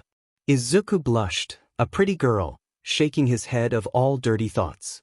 I have 3 girlfriends. I can't just become a playboy, he thought. That bright pink hair is new. Izuku has rarely seen that color before. He had to wonder if it was dyed or if it were her real color. The sleeveless shirt with the jumper wrapped around her baggy blue pants and big brown boots. Then there's her chest size. It was massive. Stay away from my babies. I'm sorry, but babies? Izuku wondered if he heard that correctly. These poor babies. Abandoned, misused, hurt, and then you come along. The strange girl glared at him. Wait, are you talking about the machine? Izuku asked, pointing his finger to the broken washing machine. The strange girl then tried to bite his finger, just for pointing at her. Baby, the machine parts crumble in her hands as the strange pink-haired girl started to cry. Like real tears were coming out of her eyes. She looked about his age. Midoriya wonders what school she goes to. Look, I'm sorry about hurting those babies. Izuku let out a small groan from saying that. I heard that groan. But I need to train to become a hero, and I know that I'm going to need a lot of support items. The strange biting girl's ears perk up once she heard those magical words. Besides, you can't. Did you say support items, like you would want one? She asked, grabbing his hands, her face leaning far too close to his. It looked like this strange girl he doesn't even know the name of was trying to kiss him. Not one. So you want to make babies with me? Test. What?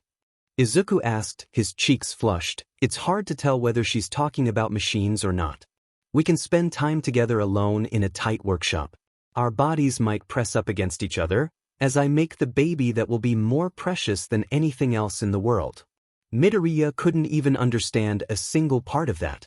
Did she really want to make babies with him? The way that she spoke sounded like real babies, but as her eyes shined, Izuku knew that she was just bad with wording. You know what, why not? I would love to have you make babies with me. Izuku spoke, holding back the groan from uttering the word babies to a girl the same age as him. Pleased to meet you, Hatsune Mei is the name. Midoriya Izuku. Why don't I break down these older babies? You get the working parts to make new babies from their parents' genes or parts. Izuku pointed out. I like the way you think. Mei spoke. Sure, she's a bit strange. But it doesn't seem like she means any harm. Izuku would just have to work close to her, just so he would get on her bad side. He wants to make babies with me and he likes my babies. If only. Why the hell would they throw away a perfectly good generator? This still has 10 years left. Izuku wondered out loud. I found my future husband. Hatsum thought as she looked over at him. With those strong muscles as well. It made her lick her lips at the sight of sweat on his back. Izuku felt somehow like he was in sudden danger. Jumping sideways, trying to dodge the back of Impa's blade, Impa smacked him in the stomach as his back slid against the sand. The older lady let out a huff, the trash fell on top of him, and Impa pointed her large blade at Midoriya. Try again, she ordered. Izuku spat out on some trash. His arms had stopped shaking from holding up the two-handed blade. He has only been using it for a few weeks. Then he's getting close to mastering the spear class. Izuku ran forward. His footsteps were too loud, and Impa moved to the left as his blade just missed her. The handle of her sword smacked against his back, causing Izuku to land face first on the sand. Your movements are too loud. You're not moving fast enough. I want you to carry that sink, run to the garbage truck, and if you make a noise while running, do it again. Impa's cold glare looked down at him. Got a problem? She asked, looking over to Yagi. You just remind me of my teacher. Young Midoriya, push up while doing a handstand, try 10. Yagi told him. Izuku just nodded. Picking up the stick, his feet lifting before hitting the ground, Yagi looked at Impa. Is this how you got trained? Of course not. My training was worse. Most of the Sheikah clan are trained at the age of 5, the oldest one I trained was 7, before Izuku. I only have until he gets your power to make him into the warrior that he can become when pushed past his limits. I agree. When I first saw Midoriya, he seemed like the perfect choice for my power, but he stopped. Yeah. The Diamond Kid has already gotten used to the quiet running. Impa noticed. Better than your star pupil? Yagi asked. He's close, Impa replied. The Ruby Knight. The restaurant is much fancier than Izuku has ever seen before. Named after the pro hero that made it, Ruby Knight. Chandeliers hung on the ceiling. He knew that he should have worn a suit on his first date with Zelda. Today is Zelda's date day. Tomorrow is Ruto's date and Fi's date. His body felt limp. He couldn't even take in how Zelda even looked. How's the training with Impa? Test. I'm surprised that I'm still alive, Izuku joked. Zelda giggled into her hand. I was the last person that she trained. She might be harder on you because you're older than when I was trained. Does that mean you're like a secret badass ninja? Izuku asked. That would be spoiling the surprise. I'm glad that you're better. Zelda smirked at him. The food looked so small. How does this cost more than the rent of his mother's apartment? Midoriya have to lean closer to look at the plate to see if there was anything even there in the first place. At least the meal wasn't bad. It just cost an arm and a leg for one meal. How's Din? Midoriya asked. She's been asleep for more days and nights, only awake for a few hours. Nehru and Far have been feeding her some magic to get their older sister to her strength. Zelda spoke, her finger twirling around the top of the glass. I've been worried about her. Far hasn't been around because of her sister. Besides, I want to know why. Izuku started biting into his food. The goddess might not even notice, but they are influenced by their host. Since Ganon is the strongest man in Hyrule, no one was close. His hatred towards the hero must have leaked to Din personally. She might not even know it. That explains why she doesn't call me by my name. She's always treated me like she has a crush. Ganon has wanted some other versions of me as his bride. Nehru might even have a soft crush on you. My love towards you is my strongest emotion. Zelda smiled. Please don't joke about that. Izuku held up his hands. But our strongest emotion dictates how they would act. Izuku placed his hand on his chin. I always wanted to be a hero. Does that mean Far shares the same emotion or drive I do? Or is it something different? Izuku wondered. When you get that beach clean, we should go together one day. Zelda's words broke Izuku out of his thoughts. And into some dirtier ones, Zelda wearing a blue bikini as she lay on the soft blue towel as she unties her swim top. Looking over her shoulders towards Izuku, wanted him to cover her creamy skin back with sunscreen. I wouldn't mind that. Can she read my mind? Saturday, women shopping for clothes always felt strange. Izuku isn't someone with fashion. Right now, he wore a bland white shirt with the word shirt written on his chest. But shopping with Ruto, as she started to grow, mostly her chest and hips. Her bust has even gotten bigger than Princess Zelda. Many hours of boasting happened on that day. Midoriya stood out of the changing room. One of his 3 girlfriends was changing behind that curtain. He's a teenager, one can't blame him. Izuku pinched himself to stop himself and his brain from going into perverted thoughts. He couldn't do that to Ruto, Zelda, or Fi. The curtain finally moved, and Ruto stood in front of him with her hand on her hip. Solid zip-back cami dress without blouse, white undershirt, and a black dress, Midoriya words muttering too fast out of his mouth, with the flustered face and expression that he wore once he saw her. You look'm superb, Izuku shuddered as he held up his thumb. Did he really give one of his 3 girlfriends a thumbs up when he saw her in a dress? Izuku fears for whenever he loses his first time. Ruto let out a huff, puffing out her chest in pride, that large bust that shakes and jiggles. Izuku knows he's going to have those types of dreams. Keep it in your pants, human. Try not to drool too much, or Ruto might have to swim home. Midna comments in his head. Shut it, Midna. Izuku glared off to the side. You know I'm right, but understand, I know that you think she's hot. I bet that if I was in my true form, your body would be jelly. Midna laughed. Like your pipsqueak body would do anything, right? Is your true form slightly bigger? Izuku wondered. Shut it, human. I'm the boss here. Midna cried out. Is something wrong, future husband and current boyfriend? Ruto asked. Wouldn't be shorter to call me Izuku. 1 date remaining. Sitting next to Fi in the park, it was a good time to relax, seeing how he had just finished his training with all might and impa. She leans her head on top of Midoriya's shoulder. His muscles were so sore. Impa forced him to repeat the same movements with the sword until he wasn't stiff as a board. Fi sat up as she pushed Izuku's head onto her thighs. These were nice. Izuku wonders if Fi knows he likes this or not. She patted his head, causing Midoriya to relax his body. Her thighs just felt so warm. You've been working so hard to just hold me again, and to protect Lady Zelda, and to make Lady Ruto happy, Fi spoke as she kissed his forehead. Allow us to just please you so you can take a break sometimes, Fi spoke sweetly into his ear. I still get the nightmares. It's like Ganon and I are connected now, Izuku stated. But I know that you and everyone else that I love will be there all the way, he smiled at Fi. Fi pressed her soft lips against his. I can't wait until I get to fight by your side once again. Izuku. No, master? Izuku asked. Only in the bedroom, Fi replied. I'm sorry, but what? Izuku asked. The wind's howling on the beach. It's getting cleaner by the day. Soon the whole place would be how it once was when Toshinori got one for all from his master and the previous holder of the quirk. But even he doubts what Impa had just said.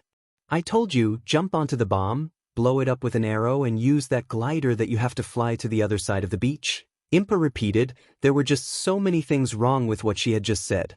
Wouldn't I die? A bomb blowing up underneath me that could. No, would kill me. Izuku cried out. Your shield should protect you from any lethal damage, Impa pointed out. You just said, should. Have you tried this before? Is this even safe? Izuku asked, the blue remote bomb waiting for him, the shield on his back, and the bow and arrow ready to fire. Impa didn't answer his question as she turned to look to the other side, rubbing her head. Yagi snapped his fingers. I got an idea, but it might have to wait after young Midoriya is finished with his training. Fine, time for another fight then, Impa spoke. Midoriya only nodded at her. It sounded like Impa wanted him to blow himself up. Izuku picked up his two-handed blade. His swings and sidesteps had gotten much faster. As Impa swept his legs, Midoriya backflipped over the blade. Landing back on his feet, Impa blocked his strike before it could touch her face. When you had cut me with your blade, I'll return the goddess sword. Those were her words. Impa's fingers brushed her cheek. Catching the hair that Izuku cut off from his swing, Midoriya picked up the pieces of a broken car, the door frame in his arms. Hey, kid, get the car parts finished before 30 minutes pass. or you'll take that fridge in one piece. Yagi sat down next to the Sheikah warrior. Why so hard on him? When he gets my power, his speed will be better than what it is right now. He stated, I think that your power is just a cheat. I think he doesn't need it to become the #1 hero or protect Princess Zelda. But if you're not pushed to your breaking point, then how do you know how better you could become? I want Midoriya to see that there's a mountain to climb once he gains your power. If he can overcome this, he can overcome anything that the world throws his way. Don't you agree? Impa asked. Toshinori smiled. Right when Izuku came back, the smoke of Toshinori Yagi becoming All Might, Izuku stepped back. Young Midoriya, better make it with time to spare. Go plus Ultra. All Might cried out. Right? Izuku nodded his head before the smoke turned him back into Yagi. You old fool, Impa remarked. You're older than me, Toshinori replied. Maybe we're the same, two idiots who don't know when to give up and hand things over to the next generation. Impa's words caused Toshinori to look at her. Perhaps, but I'll make sure that even in the end, I'll be fighting. Standing up for what I believe in, my old friend and sidekick. Told me that the route I'm on will lead to my death and that I can still make people smile and help them go past their limits. Then that might not be so bad. What is it that you said before? Plus Ultra, Impa asked. Yagi just nodded. Wait, were you not listening? Yagi asked, turning to face her. I turn out of a conversion sometimes until something suddenly drags me back in, Impa explained. It is safe to say that Izuku was forced to move an entire fridge as a warm-up for his training. The water didn't hit any of the trash but the golden sand. Yagi noticed that Izuku would be finished sooner than he thought. Even with Impa's training, or some might call it torture, on top of having to clean everything single trash off the golden sands of the beach. Impa sat on his back as he did push-ups. The fact that he hasn't died yet still amazes him. Izuku took his shirt off to rub off the sweat. Something was telling him that someone was watching him as he looked around. There's nothing there, only a few more days until the torch of One for All would be passed on to him. Little did Izuku Midoriya know, but the one watching him train, the dark sorceress, Ca passed out once she saw Midoriya's shirtless. That gigantic grin on her face as Lana rushed to her twin sister's side, just to see the same sight. Lana's whole face flushed red once she saw the sight of the shirtless young teenager. Her heart went doki-doki once her eyes lay sight of him. The spirit of the hero grows stronger with each day, and it is clear that Izuku will be the strongest one of them all. Can we save the image? Ca asked. Last time you saved an image, you started a war to get it in real life. Come on, we will be late for our test. Midoriya, going to be in you if we're teachers, then, Lana spoke. I can have him get better grades by sleeping with me. Good thinking, Lana. Ca cried out. I did not think that. Lana replied. We're the same, so if I thought it, that means you did too. Ca replied, a cheeky smirk on her lips. The worst thing was that CIA is 100% right, only that Lana wanted to give him rewards for good grades rather than helping him raise his bad ones. It is far too early to be awake, as Impa held a cup of coffee to wake herself up. It seems like Yagi Toshinori is in the same boat as her, DMing kids. Ah! Izuku Midoriya let out a roar. Shirtless as he stood upon a pile of trash, Toshinori and Impa couldn't believe the sight of the beach where they started their training. The golden sands without a speck of trash to be seen, Midoriya even cleaned the areas where he didn't need to. You ended up completing it, and before the end of the year. Yagi couldn't believe what he was seeing.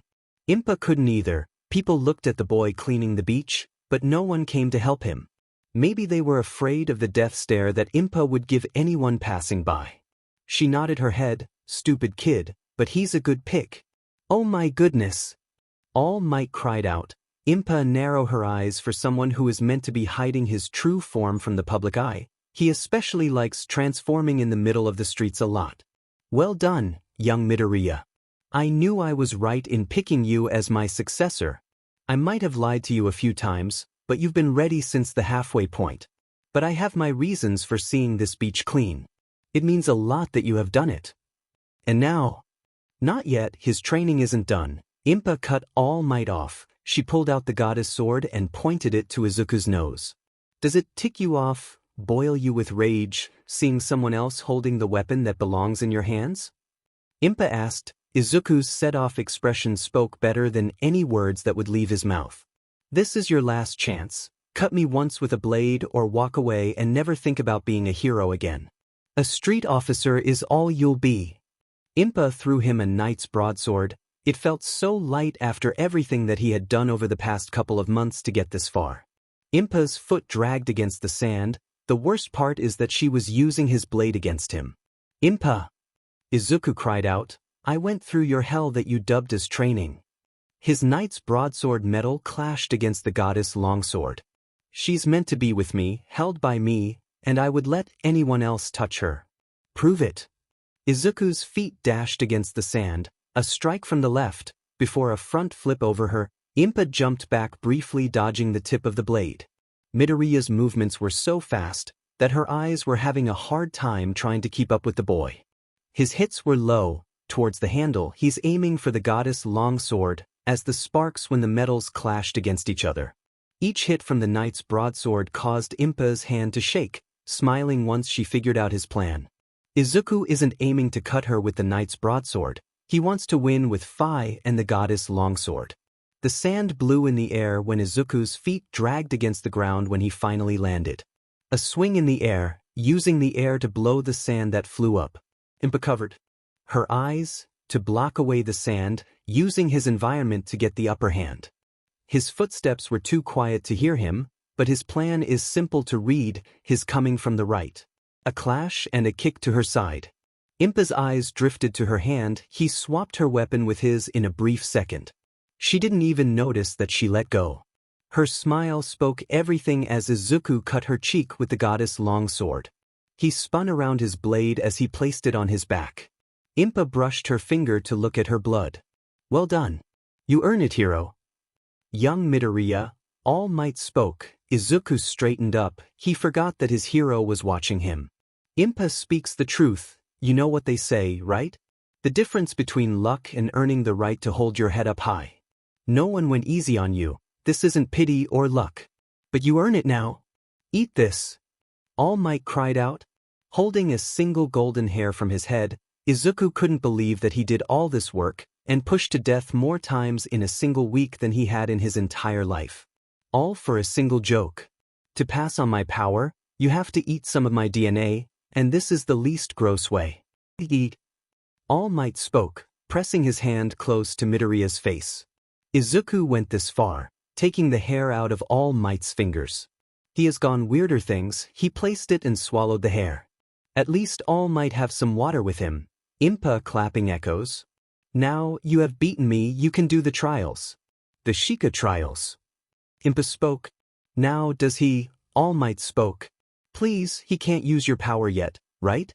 Besides, take a day to think about how to use it. People are different. They grow in different ways. Something that had worked for you won't work for someone else. All Might is going to have to swallow his pride and make a call. Impa, I came all this way, I see the finish line, so I want to cross it, Izuku spoke. Then, get ready for the Sheikah trials in Kakariko Village, and no cheats this time, Impa said, her eyes leveled with him. Izuku felt high. Finally, she had stopped looking down upon him. Phi appeared to finally kiss him on the lips once again, and hold him close. I missed being by your side, Izuku. All that remains is the Sheikah trials and getting into UA. To protect Zelda, and become a hero. End of chapter. Next time, the Sheikah trials. Kakariko Village is a small place, hidden by trees and cliffs. It lies near Lineru wetlands and West Niklud. There are thin waterfalls that fill up the ponds that the fish swim in. There are a few cuckoos running about, as children chased each other. One man is standing with his hand on his chin looking at a white canvas. Everyone looked like they belonged in the Sheikah tribe, with the same tattoo on their forehead as Impa. A long river flow in the center of the village, with bridges made of wood connecting the two sides together. It felt relaxing. People stopped and stared at him. Izuku could tell that they were whispering about him. Did they see the Triforce of courage on his left hand? Or was it the goddess sword? Or maybe it was because he was walking right next to Impa. They soon stopped once they reached the largest building in the village. There are 5 small statues, but only 4 of them had offerings. Bright red and shining apples. 2 men were guarding the gates, almost like they were royal guards. "You there? Or you?" "Wait, Lady Impa, what are you doing back?" The guard known as Kato spoke, going from getting ready to slice Izuku, who was standing there like a statue. "Sorry, Lady Impa. Please forgive us for behaving so rudely," the other guard known as Dorian said.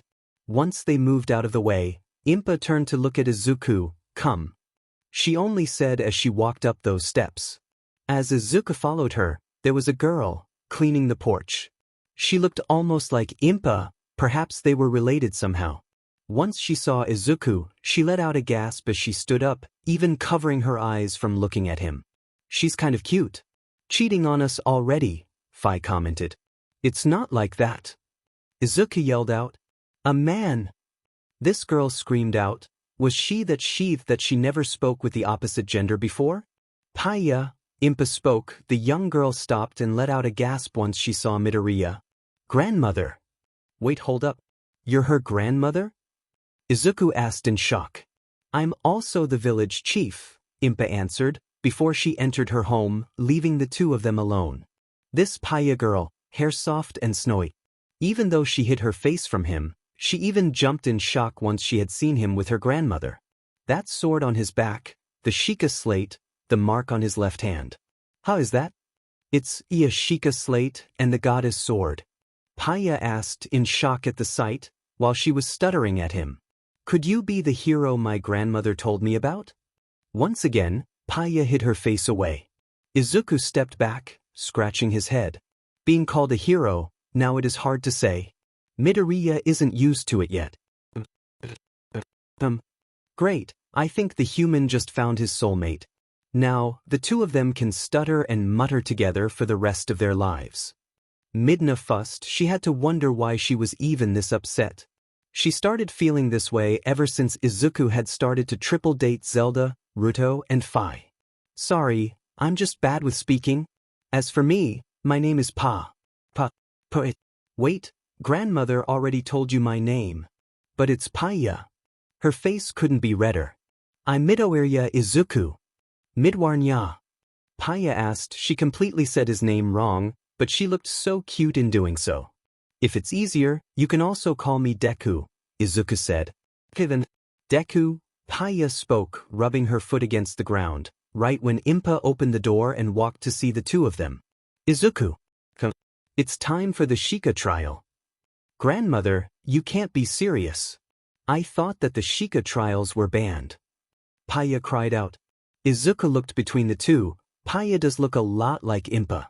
Izuku at first thought that she was Impa's daughter and not granddaughter. Impa waved her hand, telling Izuku to follow her all around Kakariko village. In a remote part, above everything, one could see the entire village from this view, hidden with trees growing around and moss coming out. Is a stone temple. It looked like it went into the cliff, like the temple and nature were 2 sides of the same coin. When Izuku and Impa made it to the temple, the stone gates opened as the torches lit up. Nothing changed if they didn't trust him. Then Izuku would just have to work to get that trust. No one really trusted him. They were all staring. Perhaps everyone knew that he wasn't the normal hero. "What awaits me down there?" Izuku asked. The steps looked long and steep. "The most powerful foes that you have faced." "Well, that the hero of legend has faced. In 3 rounds, if you make it to the bottom, not only will your sword be upgraded, but you will become a Sheikah warrior." Izuku could only nod. His feet stepped down these stone steps as the large door shut behind him. The strongest foes that the hero of legend has faced are enemies that had once served Ganon, and most likely the king of evil himself. They were just made out of shadows and not the true person. But it still made Izuku take deep breaths. First floor. The torches on the walls lit as it showed Izuku the stone steps. Each step he took gave a small echo around him. A strange noise was ringing in his eardrums. It sounded like a song, without any lyrics. The first floor is flat and rather small. It looked about the same size as big as his middle school gym, which was just the worst. At most only a group of 15 could enter, then it would start to be crowded. The lights blinded him as the walls began to shake. It was as if there was an earthquake happening at the moment. But Midoriya didn't feel anything, it was only the walls. He could feel as if someone or something was watching him, a powerful being. Perhaps it is the first fighter or maybe the one who is in charge of the temple. It is just all theories at this point. Through the cracks on the walls, black sludge began to leak out. It had this shadow-like feel to them. Most likely caused by all the shaking, it looked like the walls were bleeding out this black sludge as it began to form in a puddle on the ground. Izuku pulled out his sword and readied his shield. The black sludge began to take shape, from the puddle an arm and a hand, pressing against the ground. The eyes were soulless. The creature of darkness started to look a lot like a man. Taking that shape, Izuku would have thought that it would be a monster. The shadow formed a rather round, plump middle-aged man. Nothing like what Izuku would think about when the words, "the strongest foes that the hero of legend has faced." The person that the shadows created was around 5 feet 1 inch, 1.55 meters. Then the color began to form. The shoes became brown leather. Blue overalls with bright golden buttons, a red undershirt with white gloves. His black mustache looked a lot like a smile, with a bright red cap with the letter "N" in the middle. The first fighter has been selected, Mario. Spoke, what Izuku could only call the announcer. Who the hell said that, and where did it even come from? Izuku turned around, even looking high to see where that voice had come from. Let's go, Mario spoke, pumping his fist into the air as he did a mighty leap. The black sludge is thick and reminds Izuku too much of that villain that caused him to meet with All Might again. Perhaps, it was a good thing that he could and should remember it. The black sludge turned into a small mouse-like creature. Bright yellow with rosy red cheeks. And the tip of the long ears being a black color, he looks rather adorable. The second fighter has been selected, Pikachu. Pikachu, the electric mouse Pokemon. Whenever Pikachu comes across something new, it blasts it with a jolt of electricity. If you come across a blackened berry, it's evidence that this Pokemon mistook the intensity of its charge. This Pokemon has electricity-storing pouches on its cheeks. These appear to become electrically charged during the night while Pikachu sleeps. It occasionally discharges electricity when it is dozy after waking up. National Dex number, this Pikachu is male. With the moves, Thunderbolt, Thunder, Volt Tackle, Skull Bash, and Quick Attack. Pikachu was rubbing the side of his body against the ground. The last of the black sludge formed into a ball, with short arms and feet as the black sludge turned into a bright pink ball. The feet were a darker shade of pink with 2 bright blue eyes. The third fighter has been selected, Kirby. Free-for-all battle. 3-2 smash. The announcer cried out. Mario rushed up towards him, grabbing Izuku by the helm of his shirt and throwing him into the air. His body spun around, hitting Izuku with the plumber's arms, and with a stomp on Midoriya's back. The teenage middle schooler crashed to the ground. Mario fitted his red cap, shooting out fireballs from his hands. Izuku pulled out his bow and shot an arrow through the fireball. Striking Mario, the red plumber's brown shoes slide across the stone temple ground. Pika, see? The small mouse Pokemon created a thunderbolt from his cheeks, hitting the small pink puffball known as Kirby. Poyo! Kirby spoke, as the small creature opened his mouth to swallow Pikachu whole. Spitting the Pokemon out, Kirby now gains a hat upon his head. It looked like the Pikachu head, the long ears, small black eyes, and rosy red cheeks. With jolts of thunderbolts, Izuku's eyes widen. Kirby can copy powers. Well, any power if he decides to eat it. With a quick attack from Pikachu straight into Midoriya's shield, Kirby Pikachu sends out thunderbolts towards Mario, even turning into a stone and slamming down near Izuku and Pikachu. Izuku side slashes Kirby, knocking the hat off his head. Poyo! Kirby let out a sad poyo. Was poyo the only word that Kirby knew? Wahoo! Mario spoke. These champions that the hero of legend fought against have such a short volatility. A single jump from his older man reached so high up that a yellow cape blocked Izuku's sword slash. Then Mario pulled out a machine from his back and strikes Izuku with a water hose. His hair was dripping wet as the water drops hit the ground. Pikachu! Thunder from a dark storm cloud. This small yellow mouse could summon them whenever he wants. Pika, Pika, Chu, Pikachu. And the small animal can only say the name he was given. Izuku ran forward, the attack was fast, but the sword never struck the mouse Pokemon. Since Kirby stole and swallowed the goddess sword. At least he spat it back out again, yet now he gains a green cap belonging to the hero, and in his teensy left arm he held the Master Sword. The real Master Sword, with the divine gift of the goddess Hylia. Kirby swung the sword and pointed it to the ceiling. Poyo! Pikachu! The small mouse Pokemon asked, gazing up towards Izuku. I don't know, life is unfair. He just shook his head. Pikachu! The small mouse Pokemon lowers his head, letting out a saddened version of his cry. Sounds rough, buddy. Midoriya patted the Pikachu's head, his yellow soft fur gave his hand a small shock from the static electricity. Midoriya lifted a round remote bomb, and threw it towards Mario. The blast knocked the plumber into the wall. As well as creating a white smoke cloud, the shield bash came from the right. The goddess' sword started to glow with the light belonging to the goddess Hylia, with a stabbing move. Kirby and Izuku's swords clashed against each other. Just when Pikachu started to glow, a rainbow of colors surrounded him like an aura flowing out of his body. Pikachu! Volt tackle. Right into Kirby. As Mario upper punched Izuku into the chin, causing several golden coins came out as Izuku fell to the floor. When Kirby smashed against the wall, the pink puffball turned back into the black sludge that he was formed from. Mario fell back, his feet touching the wall as he jumped and landed a punch into Izuku's face. His nose started to bleed from the force. As Pikachu tried to attack with a skull bash, Izuku blocked it with his shield, the sound of it breaking once he reflected Pikachu's attack right back at the yellow Pokemon. His eyes became like spirals.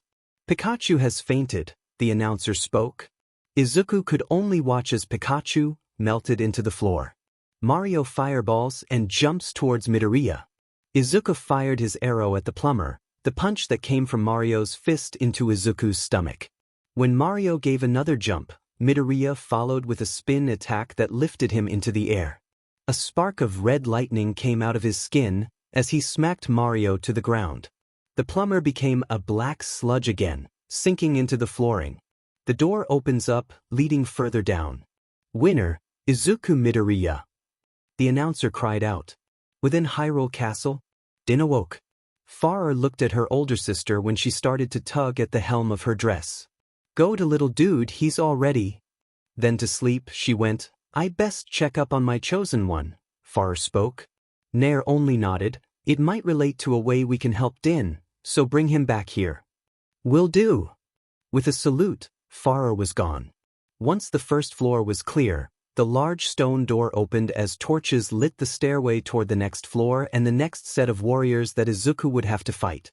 A bright light shines close to the right side of the wall, as 3 small chests quickly appear.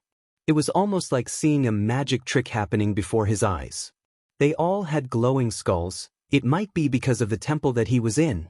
It was made by the goddesses Hylia, that is what Impa had said before. Perhaps that was the reason he couldn't hear Phi. The right one, Izuku kicked open, a kite shield, to replace the one that just broke before. In the middle is a feathered spear. He actually knew how to wield spears now, thanks to the sleepless nights he had to spend. Then on the left chest held a Royal Guard's claymore. It didn't even feel as heavy as it used to when he was younger. It wasn't as light as the goddess sword or a spear, but he could at least use it as a weapon now than carrying around dead weight. Midna was frozen. When those red sparks of lightning appeared on Midoriya's skin, something happened within him. She could feel it as well. Was it something to do with One for All? Maybe being with this human is affecting her in some way. But Midna is just frozen, looking at that strange shadow that appeared. There were so many of them.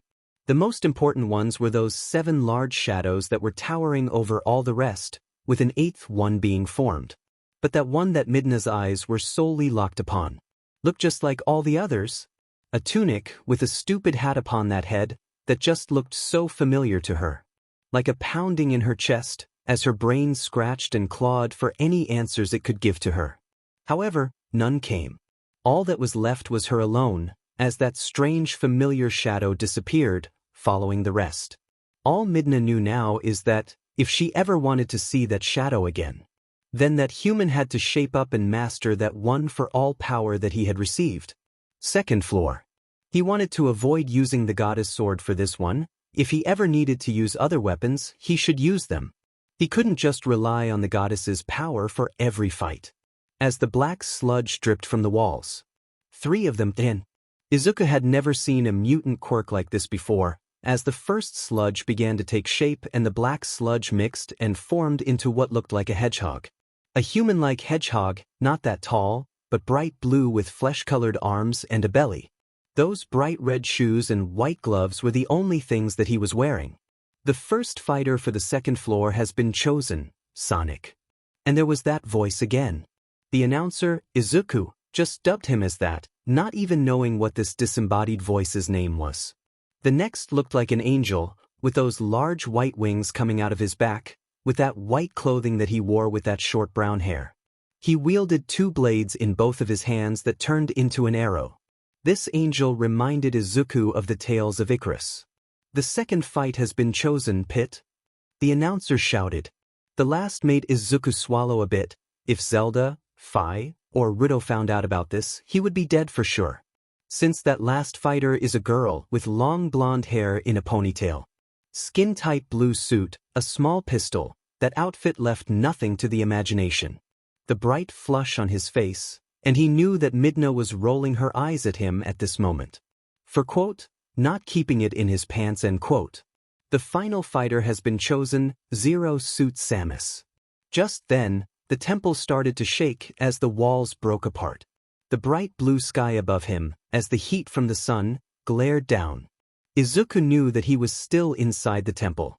But whatever is happening is just astonishing. The large tower, which stood on Izuku's right, looked like the Eiffel Tower from France. Nonetheless, it was bright white and had a circle with a bolt of what looked like lightning. Colored yellow, the small brushes that were lined in front of the entrance, the trees when the gentle gust of air blew through shook off the leaves. Location set, Prism Tower, Kalos region. Ready, 3, 2, smash. Sonic started first with a spin attack. He moved so fast that Izuku had little time to block the attack with his new kite shield. The blue blur drilled into the shield, pushing Midoriya back. Just when Pit struck the blue hedgehog with one of his arrows of light. Wait, were they on teams now? Why didn't the announcer say anything? As Zero Suit Samus flipped as she bounced off one of the red springs that Sonic just made appear, perhaps it was his up attack? Izuku pulled out the Royal Guard's claymore, blocking the kick from Zero Suit Samus. The Triforce of Courage began to glow, as sparks of red lightning came from Midoriya's arm. Izuku pushed forward, a little harder than he meant to. He easily lifted the Royal Guard's claymore with one hand. Almost like it was nothing more than a feather to him.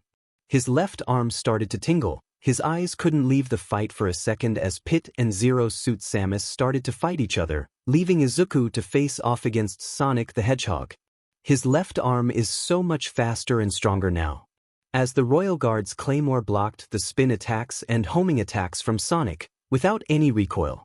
The red lightning was becoming stronger by the second as Izuku's left hand started to burn. It felt like it was on fire. The bright golden light of the Triforce, but it didn't feel like courage, it was closer to power. A faint glow of the Triforce of power started to flicker on his left hand. It felt like an iron pressing into his skin after being put into a fire. The glow quickly disappeared, but the pain stayed.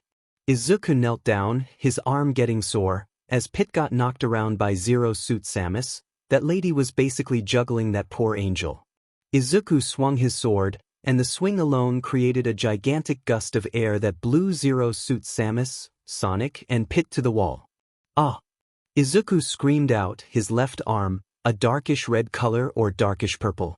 The red sparks didn't stop coming, as his hand burned. His left arm couldn't move, as Izuku screamed in pain as he looked at his arm in shock. He had just broken his arm. Was this because of One for All? Why didn't All Might warn him something like this could happen? No, this wasn't All Might's fault. There was no possible way for him to know when Izuku would gain One for All. All Might must have thought it would be later this day in the afternoon or at least tomorrow. The problem, Midoriya didn't know how to turn it off. Sonic and Zero Suit Samus got rid of Pit, the attack that Izuku gave him, plus the spin attacks and juggling that Zero Suit Samus and Sonic gave that angel, turned him back into a black sludge. Izuku stood up. The Royal Guard's claymore didn't weigh anything thanks to One for All, as Izuku readied his spear with his right arm. That was also part of Impa's training, using the other arm. At least Izuku used to be right-handed before becoming a lefty thanks to becoming the hero. So, that lesson was easily picked up. Then suddenly a bright green light blinded him, as Sonic tried to spin attack into the beam of light where the Goddess of Courage, Farah, was standing. With a flick, the blue blur turned back into a black sludge. Izuku, never fear because... What the hell? Farah asked, noticing the state that her chosen one is in. Your arm, what happened? Please, Farah. Don't, Izuku spoke. Farah flicked his forehead. As she pulled out his goddess longsword, when Zero Suit Samus tried to attack, the powerful beam of light destroyed the shadow. Don't be prideful, your arm is broken. Everyone needs to accept help, no matter how prideful. Wow, this is powerful. Farah looked over his arm, the red sparks, the broken arm in her hand. This is a problem. It's a good thing that you don't have the Triforce of power, Izuku, or else it would be much worse. Farah spoke. What do you mean? Izuku wondered. Well, from what I can tell. This is One for All, right? Izuku nodded. This is pure power, but it also has wisdom and courage. From all the others that held it before you. Right, All Might had a teacher, someone who had this quirk before him. Midoriya thought. It just means that if you hold one of the 3 pieces of the Triforce, this quirk is getting a boost. Normally, the max is 100%, but this is just guesswork for me. You would have to ask Din, I'm not power. It appears that the Triforce is putting One for All out to 300%. And that's not even the max. Without the Triforce of power, you can go to 1 million without trying. I wouldn't suggest it, but you could. Farah commented. Izuku hissed in pain. How do I turn it off? That is the real question. Farah tapped her chin. With a snap of her fingers, the sparks of red lightning got put into a bottle. That appeared when the Goddess of Courage snapped her fingers. You can keep anything in a bottle, heck, you can even deflect the King of Evil's magical attacks with them. The burning had stopped, as Farah began to heal his arm. I'll go back and give this to Din. Then, I guess she'll just hang around you. Stupid Din, stealing my Izuku cuddling time. Thank you, Izuku smiled. No problem, Izuku. We are just going to have to sort all of this out. I'll be back, don't wait up. Izuku sat on the second floor, waiting for Farah to return. The goddess sword glowed, but the temple didn't allow Fi to come out. Midoriya had to wonder how Farah got in then. Was it just because she is a goddess? Or perhaps it is something else, like how she is connected to him. A single chest appeared this time. Maybe it was because he didn't defeat any of the opponents. Izuku bent down, as he clicked the chest open. Shock arrows. He soon remembered that he had already used these types of arrows during Nehru's trial. But Izuku never thought he would find one of them. The tip is bright yellow, even shaped like a pitchfork. Lightning actually comes out of this tiny thing. Izuku feared touching the tip of the shock arrow, seeing the small yellow sparks that came out of it. Why is One for All creating sparks? It never did with All Might. I would have noticed, but then why the light show? Izuku wondered. His eyes darting over, Fi might not be able to talk to him. But Midna could, Munchkin. Come on out, Izuku cried in his head. The shadow formed, as Midna rose from the depths of his shadow, her small form. Twilight Princess, she whispered. What? I am the Twilight Princess. Ruler of the Twilight Realm. That thing you called it One for All, the more you use it, the more I see my friend. Midna sat down upon Izuku's lap as he scratched her ear. I can't turn it on and off. I don't understand how it works. I'm sorry, Midna, I really am. Likewise, I want you to get back your memories, perhaps. It's gone.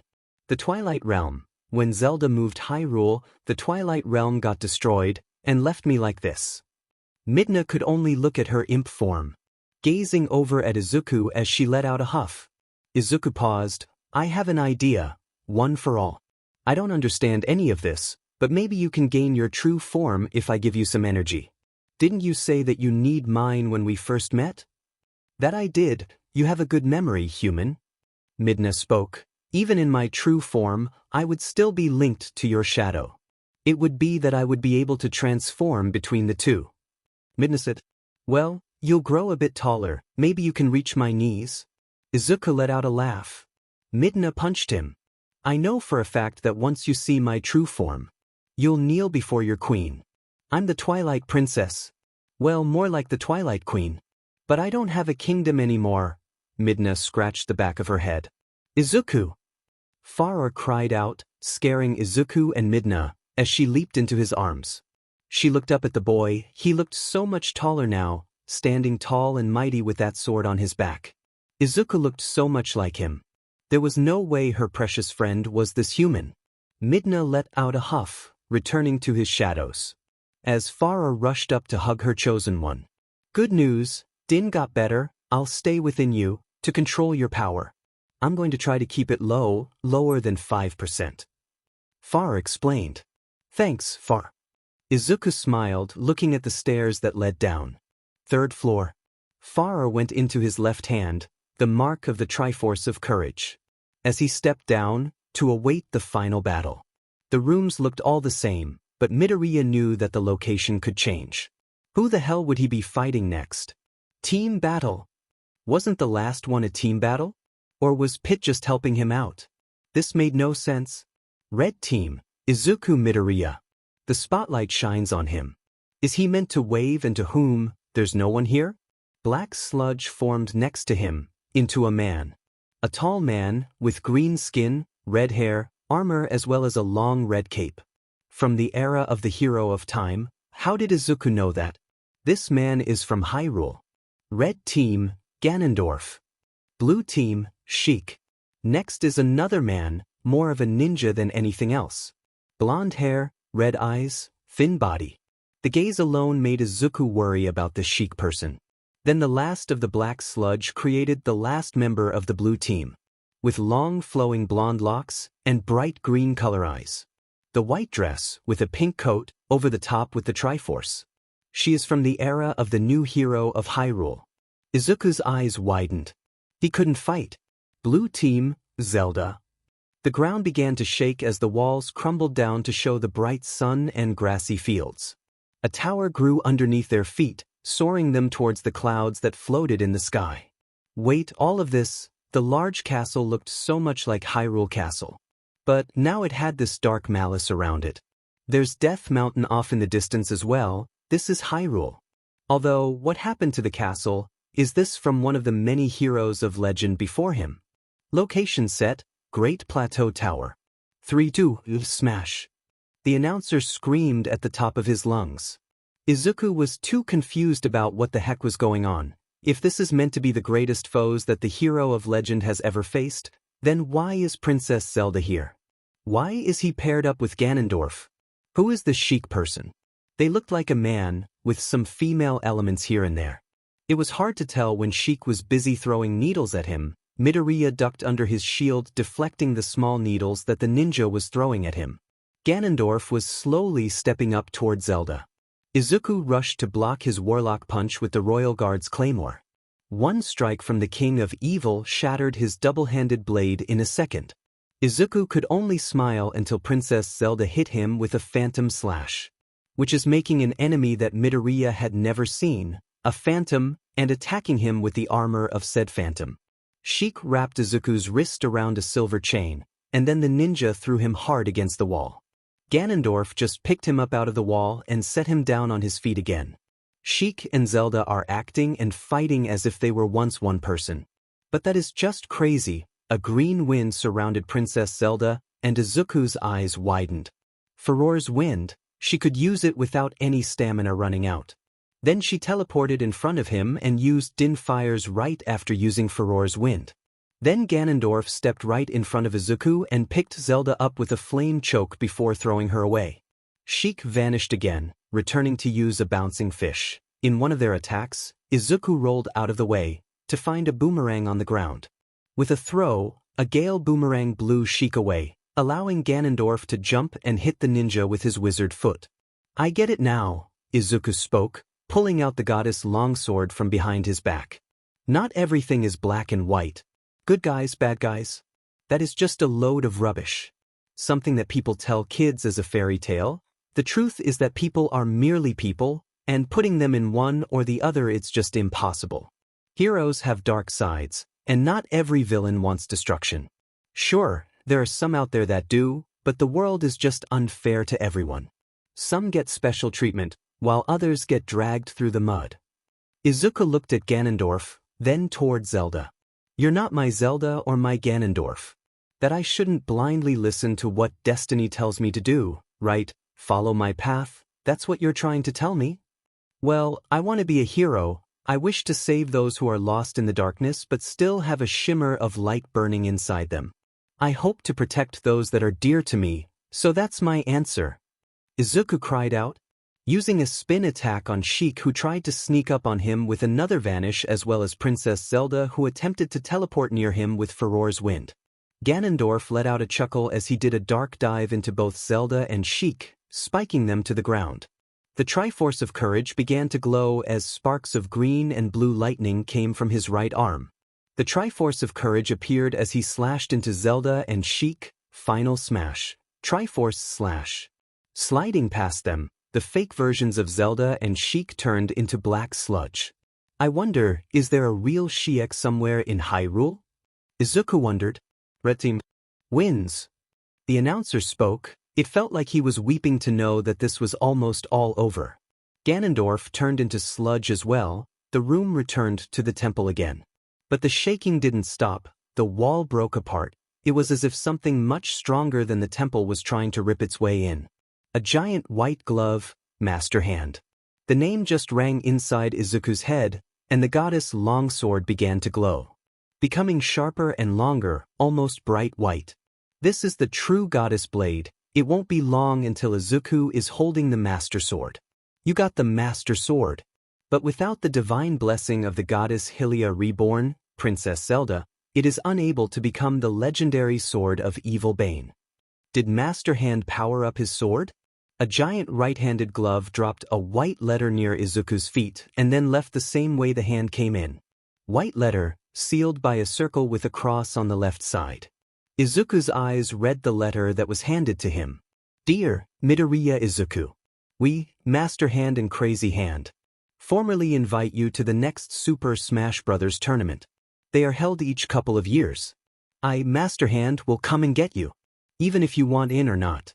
Signed, Master Hand. What the hell is Super Smash Bros.? End of chapter. Next time, entrance exam. Within the courtyard of Hyrule Castle, Izuku sat on his knee, as Princess Zelda held the Master Sword in her hand, giving Izuku Midoriya the blessing of the goddess Hylia, so he could destroy Ganon. It's her goal, her destiny. O hero of Hyrule, chosen by the sword that seals the darkness. You have shown unflinching bravery and skill in the face of darkness and adversity, and have proven yourself worthy of the blessings of the goddess Hylia. Whether skyward bound, adrift in time, or steeped in the glowing embers of twilight, the sacred blade is forever bound to the soul of the hero. We pray for your protection, and we hope that the two of you will grow stronger together as one. Forge in the long distance.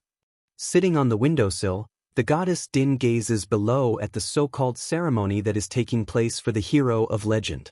Not much of a speaker, that girl, Din commented as she looked down upon them. Princess Zelda, Izuku Midoriya, and the 4 champions of Hyrule.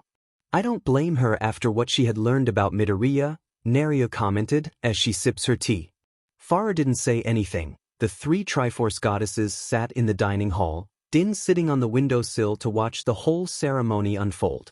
Nair sat on the chair, with her tea and biscuits, and Farah sat on the ground surrounded by papers, blank or ripped in half. No matter how hard you try, Farah, the fact doesn't change. Midoriya is on that path now. Nair spoke. You don't think I already know that? I want to get him out of it, so Zelda doesn't sound like she's readying his funeral. Farah cried out, slamming her fist into the floor. Din glanced at her sisters, Little dude, he's smart, he's brave, and he's strong. All he needs to do is prove that he has a balanced heart and the Triforce will be drawn to him and one for all will. Don't say it, Din. I would rather not hear it. I have been trying everything to block that channel of energy out. Some of it is going to Midna, so she can gain her true form back, some is going to you, and some is even going to Fi, to help her get a body and stay out of the sword. But nothing helps. And it's all my fault.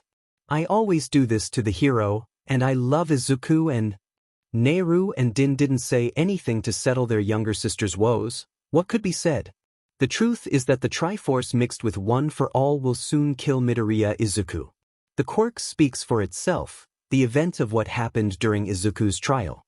The Triforce of Power gifted little dude and One for All with a brand new quirk, Limit Break, Goddess Din.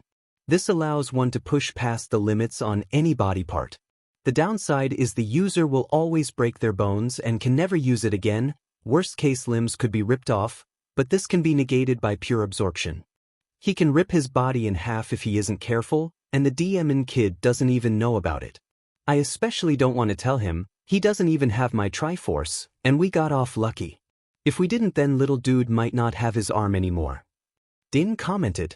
We don't know what sets these quirks off, One for All has to be in effect. But, Farah spoke. The Triforce of Courage gifted Izuku with the quirk, Pure Absorption, Goddess Farah. This allows one to absorb any energy that hits the users into a super powerful blast. The downside, unless there's energy already stored up, the person can't move. Can be negated by divine speed. There are so many locks on One for All, but each time Izuku fires up that quirk, one of those locks breaks, Nehru commented. The Triforce of Wisdom gifted Midoriya with the quirk, Divine Speed, Goddesses Nehru. This allows one to move at incredible speeds, to the point where time itself freezes. Downside, drains all the user's strength and stamina, leaving them like a potato, and can be negated by Limit Break. Then there's that. Din started. The worst thing that could happen to Midoriya. Nehru chimes in, cutting her older sister off. If all the locks are broken, then he fires up that DMN quirk. Then my Izuku will be, Farah sniffed her nose. The Triforce's quirk, Divine Limit Absorption. This calls upon all three powers: Limit Break, Pure Absorption, and Divine Speed to be used at once. Should never be active, or the risk of death to the user can't be negated. Right now, it is possible for Izuku to master each one. Divine Speed, Pure Absorption, and Limit Break. But we can't tell him about the locks, all it would do is drive him away from everything and everyone. Farah commented. That means you, Din, keep your lips sealed. Only us and the princess must know. It's not like Izuku will notice, not until those locks fully begin to break. Nehru explained. How many of those fancy locks are there? Din asked, causing Farah to swallow once again. Not much, just enough to get him past the first year of UA. As long as nothing crazy happens along the way. I hope we all have, Nehru paused to look at her two sisters. Been reading up and practicing for our class. Farah didn't say anything as she hugged her knees, sitting in that corner off in her own made-up world. We might have to step up as goddesses, she muttered. Yeah, Lana and CIA will be there, those two can take down an entire army alone. Together, they are unstoppable, Din mentioned. They also are in love with Izuku, meaning it runs that risk, Farah mentioned. Outside, the winds blew Izuku's hair. He glanced up at his girlfriend. She looked at him like she might never see him again. The tears in her eyes, as the Master Sword's power is unlocked, she held her hand near her chest, praying to the goddess Hylia. Please, I don't want Izuku to meet the same fate as the other heroes of legend. It is finally the morning of the U.A entrance exams. During his days of training with All Might, Midoriya figured out that rather than just powering up one limb for an attack, he should course One for All throughout his body. Yet, Farah keeps bugging him about his quirk, saying things like he shouldn't fire up his One of All, out of the blue and only in an emergency. But he stood outside the gates of U. Thousands of people like him were rushing in, to try and get within those halls of some of the greats. A lot of pushing and shoving going on, and some of the taller middle schoolers taking the exam would often bump others to the ground. A girl got shoved into him, as she had this punk vibe to her, a soft petite body with triangular, lazy-looking onyx eyes. She shoved herself off him with a huff. Izuku could have sworn he caught a flash of long golden hair. There was no way that she is trying out, right? Move it, human. If you stand like a statue, you will be late. Midna spoke up as she rose from his shadow. Izuku could only nod, as Midna sank back into Izuku's shadow. The thought kept clawing at her that Midoriya Izuku is her friend or at least part of her friend. Is that why it pains her to see him holding that girl from earlier or being cozy with the princess or Fi? Shutting her eyes, she'd rather not seize what these two are like alone. Once she gets her true form back, then Midoriya would be all hers. But when did she start thinking like that?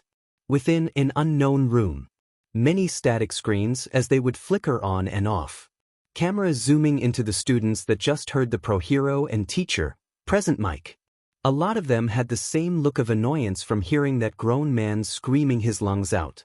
A large group of grown men and women looked at the screen as they waited for the time for all these children to shine like the stars that they could become. One of them, Toshinori Yagi, looked at his student, Izuku Midoriya. Young Midoriya, show them all what you can do. Tell them all that I am here. Yagi thought as he looked at some judges. Principal Nizu, Chio Shizenji, Namuri Kiyama, and Sekijiro Kansas Namuri liked her lips in delight, kicking those CC legs in the air. Who do you think will come out on top this year? Things are certainly different without the robots. I still think that this is a terrible idea, sir, Sekijiro spoke, as he looked at what the students were about to face. I mean, what was wrong with the robots? He added.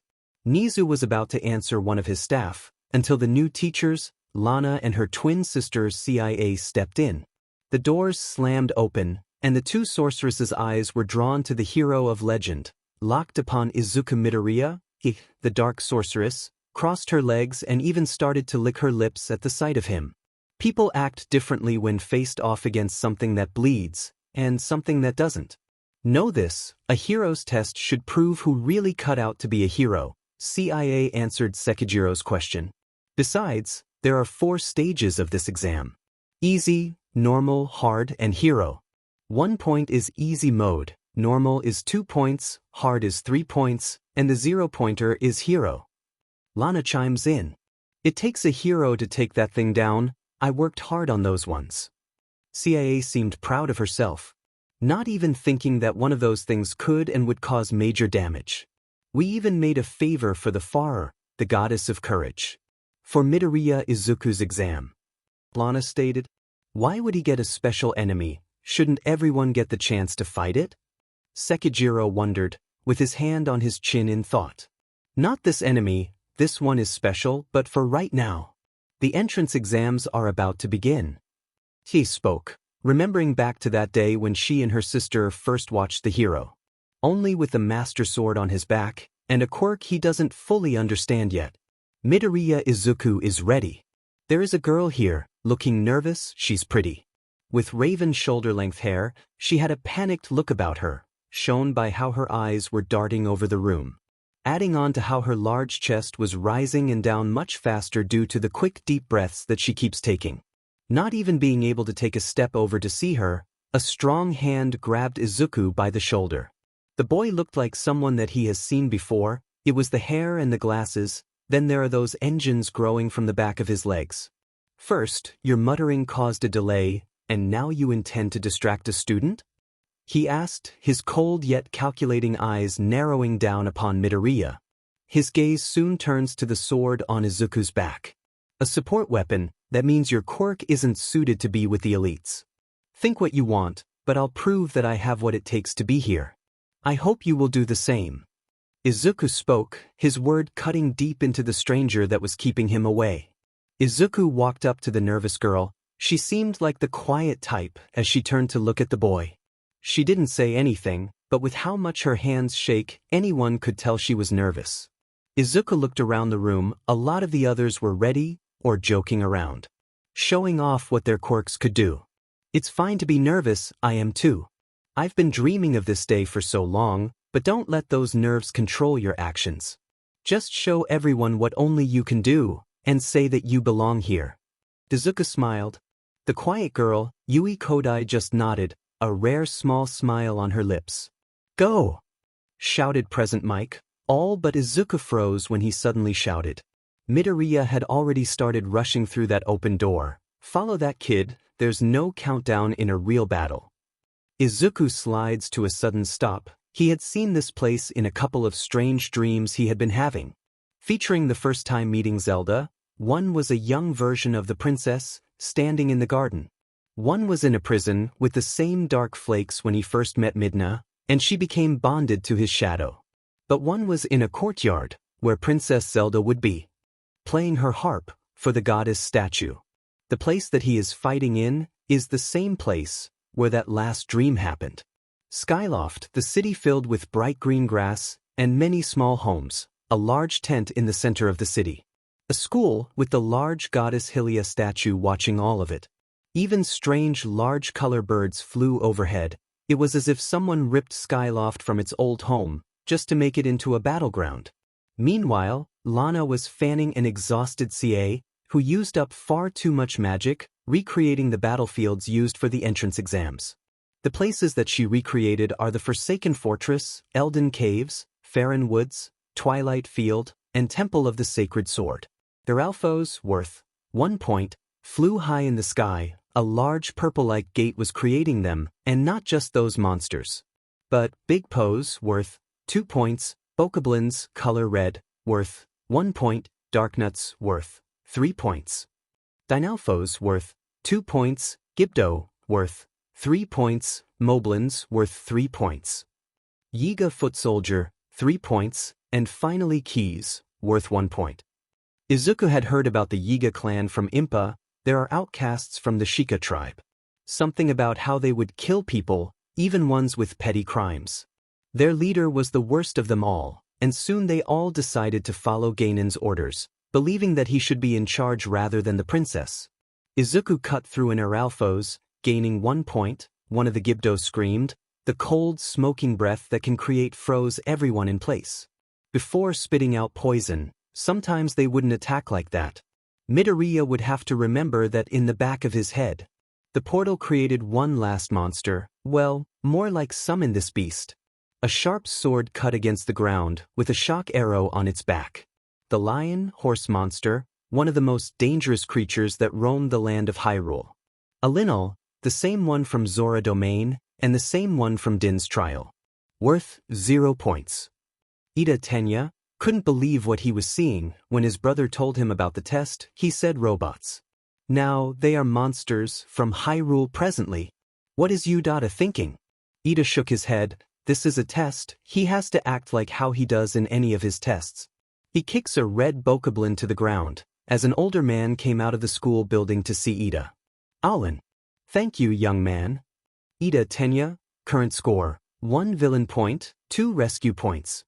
Izuku jumped out of the way of the Gibdo scream, slashing the monster in half, and attacking the right shoulder. The girl from Skyloft looked like a rather bored shopkeeper, Pete Rice. Well, ain't you strong and handsome as well, Pete Rice spoke. Midoriya backed away from her, and that lustful stare. Izuku Midoriya, current score, 33 villain points, 20 rescue points, total 53, right. Well, I have to go now, bye. Maybe it was a deep memory about her, but something stuck out about that girl. She is from one of the previous Hero of Legends time. Midoriya doesn't know which one, but she isn't real. Only created by magic. He had to wonder who created her, and if that person did create Pete Rice, did she love Izuku? Lana let out a sneeze, rubbing her nose all the while. I didn't put her there. I knew that she would get too close to my Izuku. I just want to send that out now. Yui Kodai dropped a toy truck that she had been keeping in her pocket, on top of a horde of red Bokoblins. She just nodded, leaving one of the people taking the exam not able to do anything with his quirk. Yui Kodai, villain points, 34, recuse points, 15, total score, 49. Off in the distance, many students fell, trying to take down the Linal that walked past their fallen bodies. There wasn't a scratch on the beast's fur, as the Linal smelt him. As his eyes narrowed, walking past the broken bodies of those who tried to face this monster. Izuku felt like he is exhausted. Villain score, 62, rescue score, 32, total score, 94 points. Time should be up soon, as a loud, deafening roar shook the entire beta grounds. In fact, the roar was so loud that other students from different beta grounds could hear that roar. Izuku's eyes widened. This was no mere shadow like the previous enemies that he had faced. This one is real and remembers him. The Linnell, from his trial of the sword, Midoriya calms his breathing, even with how hard and fast his heart is beating. Getting panicked now, it would be for nothing. The Linnell charges forward, swinging his sword, backflip now. A strange voice rang in his head. The sword swung underneath Izuku's body. Everything felt like it was going much slower, half the speed of a normal battle. Midoriya lands on his heels, sliding back against the dirt. Flurry rush. It was the same voice again. Was he just faster now? Izuku strikes the Linnell about 4 times before the beast's first swing was finished. A lot of the students around took a brief look at the boy fighting that beast. The Linnell moved back before charging straight at Midoriya. Jumped to the side. Who is this voice? Izuku had to wonder as he did what he was told. Wild, just call me Wild. I dealt with Linnells before, so I know how to handle them. This mysterious voice, known as Wild, said. Izuku would just have to trust the many voices in his head. Now that he thinks more about it, if he says that he hears multiple disembodied voices echoing in his mind, people might think that he's going crazy.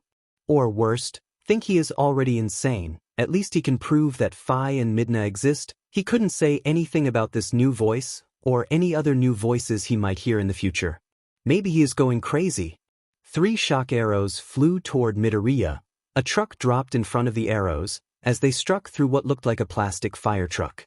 The girl from the start of the entrance exam, Yui Kodai, Quirk, size, grants Yui the ability to alter the size of objects that they come into contact with. She can only activate this power by pressing 5 of her fingertips together. Weakness: her quirk won't work on living things. That is why she decided to bring toy cars to the entrance exam. The Linnell turned to the girl who blocked his shot. Izuku's eyes widened as blue sparks began to course across his body. The Linnell shot 3 fireballs at Yui. Her feet weren't listening to her brain. Before she could feel the impact of the shock arrows, the boy, Midoriya, picked her up, holding her as if Yui had just suddenly become his bride. Her cheeks were a light flush, and the blue sparks coming from out of him didn't touch her skin. Even if they did, Kodai doubts that they would hurt her at all. She just felt like the world couldn't hurt her as long as she is held within this person's arms, a boy that she doesn't even know the name of. All the while, Princess Zelda could feel her Triforce of wisdom burning as she summoned an arrow made from pure light to strike down the 0-pointer for her, Goma. Izuku, what's going on? Midoriya felt his legs beginning to shake as his body felt weaker. Even at 5%, it felt like all the energy in his body is getting drained. As if a vampire were skiing out all his blood from biting into his neck. His breathing was getting heavy. He had to drop Yui to the ground. Getting on his knee, Kodai lifted his arm over her shoulder. His hand couldn't move as his hand is brushing up against her chest. His body stopped glowing blue. He forced his body to move. I won't give up if I quit now. Then I can't get Phi out of the sword. I know that I'm just being greedy at this point, wanting Midna true form back and Phi out of the sword. But I just want everyone I'll love to be happy. So I can't quit now. Izuku thought as he struggles to stand up, with his legs shaking like jelly. Completely forgetting about Midna, who has been listening to his thoughts. The human loves me? Even in this cursed form. She whispered. Izuku used the little energy that he had to lift the Master Sword high in the air. As the Sword of Evil Bane quickly summoned power into the silver blade and unleashed a devastating forward spin with a final light burst into the Linnell, scratching the fur and making the monster bleed. Special attack, Warrior Swing. The Linnell let out a loud roar before getting frozen. The time is up, and Yui catches the sleepy boy in her arms as his head hits her chest. She just smiles knowing that she couldn't be mad at him. Any remaining monsters all disappeared, all besides the single Linnell that is frozen and glaring at Izuku Midoriya. Yui patted the boy's head, his soft hair intertwined with her fingers. As the Udara nurse and Yui took the sleepy boy to the beds, his chest slowly raising and lowering. End of chapter. Next time, Dungeon Crawling 2, Divine Beasts Edition. The King of Evil has taken many shapes, one of them that once conquered Hyrule, the beast known as Calamity Ganon. This beast was defeated by the hero of legend and the princess of destiny. Inside a dark chamber, the boar-like monster known as Ganon, malice forming around his body. He was taking shape, growing limbs that he was still missing. A right arm, a left leg, and half of his face resemble a monstrous pig. A corpse of a person lay next to him, the dried-up arm lifted in the air as if that person tried to fight back with the bit of strength that he had left. Ganon's malice only grew stronger, slicing off his own malice-made arm. There was no blood that came from the ripped-off arm. As it started to boil and bubble, a grin appeared on the only half of his face that could grin. Go to the 4 divine beasts, Va Meadow, Va Naboris, Va Rudania, Va Ruda, and kill those champions, Ganon ordered. The malice began to take shape as it flew off toward each of the divine beasts. A sinister laugh escaped Ganon's mouth. Soon, what he will genuinely be after will be his. 1 week, he has 7 days until the letter from Udara arrives. A moblin fell to the ground as Izuku stood in the grassy fields of Hyrule. Sweat dripped down his forehead as he began to breathe heavily, panting with piles of monsters surrounding his feet. Holding a knight's claymore in his hands. While staying at Hyrule, training for when he gets into Udara his sword skills and reflexes, Izuku completed 8 more shrines: Wago Kata Shrine, Boshkala Shrine, Hada Hammer Shrine, and Hila Rao Shrine. The Dakochise Shrine, Niziyoma Shrine, Shei Emosa Shrine, and Akvequote Shrine, earning him 2 pieces of a stamina wheel. Midna appeared from his shadow to overlook the casualties. Her eye drifted to Izuku. He gave the cursed imp a smile. Those strange people, and dreams he has been having. Moments where he had met Midna before, in a jail cell. Or Phi in a temple underneath the statue of the goddess. They all had the same features and build. A young man, sometimes even a child, but that blonde hair and fierce eyes. Midoriya noticed how Midna pouted at him as she folded her arms. She was clearly upset at him, most likely for being lost in his thoughts, again. Izuku could remember those words told him during one of these strange dreams, by the man with a chain on his leg, "Look after Midna for me." Sloppy work, human. Midna's yell broke Izuku out of his trance. "I expect better from you." "I think I did well enough, shorty." Izuku ruffled her hair. Midna began to whack his hand away with her small stumpy arms. She let out a huff as she turned away from him. It was as if she didn't want him to see her at the moment. "I meant in that entrance exam, you could have done better. Why didn't you beat that Lino? I know that you are strong enough." Midna asked, floating closer to him. Pressing up closer to his face, his nose touching her face. "I know I could, it's just I wanted to save that girl before I knew it. That blue spark happened, and I lost all of my energy." Izuku spoke as Midna growled. In fact, she only growled once Midoriya said the word girl. It was as if it were a trigger word. Making the Midna begin to act more like a wolf than her normal sassy imp self. And that's another thing, holding a girl like that. It really pisses me off. The once clear blue sky began to darken. As Izuku looked up, he could see the clouds turning blood red as thick blood-like creatures flew through the sky, splitting off into 4, one heading toward the Ritos, one towards the Zoras, one towards Death Mountain, and the last toward the desert. What's going on? Izuku wondered. He noticed Midna's glance behind his shoulder, even holding in her laughter. He could only raise his eyebrow, unable to tell what was so funny with the freeloader that lives in his shadow. "Calamity Ganon," Zelda softly spoke, as she looked up at the once clear sky, now a dark red shade of blood. When Zelda suddenly spoke up, Izuku almost jumped out of his skin. Her voice was soft, but her just start speaking when he thought she wasn't around is crazy. When did she even get here? Midoriya knew he didn't hear any footsteps. How long was she there, watching him while he was training? He wasn't even wearing a shirt because of the heat, and seeing how she wasn't tearing her blue eyes off him. Midoriya's face started to burn. "Sorry, what?" Izuku asked, rather dumbfounded at what he was hearing. Legend states that when Ganon lost everything, he would turn into his calamity form. A powerful beast, strong enough to destroy Hyrule with a single blow. The previous hero of legend fought against this calamity and won. Zelda paused as if she was leaving out parts of the story to spare Izuku. If it's Ganon, then I need to stop it. Where would they go? Izuku wondered. The 4 divine beasts, the ones that belong to each of the champions, were not very knowledgeable about these strange machines that our ancestors dug up so long ago. But they are how the champions got their powers. Izuku remembers them. He had only met each of them for about a minute. Mypha was the only one he knew the name of, the rest were blank to him. At least I can teleport to the shrines I've already unlocked. It just feels unsafe. I've never done this. I'm confident that it will be safe. Maybe. Just make sure that all small items are secured, Zelda spoke. Midoriya paused as he looked at Midna. What? She looked up at him. No matter how much she could float, it always feels like Izuku looks down at her. Midoriya sat on his knees and looked her deep in the eyes. There was no escape for her. Is this what being nervous feels like? Do you feel safe? Izuku asked. I will hit you. Midna snapped at him. At Rito village, Izuku patted himself down when he arrived beneath the Akve quote shrine. It seems like he was still in one piece, which eases his worries at least a little. The main problem is getting up into the air. Where Va Meadow flies around, Midoriya. Izuku knew the only girl who called him by that nickname, Medley. Her voice was coming from behind him. He hasn't seen her in so long. Midoriya thought that she was still in Dragon Roost. He had to wonder, when did she move here? Izuku turned to greet his old friend with a smile, before blinking in shock and surprise. Who are you? Izuku wondered.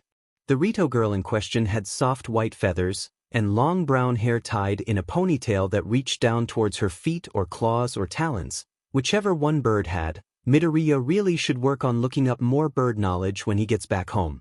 This girl is stunning, as she wore the chest plate and hip skirt of the Rito tribe. She pouted her lips at him, even folding her wings and letting out a huff. I get it. You're horrible, Midoriya. Forgetting me like that. Is that you? Izuku asked, stepping back in surprise. Wow, you look so good. Her wing moved against her hair as she smiled at him. Izuku felt something in his throat as he looked at her.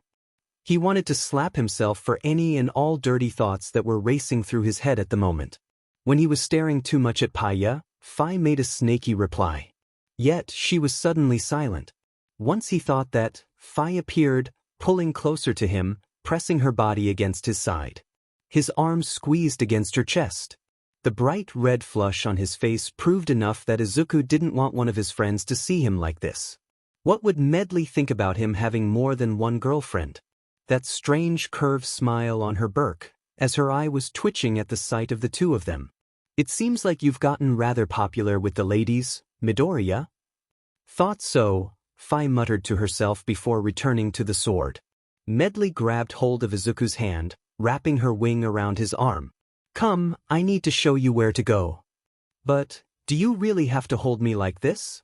Izuku wondered. If I don't, then I bet another girl that you've been stringing along will snatch it up again. Medley reasoning behind her words doesn't sound quite right. Almost a hint of jealousy at seeing him and Phi so close.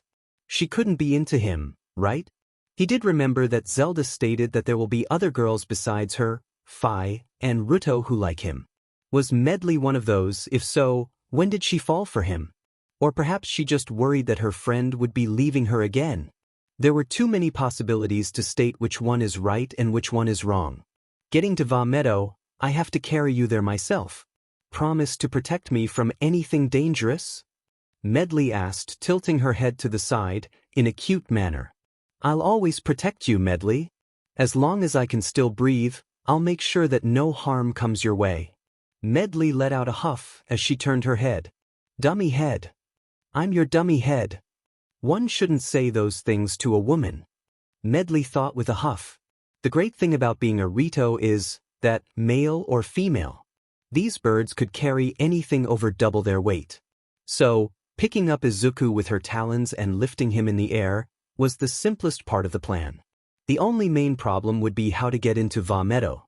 The sky is darkened as Va Meadow is surrounded by a shield. Izuku has never seen anything like this before. As he is carried by his old-time friend, Medley. He is thankful that he remembers the paraglider that Momo made him so long ago.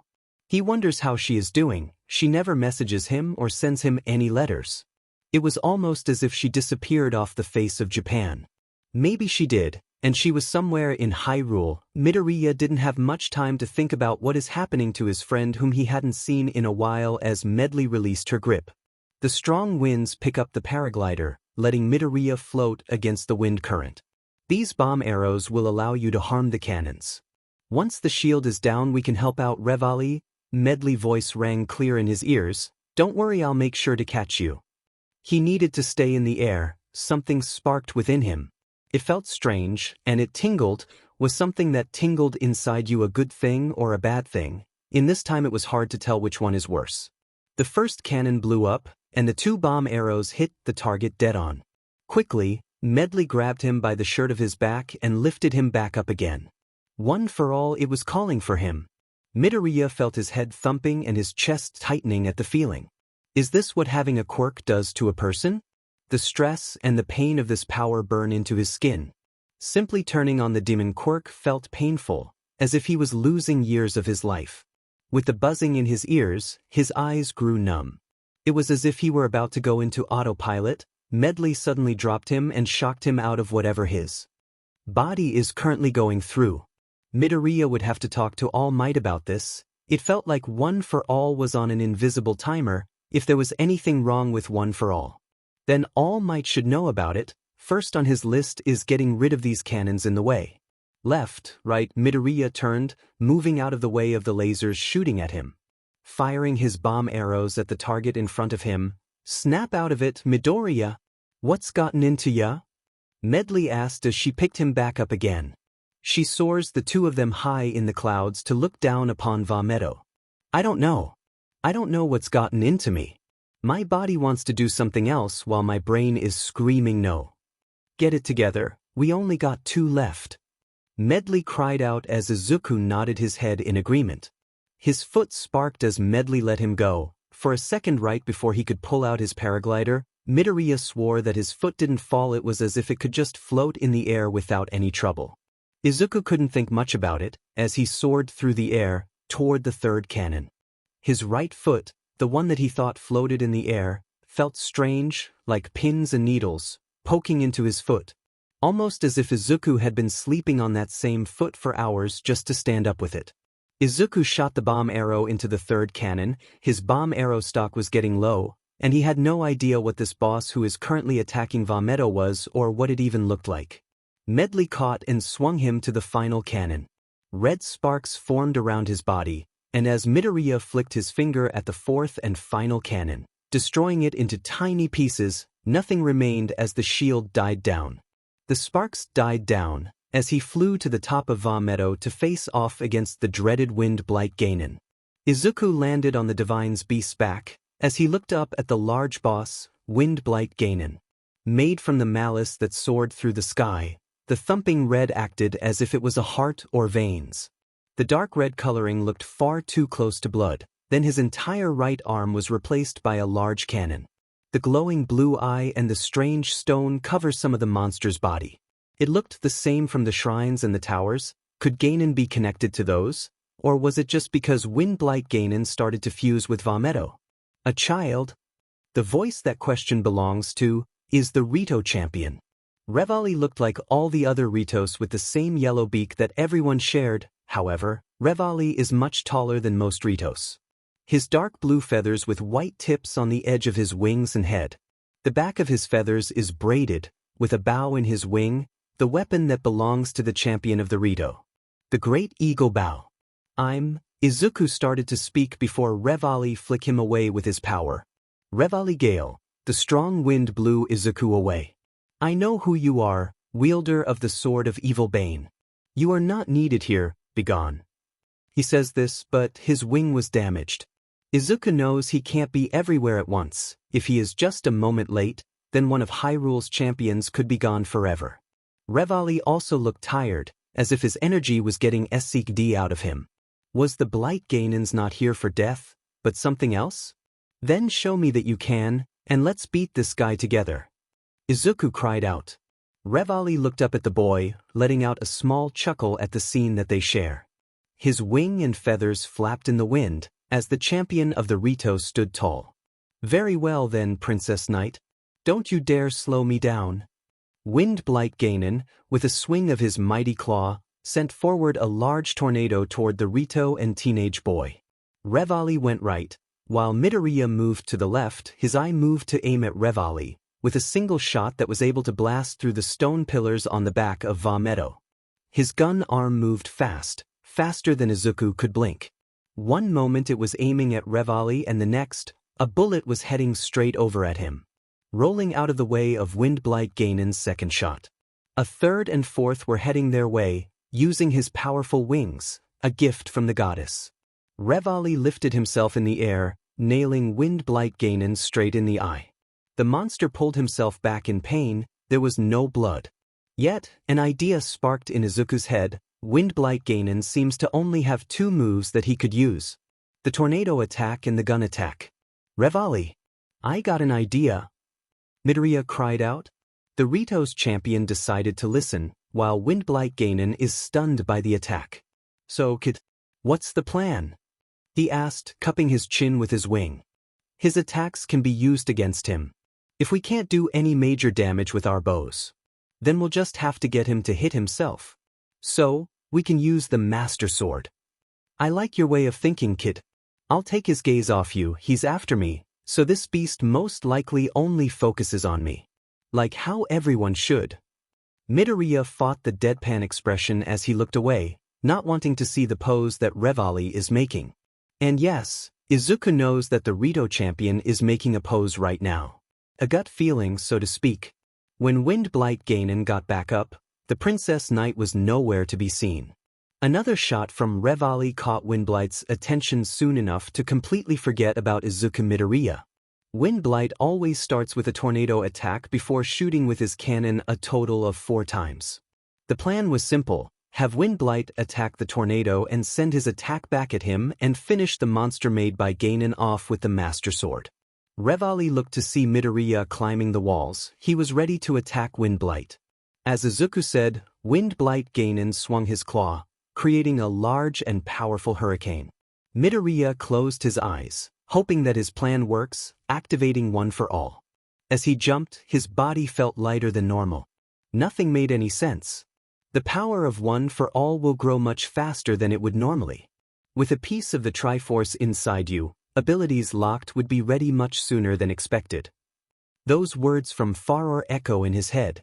Izuku landed on the cannon arm as Wind Blight threw the boy off, shooting 4 shots at the wielder of the Master Sword. Revali picked him up as they moved out of the way for the cannon to hit the tornado. The bullets came back at Wind Blight, striking the beast down from the sky that he wanted to call his own. Revali threw Midoriya as the chosen hero slammed down the Master Sword. In the eye of Wind Blight Ganon, the creature of Ganon's creation roared as the beast was defeated in a single blow. The malice broke away. A Wind Blight Ganon got destroyed piece by piece. As the lone heart container remained as it landed within Izuku's palm with a large grin on his face. He soon turned to Revali and bowed. Sorry, I can't stay longer. I need to go to Varuda. Then I best not slow you down. After all, you need all the training you can get if you hope to catch up to me. Izuku groaned as he rolled his eyes at the Rito. He is glad that Medli isn't like him, or he wouldn't like her as much as he did. His eyes widen as he wonders where that thought came from. Does he want to be with Medli like he is with Zelda, Fi, and Ruto? Medli landed near him with a smile. Good work, Midoriya. She spoke, pressing her soft feathers against him. The two were touching foreheads. Why the heck was Revali looking away? Medli pulled away, somehow embarrassed about what just happened. Before he could get any answers, he got whisked away to Zora's domain. Perhaps he should ask Fi about it when he gets the chance? He hopes that she knows why one of his friends is acting strange around him. Izuku would rather not have his friendship ruined like this. Fi, meanwhile, decided it's for the best not to tell Izuku that in Rito culture when one wants to kiss or mark their mate, they press their foreheads together. He would have to swim up a goddamn waterfall. The sweat dropped from his head, as Izuku would often check over his shoulder. There have been many hours of Ruto complaining to try to move in with him. Something to do with him being her future husband. The youngest princess seems to have this radar built into her whenever Izuku is around. "Darling Izuku!" Ruto cried out, tackling him to the ground. She came out of nowhere, and she wrapped her arms around him. Her face rubbed up against him, her grip was tight, and he felt like he couldn't move, he couldn't even hug her back. But the secret weapon. Ruto looked up at him just to be caught in a kiss. Her body started to melt from the kiss, as her grip weakened, finally letting Midoriya be free. "How can I get to Varuda?" Ruto smiled. "Well, I would normally give this to you unhesitatingly. But I fear that it's not 100% finished." An upper piece of armor. The Zora's armor. Ruto was acting like how Medley was acting when she decided to touch his forehead with his. Izuku seriously would never understand girls. Wait. How did Ruto know his size? The Zora armor fit like a glove. It was scary how well it fixes on his body, wasn't too tight, easy to move in, yet could handle hits well. My sister and brother watched over me making it. Approximately, it took me weeks to forge, but I didn't want any of their help.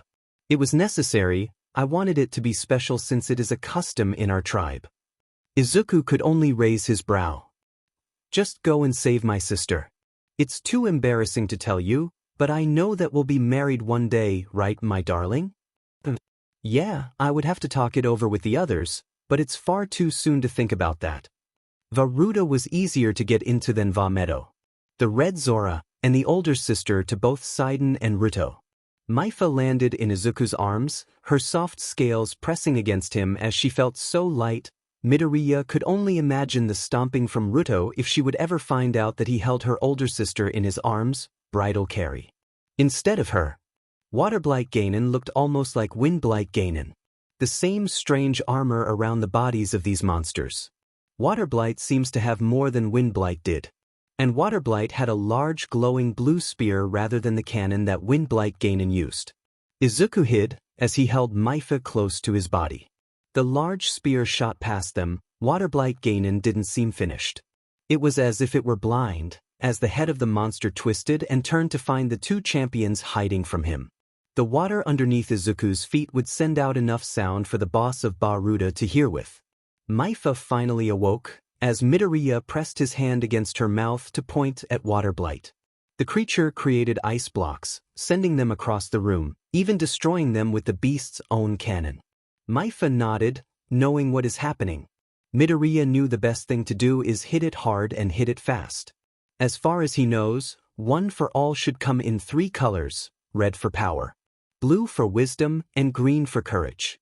Blue is speed and red is pushing past one's own limits. Izuku didn't even know what courage would give to him, despite it being his chosen Triforce, that power hadn't awakened. Izuku closed his eyes, trying to release One for All, wisdom form. Yet, nothing. Nothing came. No strange sparks or anything like that. It was as if One for All just turned on whenever the power felt like it. That would explain why it only activated when he wanted to save that Yui girl during the exams. It somewhat felt like something was blocking him from turning it on whenever he wanted to. He should talk to Faror after everything is done. Since when he gets into you, he shouldn't have a quirk that turns on whenever the hell it feels like. Right now, he needs to focus on Waterblight Ganon and his movement pattern. If he's anything like Windblight, he might only have 2 moves to pull from. That spear move and the ice block summon. A strange melody began to play through the halls. Waterblight looked around, as did Maifa and Izuku. The Zora's oldest princess swam through the water that was flooding Varuda, as Izuku created the large ice pillars and used his cryones to destroy any ice blocks coming his or Maifa's way. Slashing at Waterblight Ganon, firing his arrows at the eyeball of Waterblight. The eye is the weak point of all the Blight Ganons.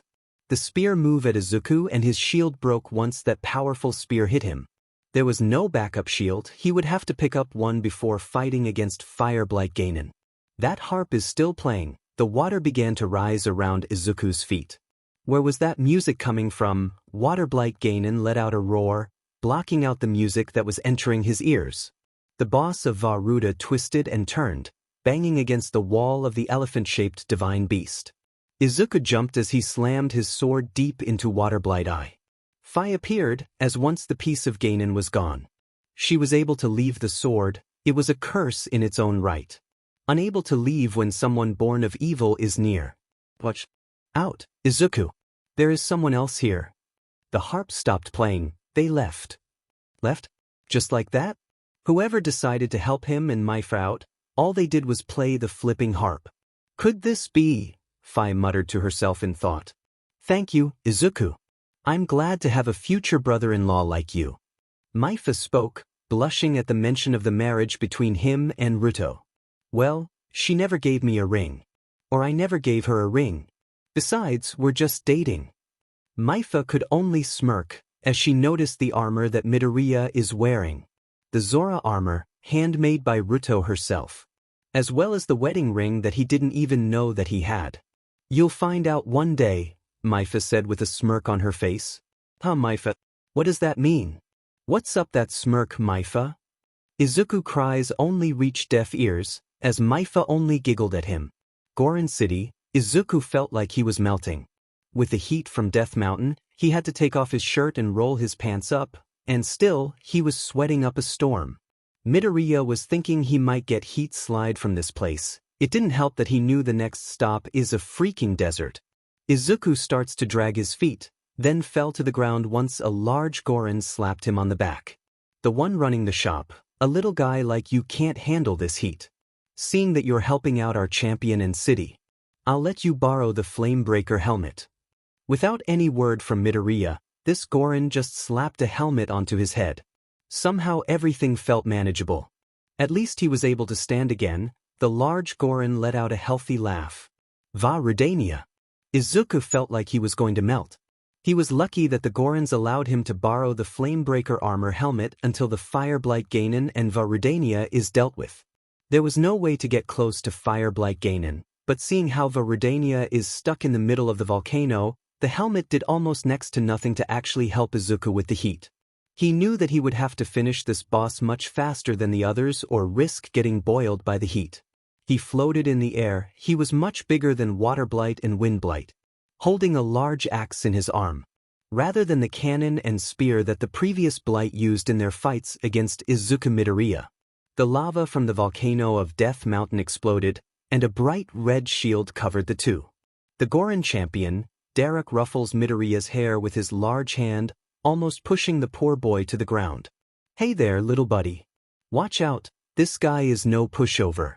It seems like this Blight was able to control the surrounding area.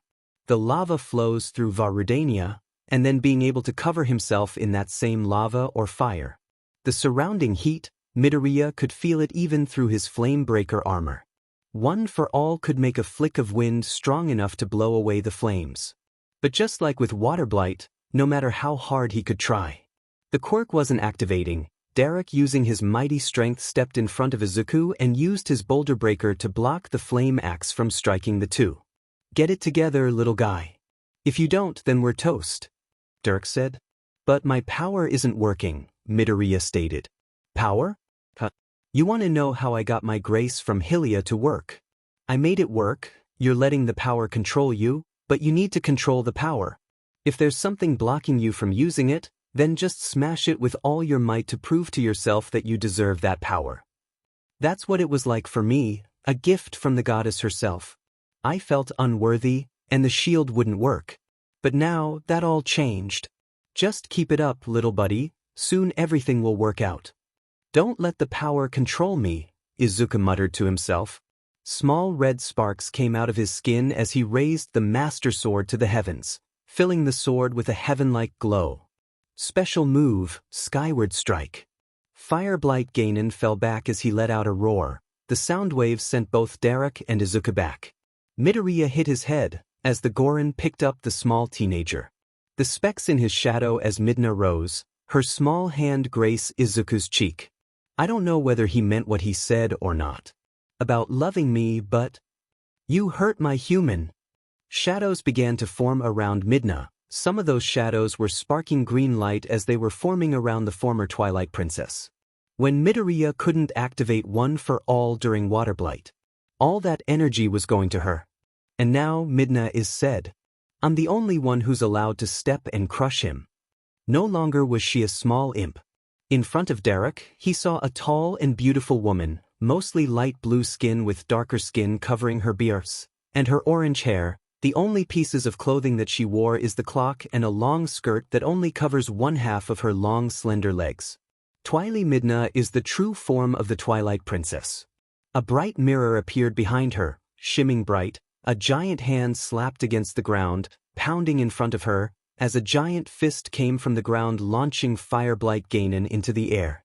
Then she followed it by summoning a giant cannon, bright white, as it shot several gigantic beams of light forward. When Fireblight Ganon crashed to the ground, Twilight Midna summons her large hand from the mirror again. Pounds in front of her, do a 360 spin, hitting the boss, slap him to the left and then to the right. Then she followed by another slap to the ground, sending 5 balls of energy in a fan pattern that caused Fireblight to start to wobble. All these attacks were bright green, the strongest of all the energy that courses through Twilight Midna's body. Then she would push her hand forward in a narrow line before finishing by bringing forth her Mirror of Twilight in a short light base attack. She soon summoned a bridge from her realm as she smashed it on the left, right, and then on the back of Fireblight. Soon summon a pack of giant wolves. The largest one is in the front as she rides upon it, as all 3 shadow wolves charged into Fireblight Ganon. Soon the boss start to spark as it died, and the malice left Varudania. Izuku looked up, rubbing his tired eyes, seeing Twilight Midna. "Either I died, or you became an XH beating C. What did you say?" "This is my true form. Kneel before your queen." Twilight Midna spoke, as Midoriya couldn't even look at her. "Yeah, that true form is going to end up in jail if she decides to dress up half-naked like that. I don't want anyone else to see you like that. This is my true form. Does my beauty leave you speechless? You are the only one who gets the right to gaze upon me," Twilight Midna spoke, leaning up closer to Izuku. Just for smoke to come out of her as the imp version of Midna landed upon Midoriya's lap. "Huh, I guess it's a time-based thing. Like that all-fight guy or whatever his name is. But instead I become a CC lady. I think I won this game of cat and mouse." Izuku Midoriya appeared at Vanaboris, confused about why he is here and not where he wanted to teleport to. Midoriya looked at Sheikah's slate to see if the thing was broken. Midna came from his shadow. Rather upset that she was only in her true form for one battle, and that Izuku didn't comment on her at all. But being next to him, in his shadow, is nice. Less legwork for you human. Now, get moving. Midna snapped at him.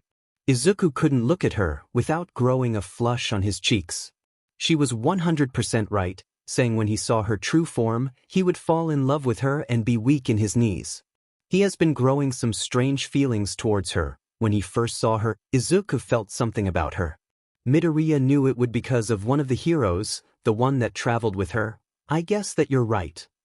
He wasn't looking at her, as if he was agitated at her for some reason. If he was going to be a child, then Midna would do the same thing to him.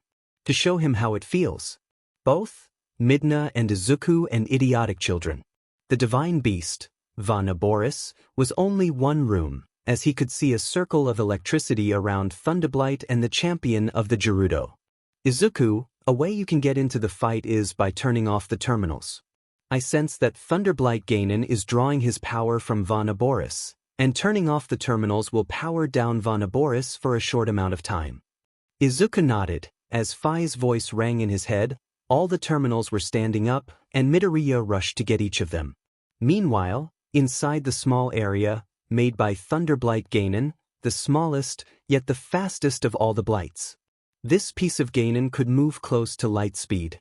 Moving in a blink of an eye, 1 second he's far away and the next his razor-sharp sword intends to cut through the skin of anyone that dares to oppose him. Yet, there is someone who opposes Thunderblight Ganon, the champion of the Gerudo, Urbosa. The dark-skinned bombshell herself. Her strong legs, those rock-hard abs, the blue piece of clothing that she wore to match the other champions. The skirt only covers one half of her leg as Twily Midna did. The breastplate armor, with the shoulder armor. The golden necklaces around her neck and the large earrings on her ears. With her weapon, the scimitar of the Seven and shield, Daybreak. Urbosa never blinked as her scimitar clashed against Thunderblight's own blade. The sparks would fly out of Thunderblight Ganon, as Urbosa backed away. Her gift was useless right now. This demon could isekai up any electricity that came his way. Yet, Urbosa didn't spend years of her life training to defeat the previous queen of the Gerudos, proving her worth to the princess of Hyrule, to give up now. Not against something that she was entrusted to take down. The hero of legend was meant to arrive soon, as Urbosa's fury grew at the mere thought of that boy. It doesn't help that every single Gerudo has been telling her to find a worthy foe for her to sleep with, so Urbosa could get the next possible new ruler as soon as possible. Currently, it looks like that title would belong to her niece, Mikila Raju. The clashing of steel versus the strange blue energy swords that Thunderblight Ganon wields, the sparks grew each time the two hit. His energy sword slashed against Urbosa's Daybreaker shield, as her scimitar of the Seven did nothing to that strange shield. The sword of Thunderblight Ganon sliced through Urbosa's side, and then her leg. Causing the Gerudo warrior to fall to her knee, Thunderblight Ganon floated in front of her, his sword pressing up against her neck. Pulling his blade back for the swing, instead of slicing through her neck. All Urbosa heard was the clashing of steel. The hero of legend looked dead tired as he pushed Thunderblight Ganon back, even giving a smile toward Urbosa. "Leave this one to me." Urbosa could only laugh as she forced herself to stand back up. Her body was shaking as the blood dripped from the side of her stomach and the deep cut into her thigh. "Don't count me out of this fight." Midoriya's eyes scanned over her body, the wounds more than anything else drawing Izuku's gaze. Being a warrior isn't fighting to the death, that's only the route of an idiot. My teacher and my hero lost half of his stomach in a fight. He can barely fight anymore, always on a time limit. Do you really want your people to suffer your pain? You've done plenty, just rest. Sparks began to fly out of Thunderblight Ganon. His movements were too fast. Not let the power control you, you control the power. Izuku's eyes open up as blue sparks begin to course through his body. Urbosa couldn't even see the two of them fighting anymore, as the blue light was battling the yellow light, the sparks of fire that were caused when the Master Sword and Thunderblight's swords clashed with one another. Izuku knew that his divine speed won't last too much longer. He is indeed faster than Thunderblight, but not by much. He also didn't know how to activate two of those Goddess 1 for all abilities at the same time. Or how much damage those two Goddess abilities would cause to this body, or if the seal on Limit Break would well break.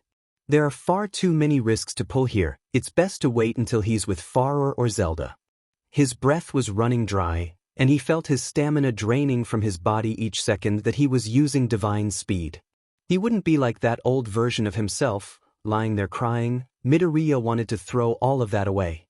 Thunderblight and Izuku charged at each other, for one final strike, to decide which one is the winner. As Midoriya let out a yell as he drove his sword straight into Thunderblight Ganon's chest, Thunderblight's blade pierced Izuku's right shoulder. Fi appeared to catch the falling Izuku in her arms.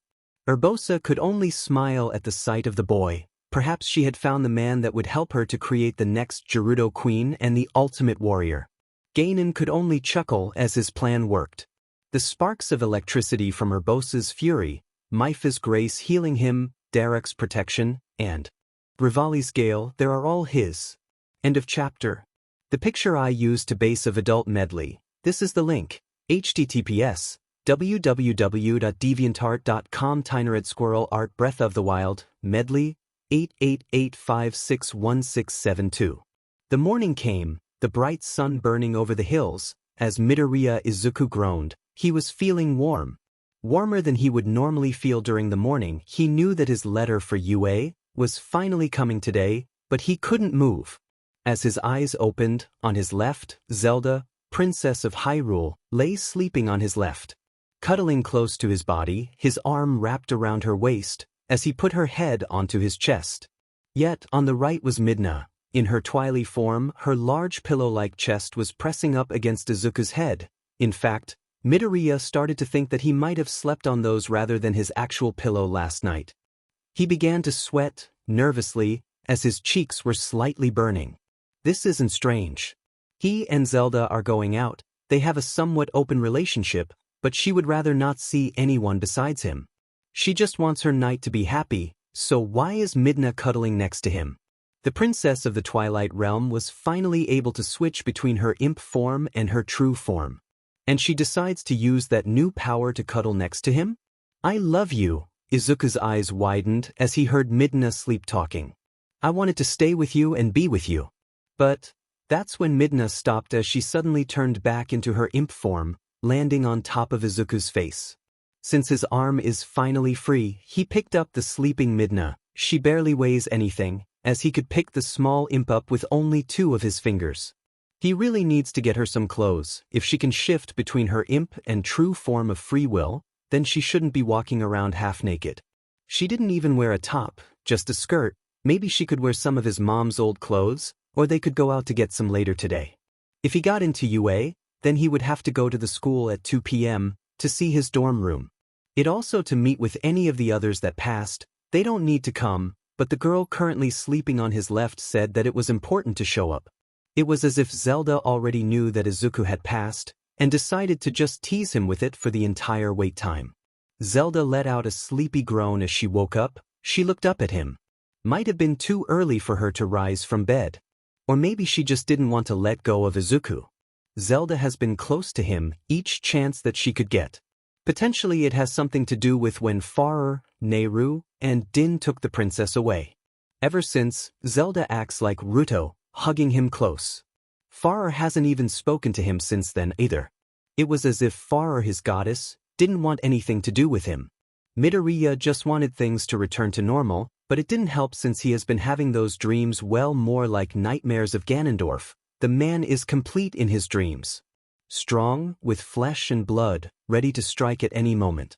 Izuku didn't know what kept that king of evil waiting as if he were waiting for the perfect time. With how many heroes around, and the villains, it would cause a 3-way war. It would be hard to start one with only base information. If all the legends about Ganon were true, a beast that was able to conquer Hyrule over and over, then it would make sense that he was building his army or waiting for that thing Zelda called the Blood Moon, which powers Ganon and anyone who follows underneath him for a single night. We need to get Midna some clothes. She can't walk around naked all the time, Izuku spoke. It sounds like you want a date with her, Zelda commented. He looked at his imp. She always calls him her human. It made Midoriya think that he was something special to her, but he was always behind her special one, the hero that she first meet, the hero of Twilight. The same hero of Twilight that told him, look after Midna for me. He couldn't lie that he cares for her more than just friends. Should he go after her? Midna has her memory. He was unable to tell as she wakes, sitting close to Izuku's face, as she could easily steal a kiss away from him. Midna hightails it back into Izuku's shadow. As Izuku could hear his mother calling his name, it was time. His letter for UA is finally here for him. Zelda gave his cheek a kiss, for good luck, as she knew her one was here as well. The thing that Zelda is wondering is which one of the Triforce goddesses won the bet on how many points Izuku Midoriya got during his entrance exams. Izuku came out of his bedroom. His clothes were messy. It makes sense seeing how he was getting cuddled by 2 lovely ladies on both sides of his body. Somewhere Izuku felt a boy around his age, crying out for blood. It's weird that Midoriya knew about that or at least had that feeling it was happening. His dear mother, Inko, was holding the letter from you. Izuku rushed to his room, and Zelda leaned her chin on his shoulder. Midna appeared to sit on his lap and Phi came out of his sword. As the disc rolled on his study desk. I am here. The yelling from All Might ticked Midna off, but he made her human smile, so brightly that she guesses she could put up with it for a while. Just because of that smile, and her human happiness. All Might? Or should I say Yagi-sensei? Or is it All Might? Why are you at UA? Izuku asked. No matter how cute Izuku can be, did he really forget that this All Might was a recorded message and can't hear him or answer any of his questions? Well, young Midoriya. You are looking at one of the many new teachers at UA. Or maybe he could. No, All Might isn't smart enough to guess what Midoriya would say next. Me, two twin sisters, known as CIA and Lana, and Wane even got a new homeroom teacher. But you place first in the exam. Heh, told you, human. You had nothing to fear. While everyone got 6 points, you got 50. Midna spoke. You got 60 rescue points, which is the cap. But well, the exam was different. Normally would only be 150 robots. However, CIA and Lana, the teachers for Hyrule history, well, they made far more than that number. The monsters that the students fought didn't stop until the clock hit 0. Zelda stopped to think about that. It does make sense, since she was keeping count of her points. During the exam, at certain points when she was fighting, Zelda thought she got the numbers wrong, but that couldn't be the case. And I know young Princess Zelda is with you at the moment. Young Midoriya, so Princess Zelda's score is a total of 2,370 points, while young Midoriya's score is a total of 4, first and second place. Yes, Lana and CA both got chewed out for creating over 4,000 monsters. Then they went, ain't this school's whole motto, go beyond? How are you meant to do that when you only have a set number? All Might got off point there. Sorry about that, I lost my train of thought. Welcome, this is your Hero Academia. To say that Midna is upset would be a downplay to how furious and infuriated she currently is. Izuku had time to kill until he was meant to go up to UA at 2 to see his dorm room. And everyone that might be living with him for the next 3 years, so he and Midna decided to go clothes shopping for her, so whenever she changes into her true form, she wouldn't be wearing just a skirt and a hood. Midoriya states that would get Midna arrested if she did it in front of anyone else, which, in turn, caused Midna to grin and respond with, "Huh, I bet you wouldn't mind if I wore that outfit for your eyes only." So why is Midna upset? Well, that's because of the +1. The Rito girl known as Medley decided to tag along on Midna's date. She means day, on her day with her human.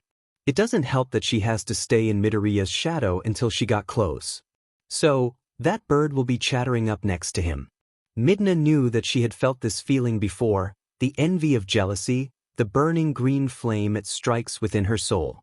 It was her first friend, but that was how he saw her. As a friend. One of Zelda's knights. Link.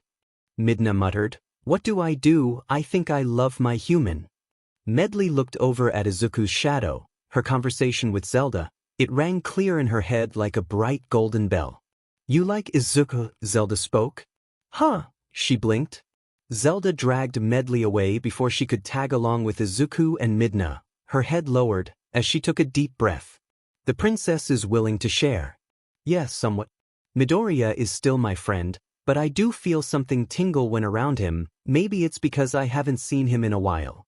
You can take your time. Midna is currently in the same boat as you. I think she hasn't realized that her first friend and her human are the same person yet.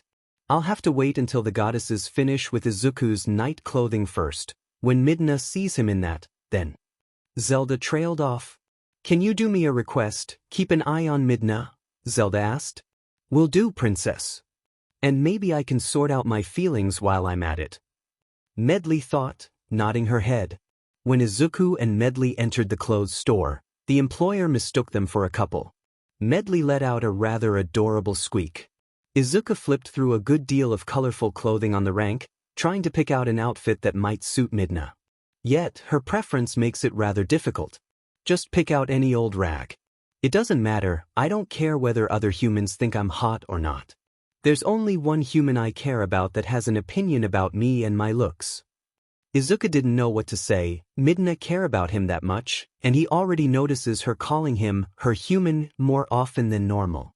What do you think, Medley? Izuku wondered. Medley snickers into her wing. Well, if Midna doesn't mind, then we can just pick this checkered dress for her.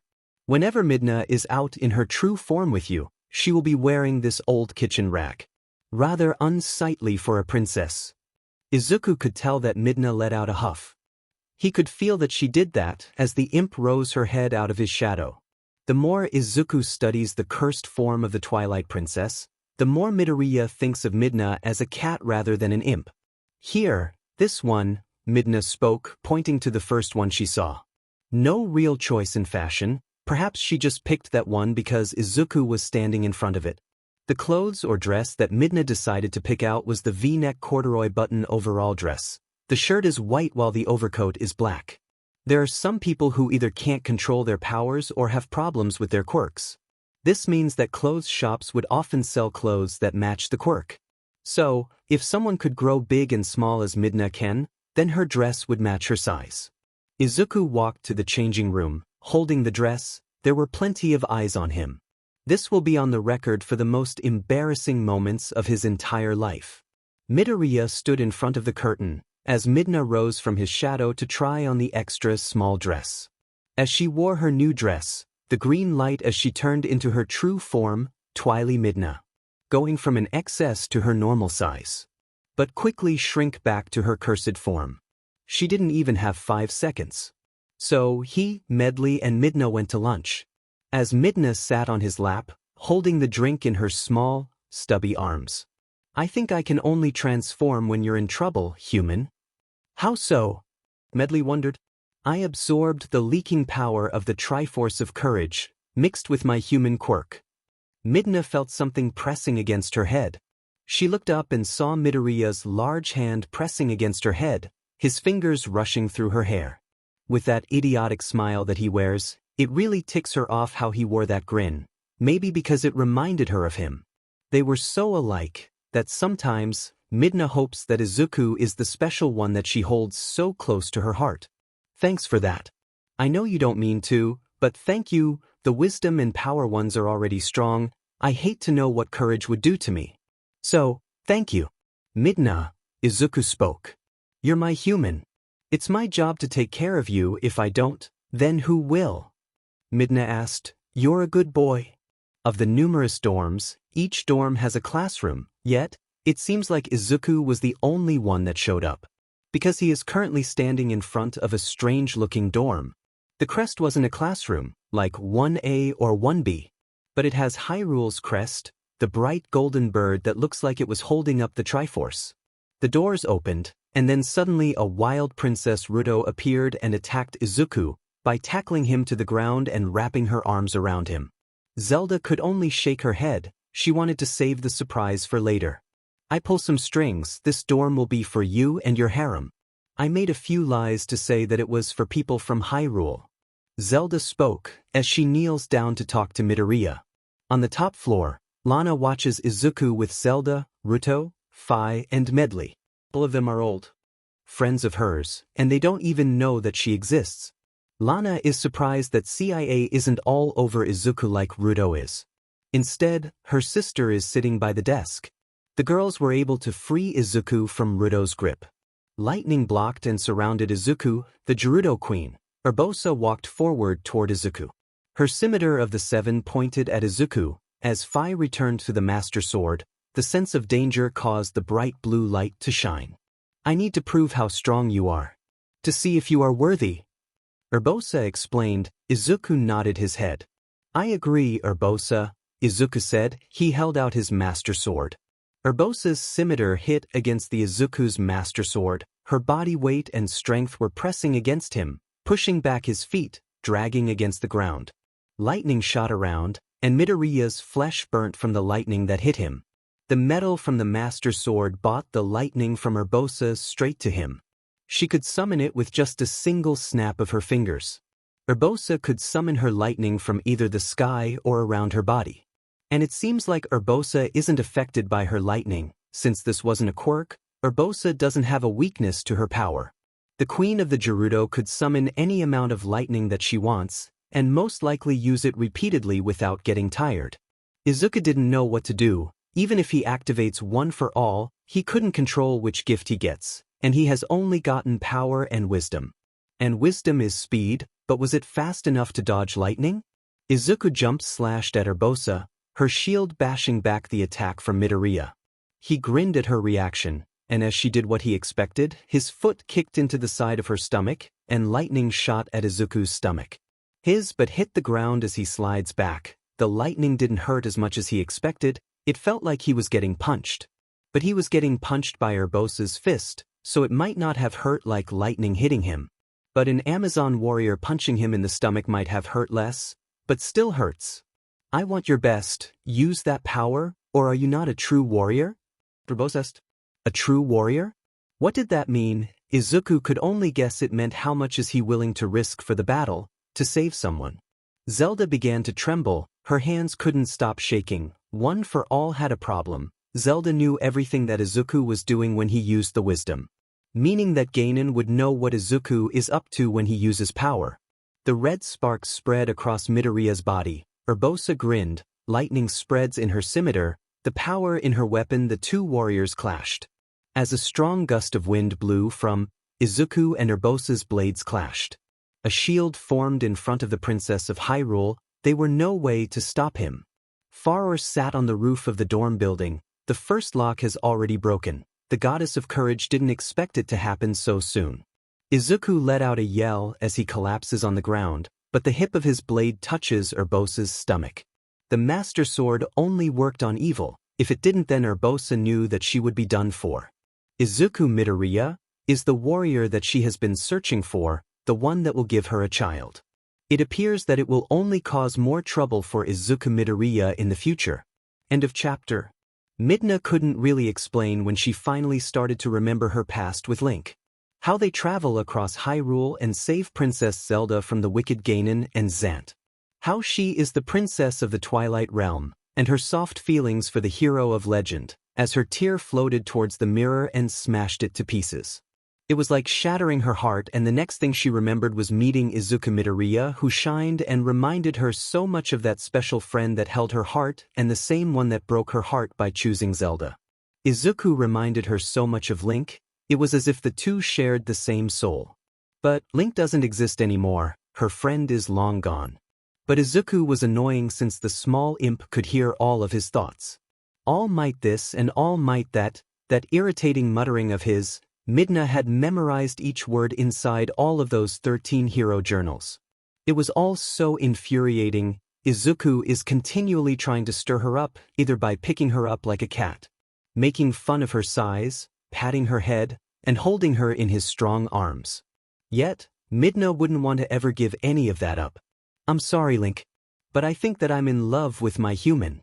In love with Izuku. Midna spoke, holding her knees to her chest. It was bright in the morning. As Izuku walked hand-holding Zelda's, his eyes drifted towards his shadow, the Master Sword on his back. His first week in UA yet, something was telling him about Midna. She hadn't really talked to him much, only really coming out to steal something to eat.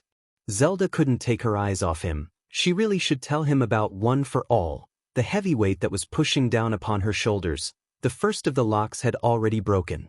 Much faster than she and the goddesses thought. That first lock wasn't meant to break until most likely the first battle trials. Yet it might be too late. How would something like this even get brought up? As the wielder of the Triforce of Wisdom, nothing was coming to her mind. She lacks the courage to speak her mind, some ruler she is going to turn out to be. Not even Fi knows, and if she did, then Izuku would. Something on your mind? Izuku wondered. The wind blew through Zelda's glimmering golden hair. How can you tell someone that you love that they will die? Does Zelda need to get her goodbyes ready? Even if she does, that won't stop Izuku. He would still use One for All when he needs to. After all, that's what he does. Goes beyond. No, it's nothing. Zelda spoke with a heavy sigh that escaped her lips. Would she regret those actions? Zelda brushed her hair with the palm of her hand, stating that there was something stuck in her eye. As the pair rolled up to the gate of UA High, the gates of UA High, the large stone walls that surrounded the outside, went on for a mile long, with no real way to climb on it and glass moreover stone. It was slightly dirty, with the big and open gate that Izuku stood in front of. A blue archway, with the gold U and an A within the U. Many trees off in the side of the courtyard. 3 stone archways lead up to the statue that stood in the center. Then there's the building itself, the largest school in the entire world. Shaped like a giant H, with many dorms that the students stay in during the week and return home on the weekends. The hallways were long and large. With glass windows on both sides, classrooms were ordered by number and ranked. On the first floor are the first years, the second floor belongs to the second years, and the third floor belongs to the third years. Hero classes come first, while dead last was general studies course. The people who didn't really fit in anywhere, right after heroes, it was business studies and then support. Yet, Izuku and Zelda were located in class 1A.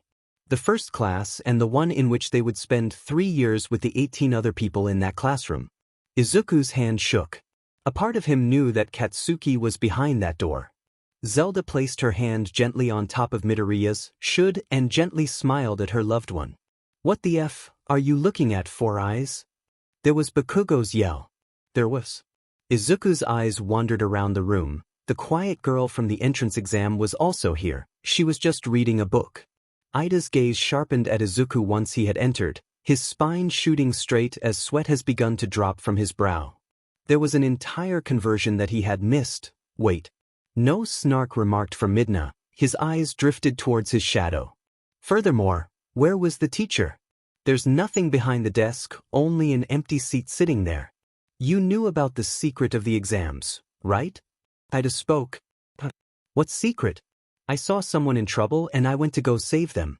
I couldn't care if it gave me any points. Midoriya spoke, rather confused about what Ida was even talking about. Nonsense. Ida waved his hand up and down. It was as if he was a robot or something. Izuku's eyes drifted around the classroom. It was deafening at points, so many people chattering to each other, as the girls gossiping to each other. Yude seems just like another school, just another place for him to be. Is it really all right for him to be in here? Sitting down with classes while Ganon's minions roam Hyrule free to attack innocent people, Midoriya stepped outside the classroom, as his back pressed against the wall and he slid down to the ground. His chest was hurting as he let out loud coughs into his elbow. He could hear the pitter-patter of footsteps close to him as they stopped. Izuku didn't look up. Was there any need to at this point?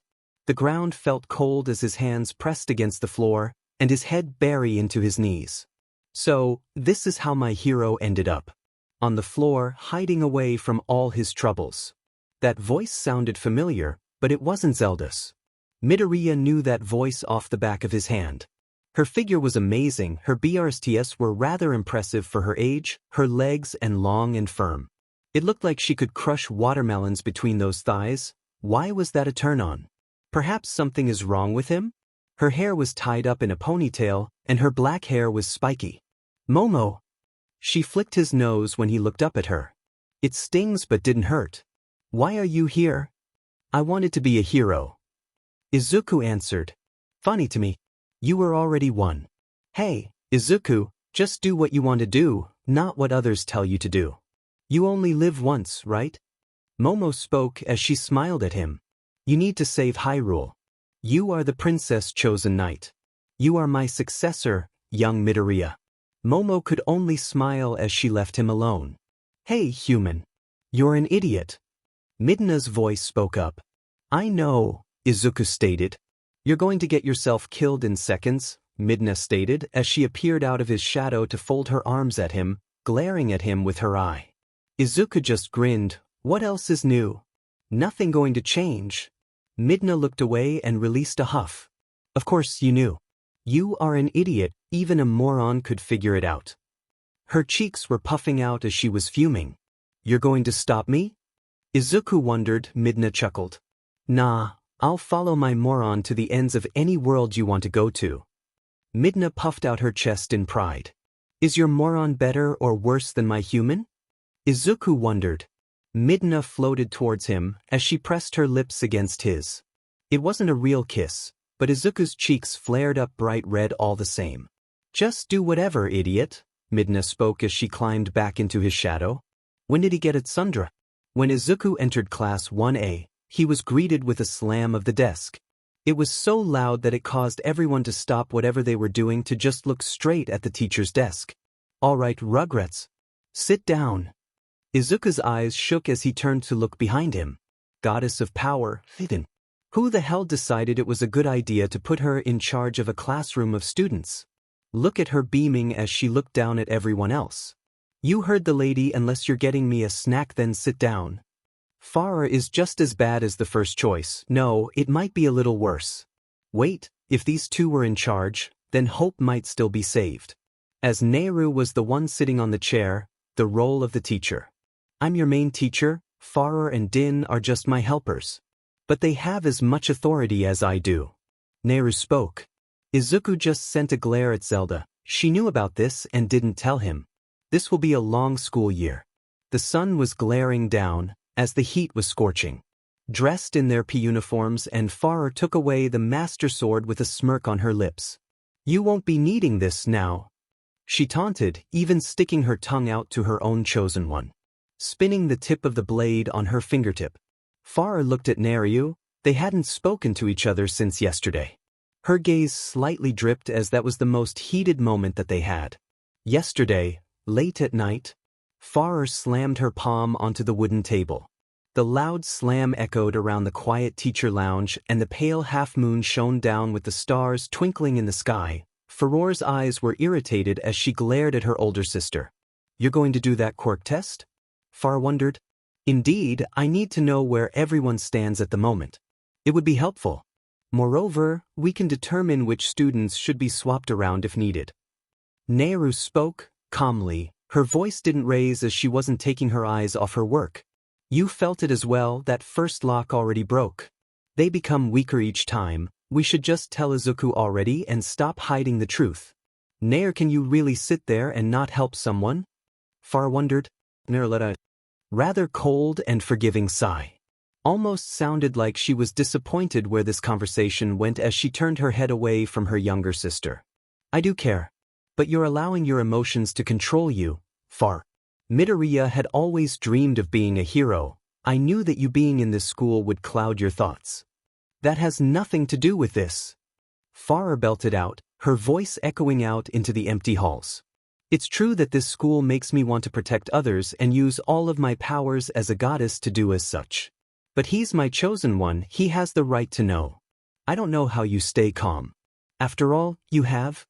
Midoriya wouldn't slow down, even if we told him otherwise. Besides, with threats looming overhead and Ganon back at full power, he would be making his first move soon. As teachers, we must put everyone first and not the people we care most about, Nehru explained. Are you stupid or what? We can do both. What's the point of protecting everyone if we have to give up the people who are dear to us? I don't want to lose him. Izuku is the last chosen one, Nehru. There are no more, Link or otherwise. The Master Sword can only be wielded by him. Farah's voice quaked. Farah, please shut up. I know Midoriya means a lot to you, but he's still a human. He means nothing to gods like us. That alone provoked Farah enough to punch Nehru in the cheek. The oldest goddess's cheek turned bright red from the blow. If you can't see the difference, then you're no better than Ganon. Farah left as Nehru held her cheek. I do want to save Midoriya. I love him with all my heart. She mumbled under her breath, hoping that her sister wouldn't hear her. First test, ball throw. Din blew her whistle, shouting the names she wanted to see first: Shoto Todoroki, Katsuki Bakugo, and Rikido Sato. The goddess stood proud as if she were puffing out her small chest in some strange sense of pride.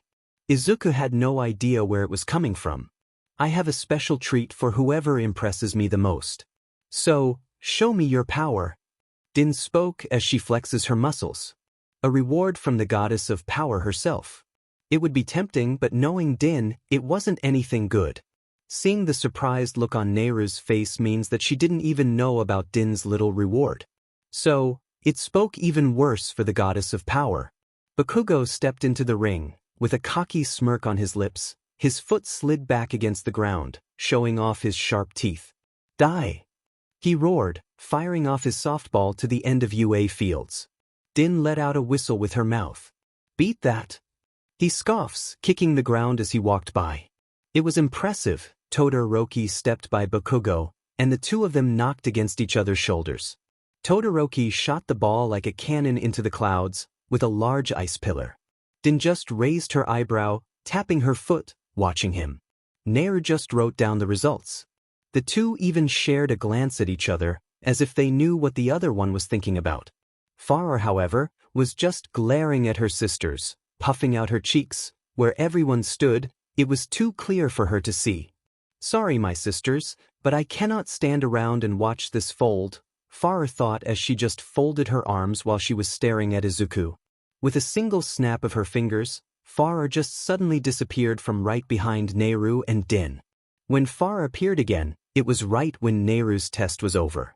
She could see Din letting out a disapproving huff towards Todoroki, as she was just shaking her head. Farah couldn't look any of them in the eyes, not yet. It was for the best if she didn't. Besides, Midoriya, who didn't use his quirk. Todoroki came in last place. Nehru commented, "Listen here, you little weeds." Din shouted, "I won't allow anyone to half-butt anything in my class. If you don't show your full power, then you are getting kicked out. Got that?"